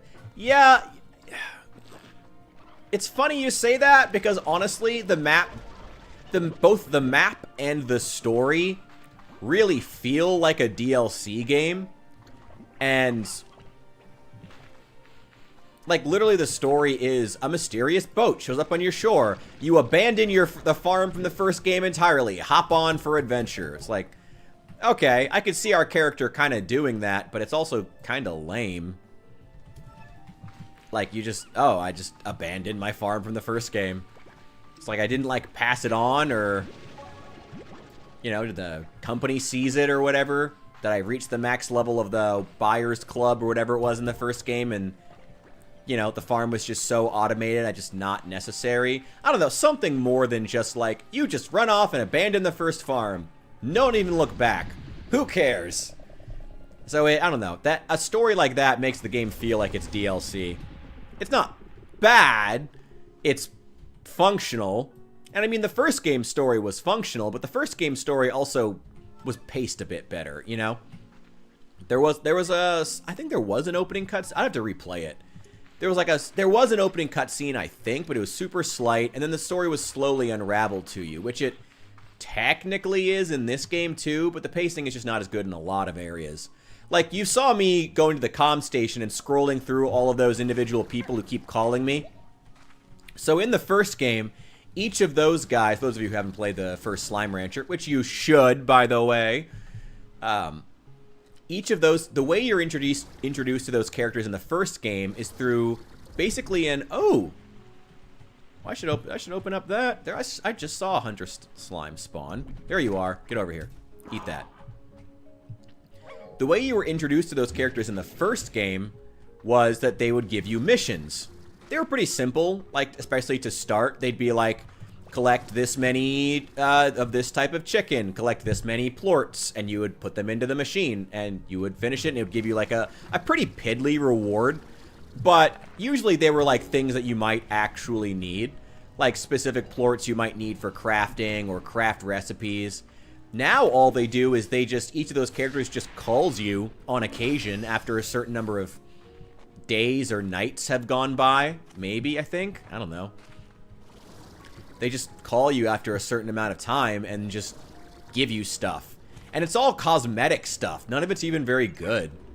Like, I mean, I like the cosmetics, but it's like they're not great. They're nothing special, you know? So I don't get excited when they, you know, and so it creates a scenario where I'm like, okay, they call, and I'm like, okay, cool, cool, clicking through, just give me the thing that you're here to give me, and they give me the thing that they're here to give me, and then we're done. And that's not great. I actually felt like in the first game, you got a good sense of characterization from those guys before they started giving you the lengthy cutscenes, because they were characterized by what they asked for. Like, Bob was the chicken guy, Ogden was the vegetable guy. There was the Mochi. What did Mochi ask for? I forget. Ogden wanted, not Ogden. Victor wanted like tech stuff. I don't know. But like it helped. Like it gave them characterization through like actual missions that you had to go and do and had to pay attention to, not just giving you long extended cutscenes. Not even cutscenes, just long amounts of dialogue. It's, oh my god, it's the Disco Elysium problem. It's like you can't just throw walls of text at the player, you know, and expect them to care. I mean, don't get me wrong, you can throw walls of text at the player. Just don't expect them to care. Just expect their eyes to roll back into their head at a certain point, and eventually they're just going, okay, go, go, go. Oh, no, my stuff! I need that. Eventually they're just clicking through mindlessly, going, okay, yes, great, incredible dialogue. Give me the stuff you're here to give me. Awesome. Thank you for the crappy cosmetic thing that I'm never going to use. Oh, there you are. I need a plort to give you.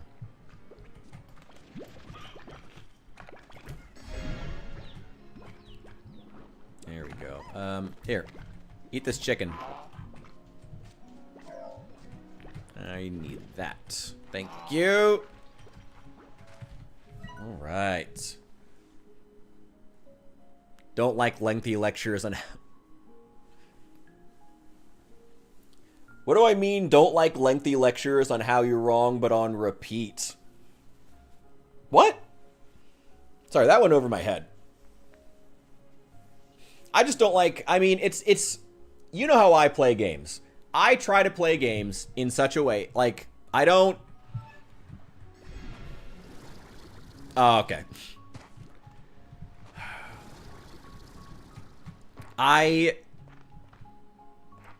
feel a little bit bad about Disco, to be honest, 'cause I know that there are some people who were really disappointed that I wasn't, like, more gung-ho about it. I guess that was a thing when Disco was, like, launched. That was, like, a thing that, like, I could see the game being really popular with creators, because it, like, I know Captain T told me, apparently, that they would all, like, do individual voices for the different personality aspects and stuff like that. And all the different creators would have do it different ways. So I can see it being really popular in that regard, like, as a game to watch be streamed. But I cannot for the life of me understand Disco Elysium being a fun game to play. Not for the fucking life of me can I understand why anyone would want to actually sit down and play that game. Unless it was like they were performing for an audience. Dear God, cannot even fathom who would want to do that.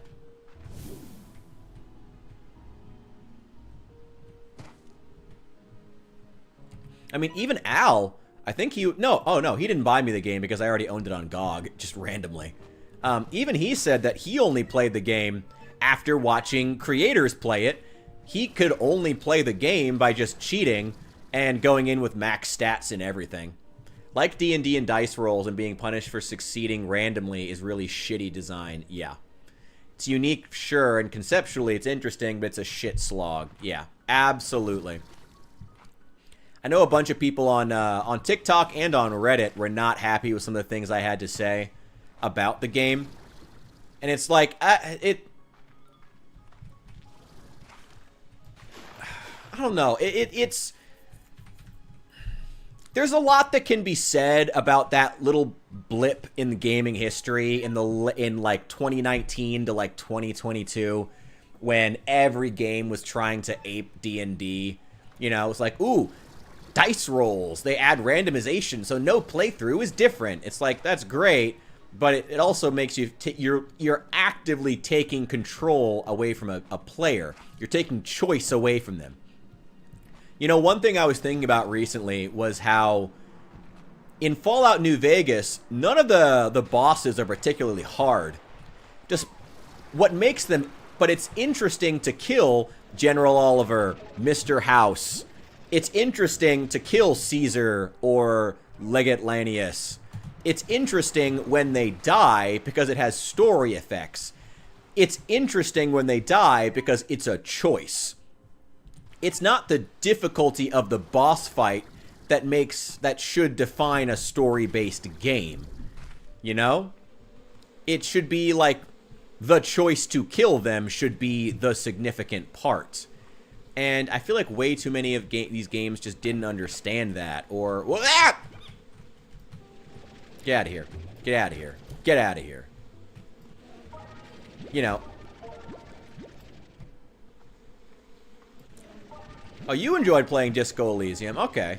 Had zero interest in watching it be streamed when it came out because I found the people playing it and doing the voices to be annoying. Okay, so we have a direct opposition to what I was saying. Fair enough. Wait, hang on. Where are you? Where are you? I hear you. Where are you? Where are you?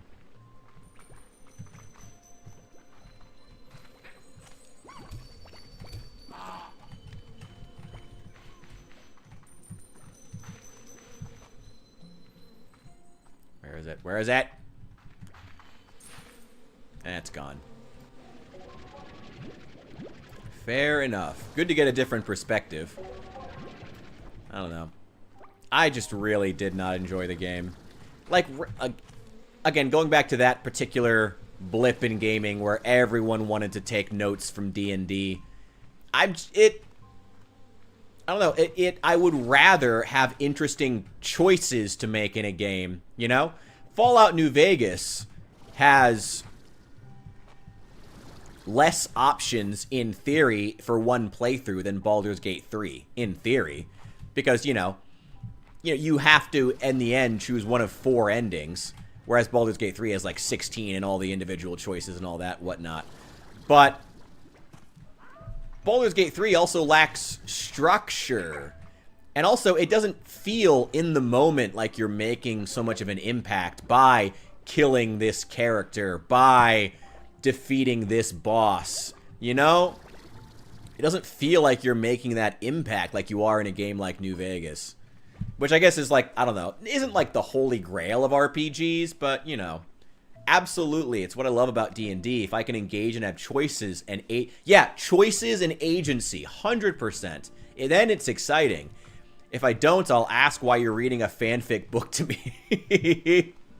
Honestly, like, yeah, exactly. Like if a dungeon master said, which direction?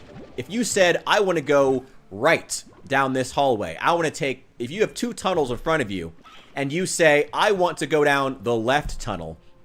And the dungeon master says, we'll flip a coin for which tunnel you go down. And you say, no, I want to go down the right tunnel or left tunnel, whatever it is that I said. And the dungeon master insists you flip a coin. Is that a more interesting system? It's in theory a system that has more randomness, but it's not more interesting. And that's what I don't want to single out Baldur's Gate 3. That's what that whole era of gaming failed to understand when they were trying to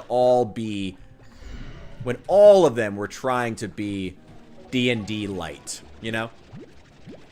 Thought most of my annoyances with the game were valid and agree that would rather have a fun kind of disco crime story. Yeah! Oh yeah, that reminds me, there was another video I wanted to make on Disco Elysium as well. I've been playing. So after I talked to Al last time about the soundtrack, because I'm sorry, the soundtrack in that game actually isn't that good. Sorry. I know some people are going to be mad at me. The soundtrack in Disco Elysium isn't actually that good. But what I found really interesting was that when I looked back to get a reference for what I thought a good soundtrack would be. I went and looked at a different detective game, like an actual, like, straight comedy detective game. It was a little indie title you might have heard of from, like, 2012 called, what's it called? Damn it! I gotta check my Steam library real fast. What is it called? Oh, Jazz Punk. Yeah, if you haven't played Jazz Punk, you should. Yo, Allie, hey, welcome in. Aren't aware Greenbow V2's... Oh, shit! Oh, hell yeah, I'll be there. Hell yeah. I was meaning to get back with you guys about that, but Hesphestus told me that the server had shut down because nobody was playing it, which, hey, save that money. Hell yeah, I'll be there for that. That sounds cool.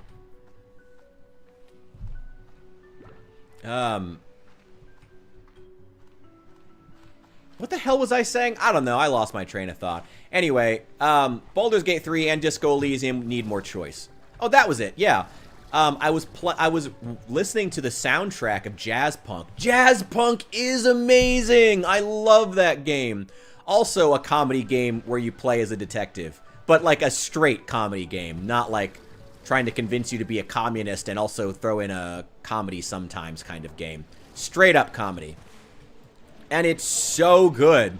And I listened to the soundtrack from that game, and I tried layering it over some gameplay from Disco Elysium, and I was like, it was such an eye-opening, like, revelation seeing, like, the music from a straight-up comedy game,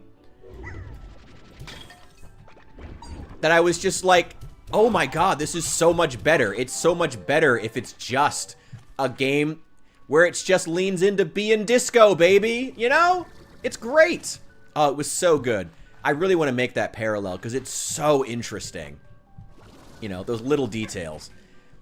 And in general, you know, it like the lack of focus on the actual cop aspect. Like the cops and what they're going through was the most interesting part of Disco Elysium to me. Now, I only got through day 1. So take it with many grains of salt. But, like, that was the most interesting part to me, was, like, what the cops were doing. That was cool. Like, this is a post-war Parisian... I think it's either Paris or some kind of Parisian city, somewhere near Paris. Or some kind of a French city. That is post-war, you know, post some kind of a civil war, which, who cares why? France does that sometimes. You know, civil war is something France does. We don't need to get into why. It's a strained police department with a, inside of a deeply divided society trying to hold itself together and actually solve crimes. That was interesting. I loved that aspect. I thought that was cool. I liked, like, actually trying to solve stuff with Kim when I could figure out where the hell I was going and what I was supposed to be doing. It was cool.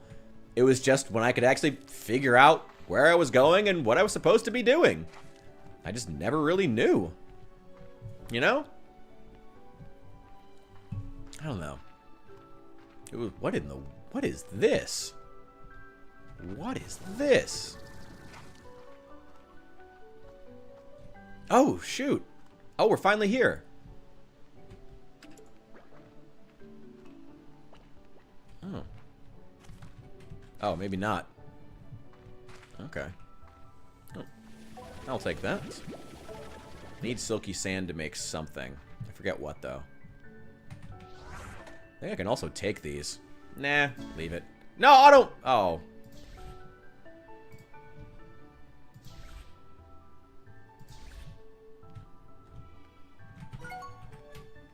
Sure, why not? Alright, I'll take it. So this is that massive compound I saw off in the distance. I wonder if I can get inside. It doesn't look like it. It looks very edge of map to me.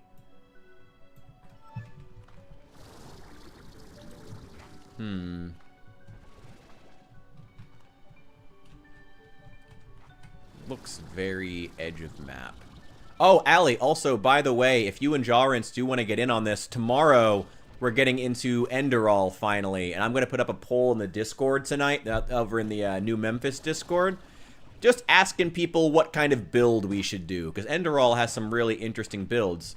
So if you want to take part, feel free. And do also post, if you haven't already posted it over in New Memphis, do in the Zomboid section, do post whenever the what day you guys are officially launching, because I will happily be there and play. Sounds fun. Need more silky sand. Hell yeah.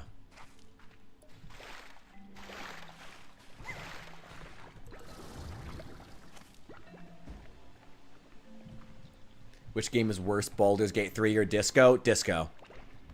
Straight up, it's Disco. I mean, in my opinion, unless you think otherwise. Actually, didn't you not even, like, get through Disco? I feel like we're just gonna have the same opinion. It's definitely Disco. Like, Look, I will happily shit all over Baldur's Gate 3's lunch. But Baldur's Gate 3 is a competently made game.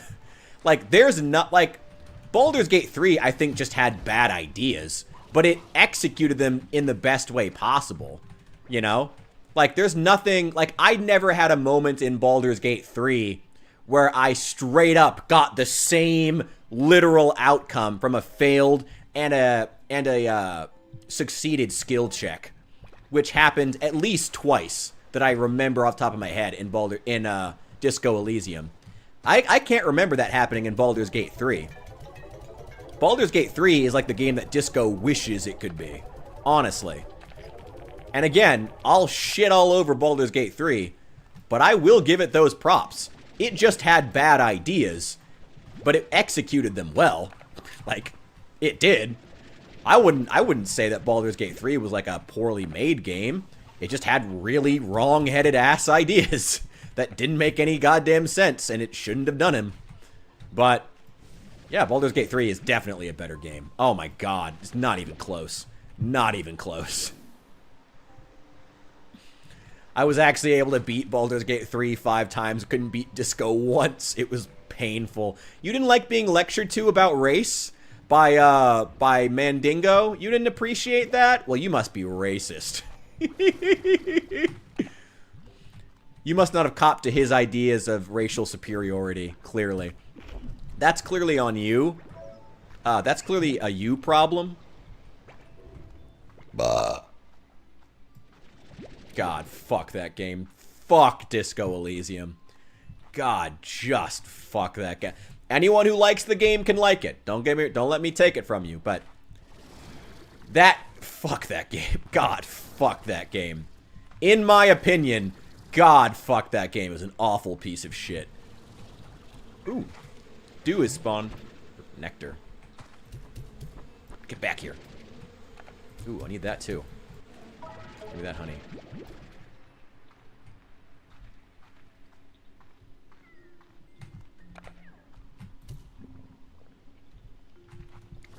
We're gonna need a lot more. Oh wait, hang on. I'm getting long messages here. Felt like it was a big failing of Disco Elysium. Was going tell instead of show far too often. It was like they were trying to describe the setting and vibe in dialogue too often. Almost like they were setting a scene for a tabletop RPG session. But we could already see that stuff. They didn't need 100 paragraphs talking about how depressed the setting was and how the war left it ravaged. Like, we could see the bullet-marked walls, craters in the ground, and workers depressed and struggling. Definitely needed an editor to tell the writers to chill the fuck out. Yes. Even as a writer, Disco Elysium's writers needed to chill the fuck out. I 100% agree with all of that, Signy. I 100% agree with absolutely everything you just said. 100%. Like, it was overwritten. It was way... And I think I said this in my actual review, like, specifically. Like, the thing that really made me feel depressed, yeah, was that the bullet holes in the back wall behind where you find the first body. It's like, you could have just had the bullet holes be a prominent thing that you see, you know? You don't need, like, we could have just seen all the workers being out of work and depressed, you know? Instead of needing to, like, have 3 paragraphs that tell us these workers are depressed, and here is the full explanation as to why. Like, no. Like, let the audience figure it out a bit. Let them be in the world, you know? You know, Disco Elysium is one of those rare examples of the writers having way too much power in a game. It rarely happens, but Disco Elysium is the game you get when it does. Where the writers have too much power and they're not working in tandem with the art designers, with the director. The director was probably one of the writers. Actually, I could probably see that. The director was probably the lead writer, if I had to guess. That's just a guess, but I wouldn't be surprised if they were like the lead writer or a lead writer, which can work, but usually doesn't. You know, you can work, but usually doesn't, unless it's like a real pet project, you know, something very specific, and it's like a really small team. But I guess it was. I guess it was a small team, so I don't know, maybe it could work. I don't know. Needing an editor, I think, is a good way of putting it at the very least, you know. It was a small team, and that's fine. But yeah, maybe just an editor would have done it. Just someone to like smack the pencil out of their hands and go, "No, we don't need a 5th paragraph describing the bath our character is taking." Like, just let the audience be in the world for a while. It's okay. You don't need to spell everything out. Ugh, what a shame.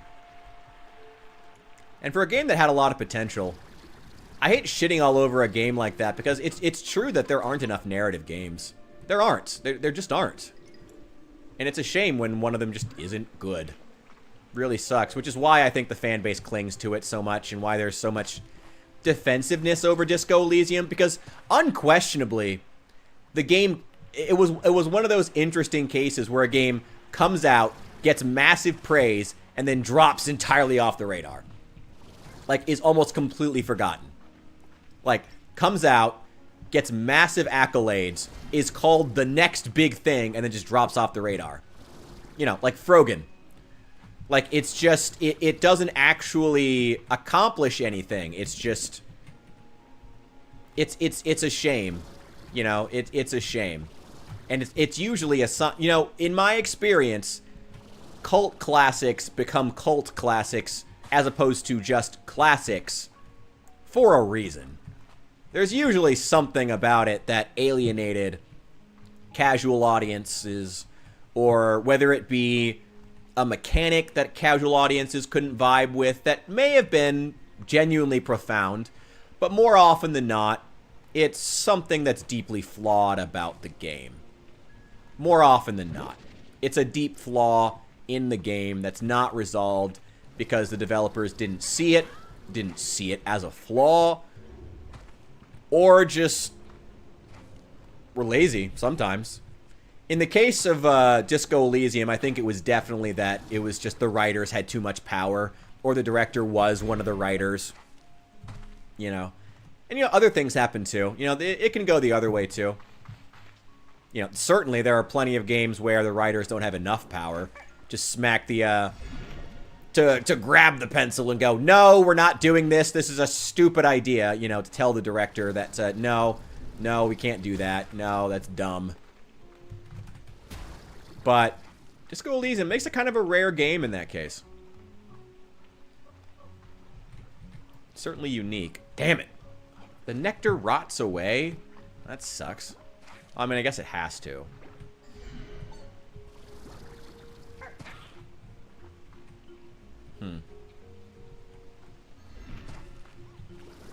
Boy, the longer you stay in one area, the more it starts to really lag. I think it's just because you have so much, like, going on in terms of, like, world items, stuff on the ground. I think an editor would have done that game wonders. Just someone to slash that, all of it to the bone. I cannot imagine playing the, what is it? What was the one I played was the final cut? But then there was also, like, the original version. At least what Al told me. The original version didn't have near that much voice acting. which I cannot imagine trying to play. That sounds like genuinely painful. And I already thought the game was genuinely painful. That sounds horrendous. Can't collect those. Here we go.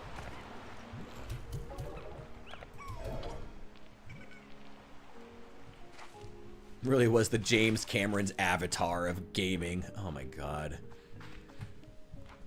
Did Avatar have a writer? Pretty sure Avatar was just, they just took the script from Dances with Wolves and just translated it into the future. Ooh, give me that fruit. Give me that. Give me that. Get out of here.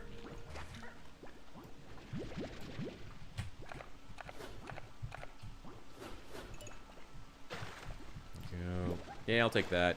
Give me all the food you got. Ooh, I do want that silky sand, though. Give me that. Okay, do I have what I need? I forget what I even needed, man. I always do. I have... Ooh, we almost have enough wild honey for 2. Okay, so we're going to get 1 more wild honey. We're going to get at least 1 more. I also want to get 3 more. Okay, we need 3 hunter plorts, 1 wild honey. What do I need for more upgrades? Can't do that. Ooh, I need to go get that.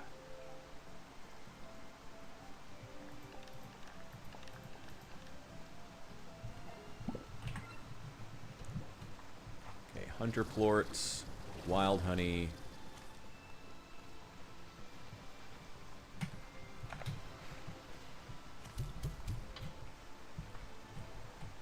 There we go.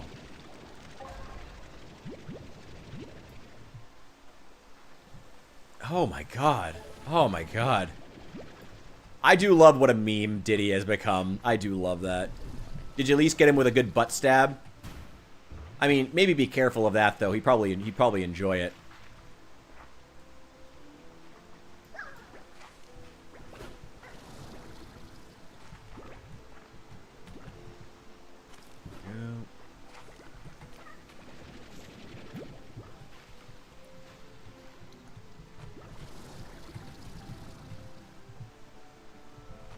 Just front stabs. Well, you know, Diddy would probably be into that too. Diddy's into a lot of things. Damn it, what didn't Diddy do?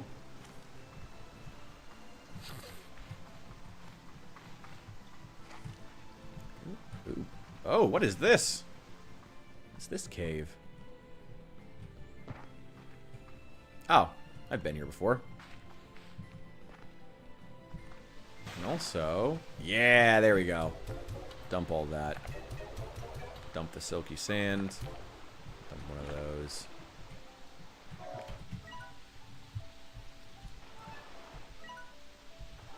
That's what I need to get to. Okay.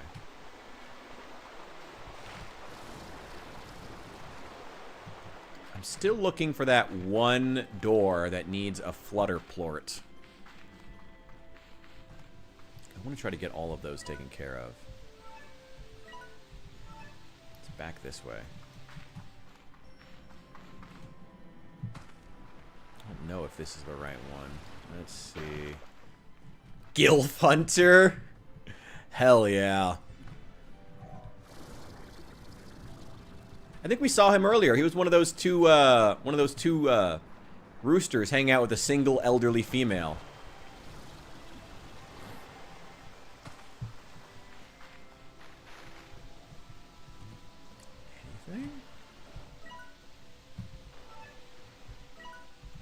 No, still back this way. How do I get to the other side of this door?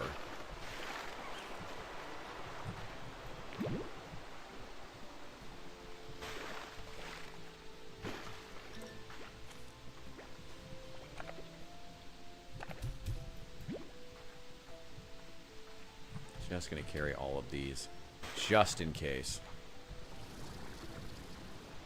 This jetpack still takes a lot of energy. I wish the energy just, like, started coming back faster. That's kind of the #1 thing that's fucking me over right now. It just takes too long. Well, you can see the observatory all the way in the back there. That's so cool. I love the use of landmarks in this. That's so awesome. I wish more of the maps had that. Like, more of the extended areas had more landmarks. Like, high areas that you could actually use. That would be really cool.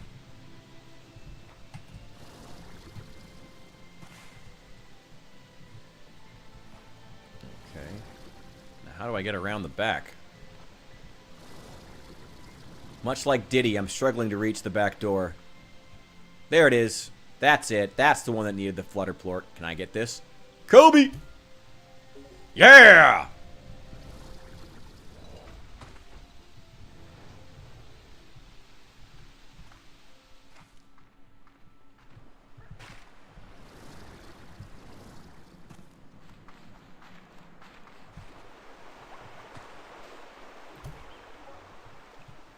Alright, don't need that.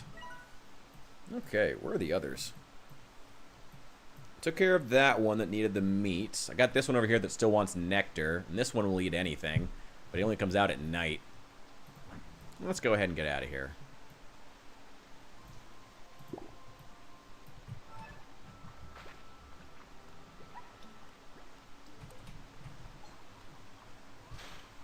Only comes out at night.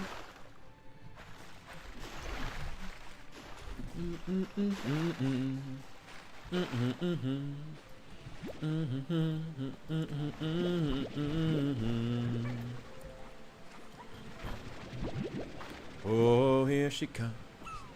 Watch out, boy, she'll chew you up. Oh, here she comes. She's a man-eater. It's gonna be stuck in my head all day now. Oh, here she comes. Watch out, boy, she'll chew you up. Oh, here she comes. She's a man-eater.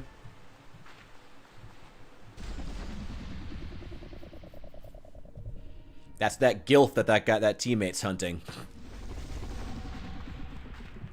Ooh.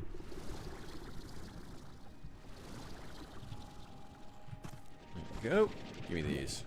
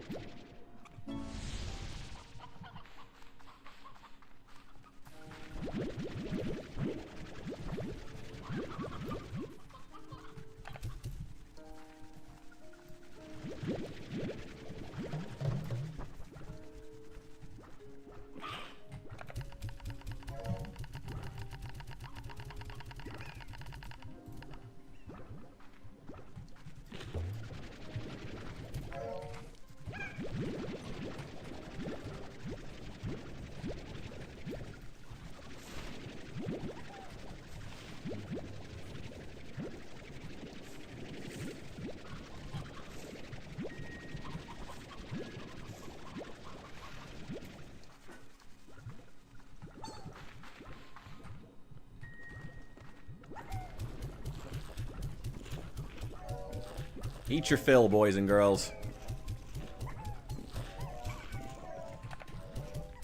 I made sure to stock up on fruit before I came back.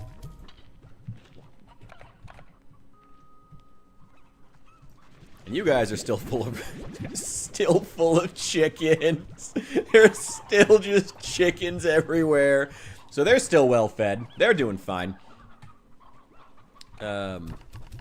You're just gonna eat carrots from now on, because I don't need you to provide me with, like, the double quantity. I just need you to... Yeah, I don't need you to have, like, double quantities of everything, because I already can't store all of this.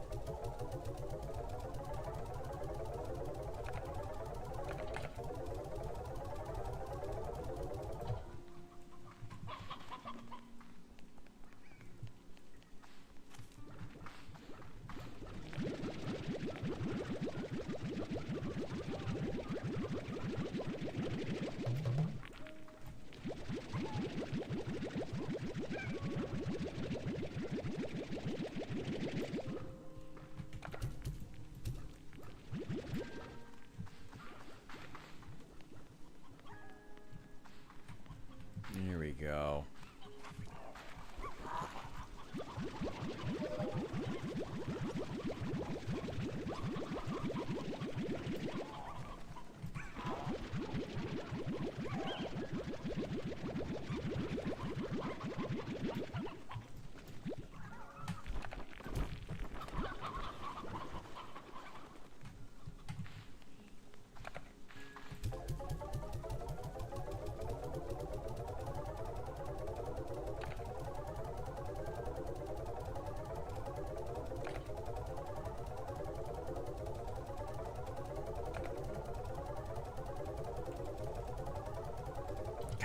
Printing money now. What can I build downstairs? Let me see. Oh, by the way, while we have people here, what are the rules for music on Twitch as far as copyright? Because I see some people just straight up just playing Spotify. And obviously I can't do that while I'm dual cat. Finally! Obviously, damn it, I didn't get that one wild honey though. Ah, well. Obviously, I can't do that while I am dual streaming on YouTube. But if I'm ever like just streaming to Twitch, I may want to like just play my Spotify playlist. Is that an option? Because I didn't renew that. I don't know. I don't know. I don't know. Just let me know. Because I know that the copyright rules on Twitch are obviously far more lax. But I don't know specifically what they are. So if anyone knows that, if anyone listening knows that and wants to let me know if I can just like play Spotify, or if there's some requirement, if I have to like attribute or have it on screen, or if there's some minimum I have to meet, or if just nobody gives a shit in practice, so who cares? Because I have like an average of 4 viewers on Twitch, so who gives a shit? Probably less. Let me know. Okay.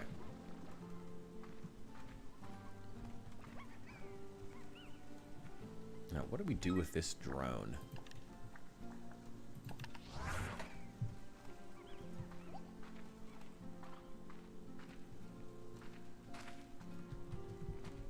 You are gonna go... Oh.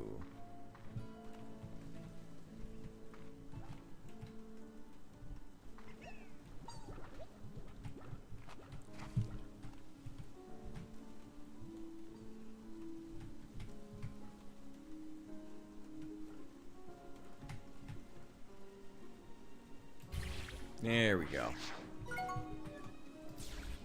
No! Ah!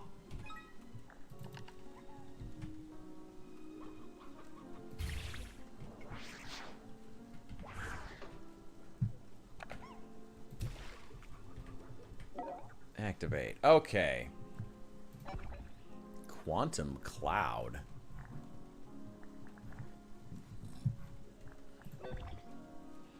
Twitch's music rules require streamers to only use music they own, have license for, as provided through specific Twitch-approved services like Soundtrack. Soundtrack by Twitch? I have no idea what that is. I have to look into that now. Thank you. I will look into that. Can I just choose fruits in general? Yeah.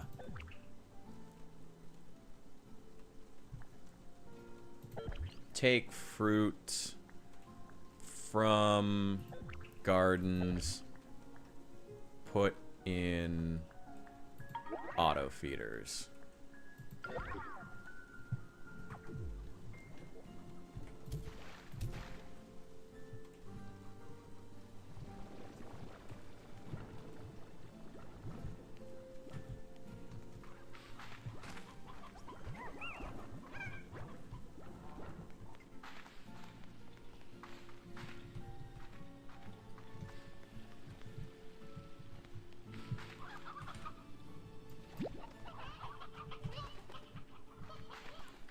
Gonna need to get a lot more drones. Oh my god. God, the chickens. They're just taking over. I'll take the elder.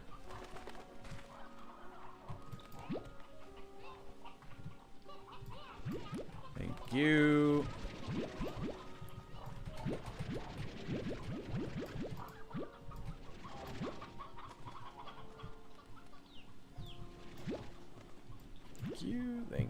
you. Take you. I'll take all 3 of you. Take you. Honestly, I should probably be wearing down these numbers, if anything. This may have gotten to be... This number of chickens may be just a bit too much. You know, I don't want to overstep my bounds. But this may be too many chickens in one area. This might be too many chickens in one area.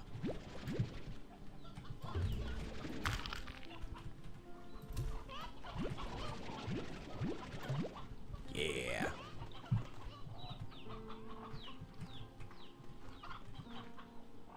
Chicken rancher at this rate. I mean, honestly... Like, I know you're joking, but like at this point, I think we're actually there. We're more a chicken rancher than an actual slime rancher at this point. I think that's just like a fact. I don't think that's anything to dispute. I think that's just what's happening. Give me all these briar hens.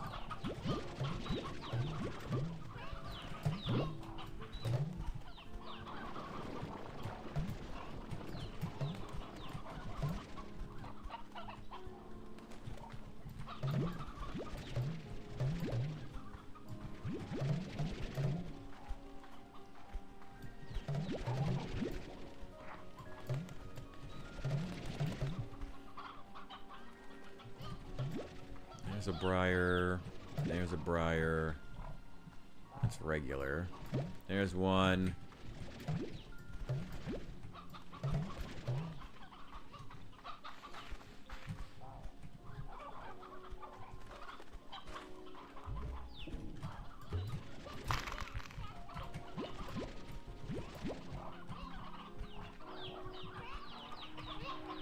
Welcome to If Jurassic Park took place in 2025.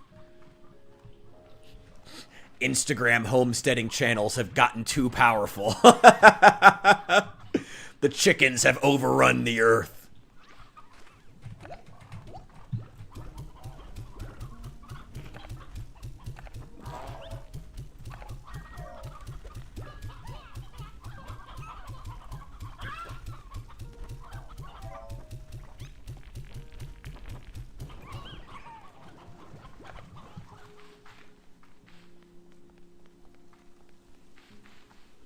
Actually wouldn't mind taking some of these. Actually, you know what? Let me change the programming on that drone.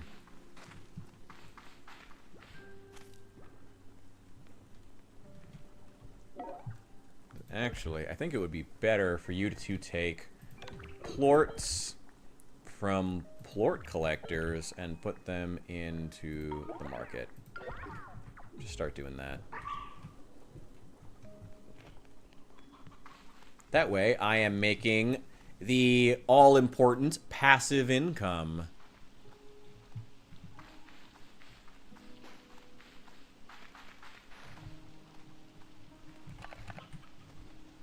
Oh, there's plenty more there.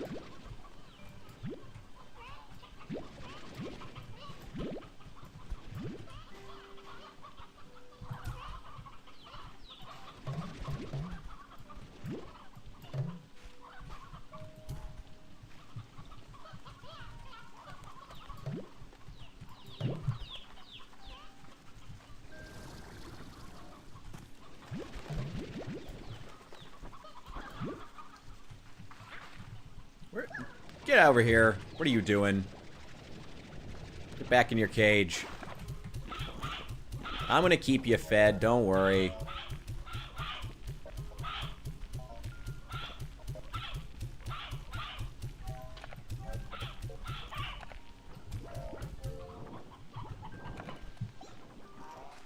There we go.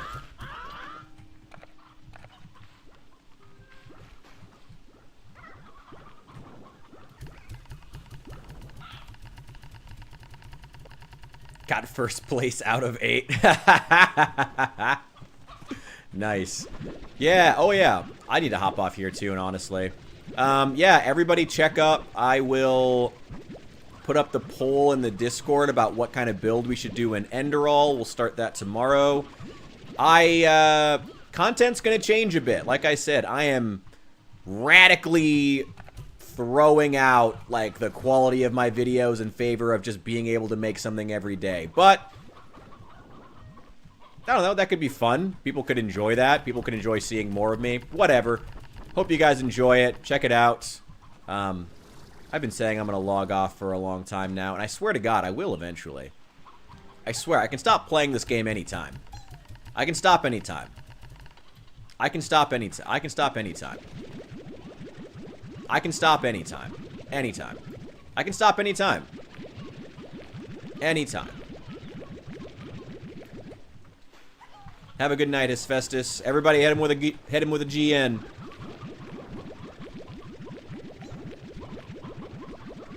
Go. All right.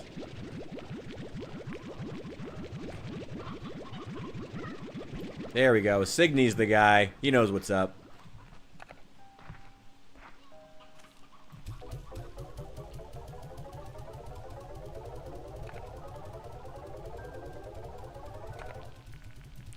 I don't know. I love how they just launch off in that, like, line. That's just so funny to me. I don't know why that's so funny to me, but it is.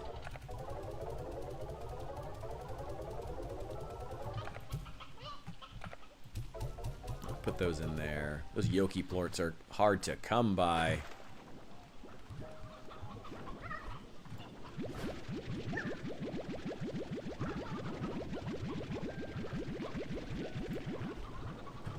Honestly, feeding them doesn't take near as much time as just moving all these plorts into the marketplace. I think that's going to be the first thing we have the drones do.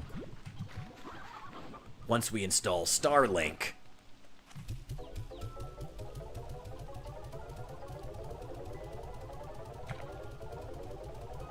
You think the observatory out here has a Starlink connection? I feel like it probably does.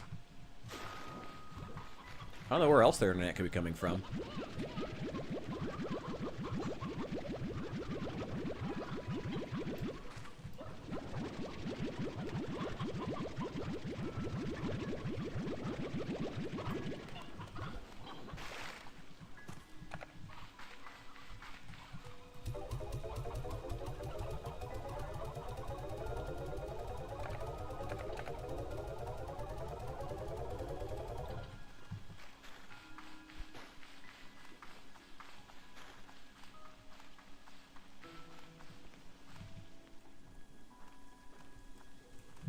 Oh, the drone can carry more than me. Interesting. It can carry 50 at a time.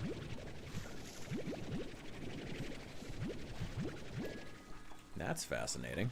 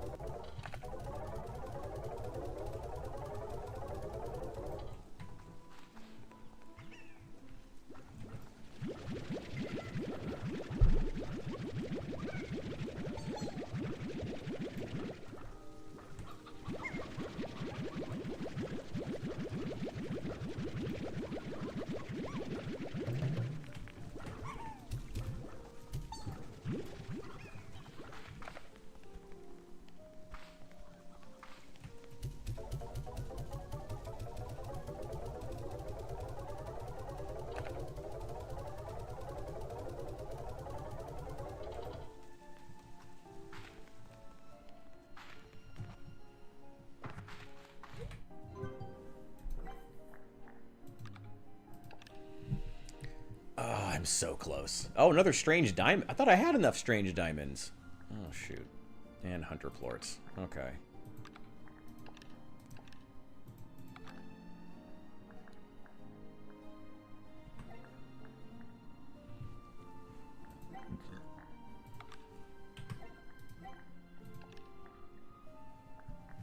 Need more jellystone.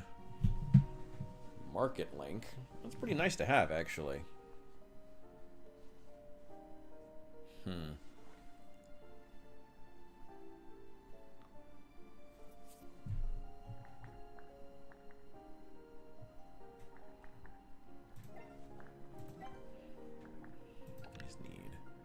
Just needs a storage cell. Got that one. That's good. That's good. That's good. I actually have maxed out quite a few of these.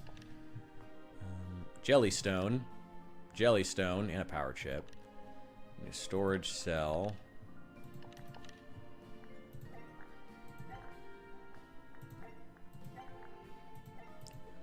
Wish you had a list of things you could get that you like needed. Oh, those are the boots. Those are the speed boots. Nice. All right. That's it. I'm calling it. I am done for the night. I am logging off. Thank you guys so much for being here. Ooh, it's about 1 a.m. where I am, which isn't too late. But thank you, Signy. I appreciate it.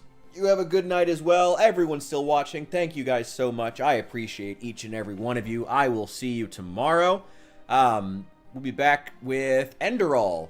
And check out the Discord in the link below, in the link in the description, if you want to vote on what type of character we're going to play. That's it. See you soon.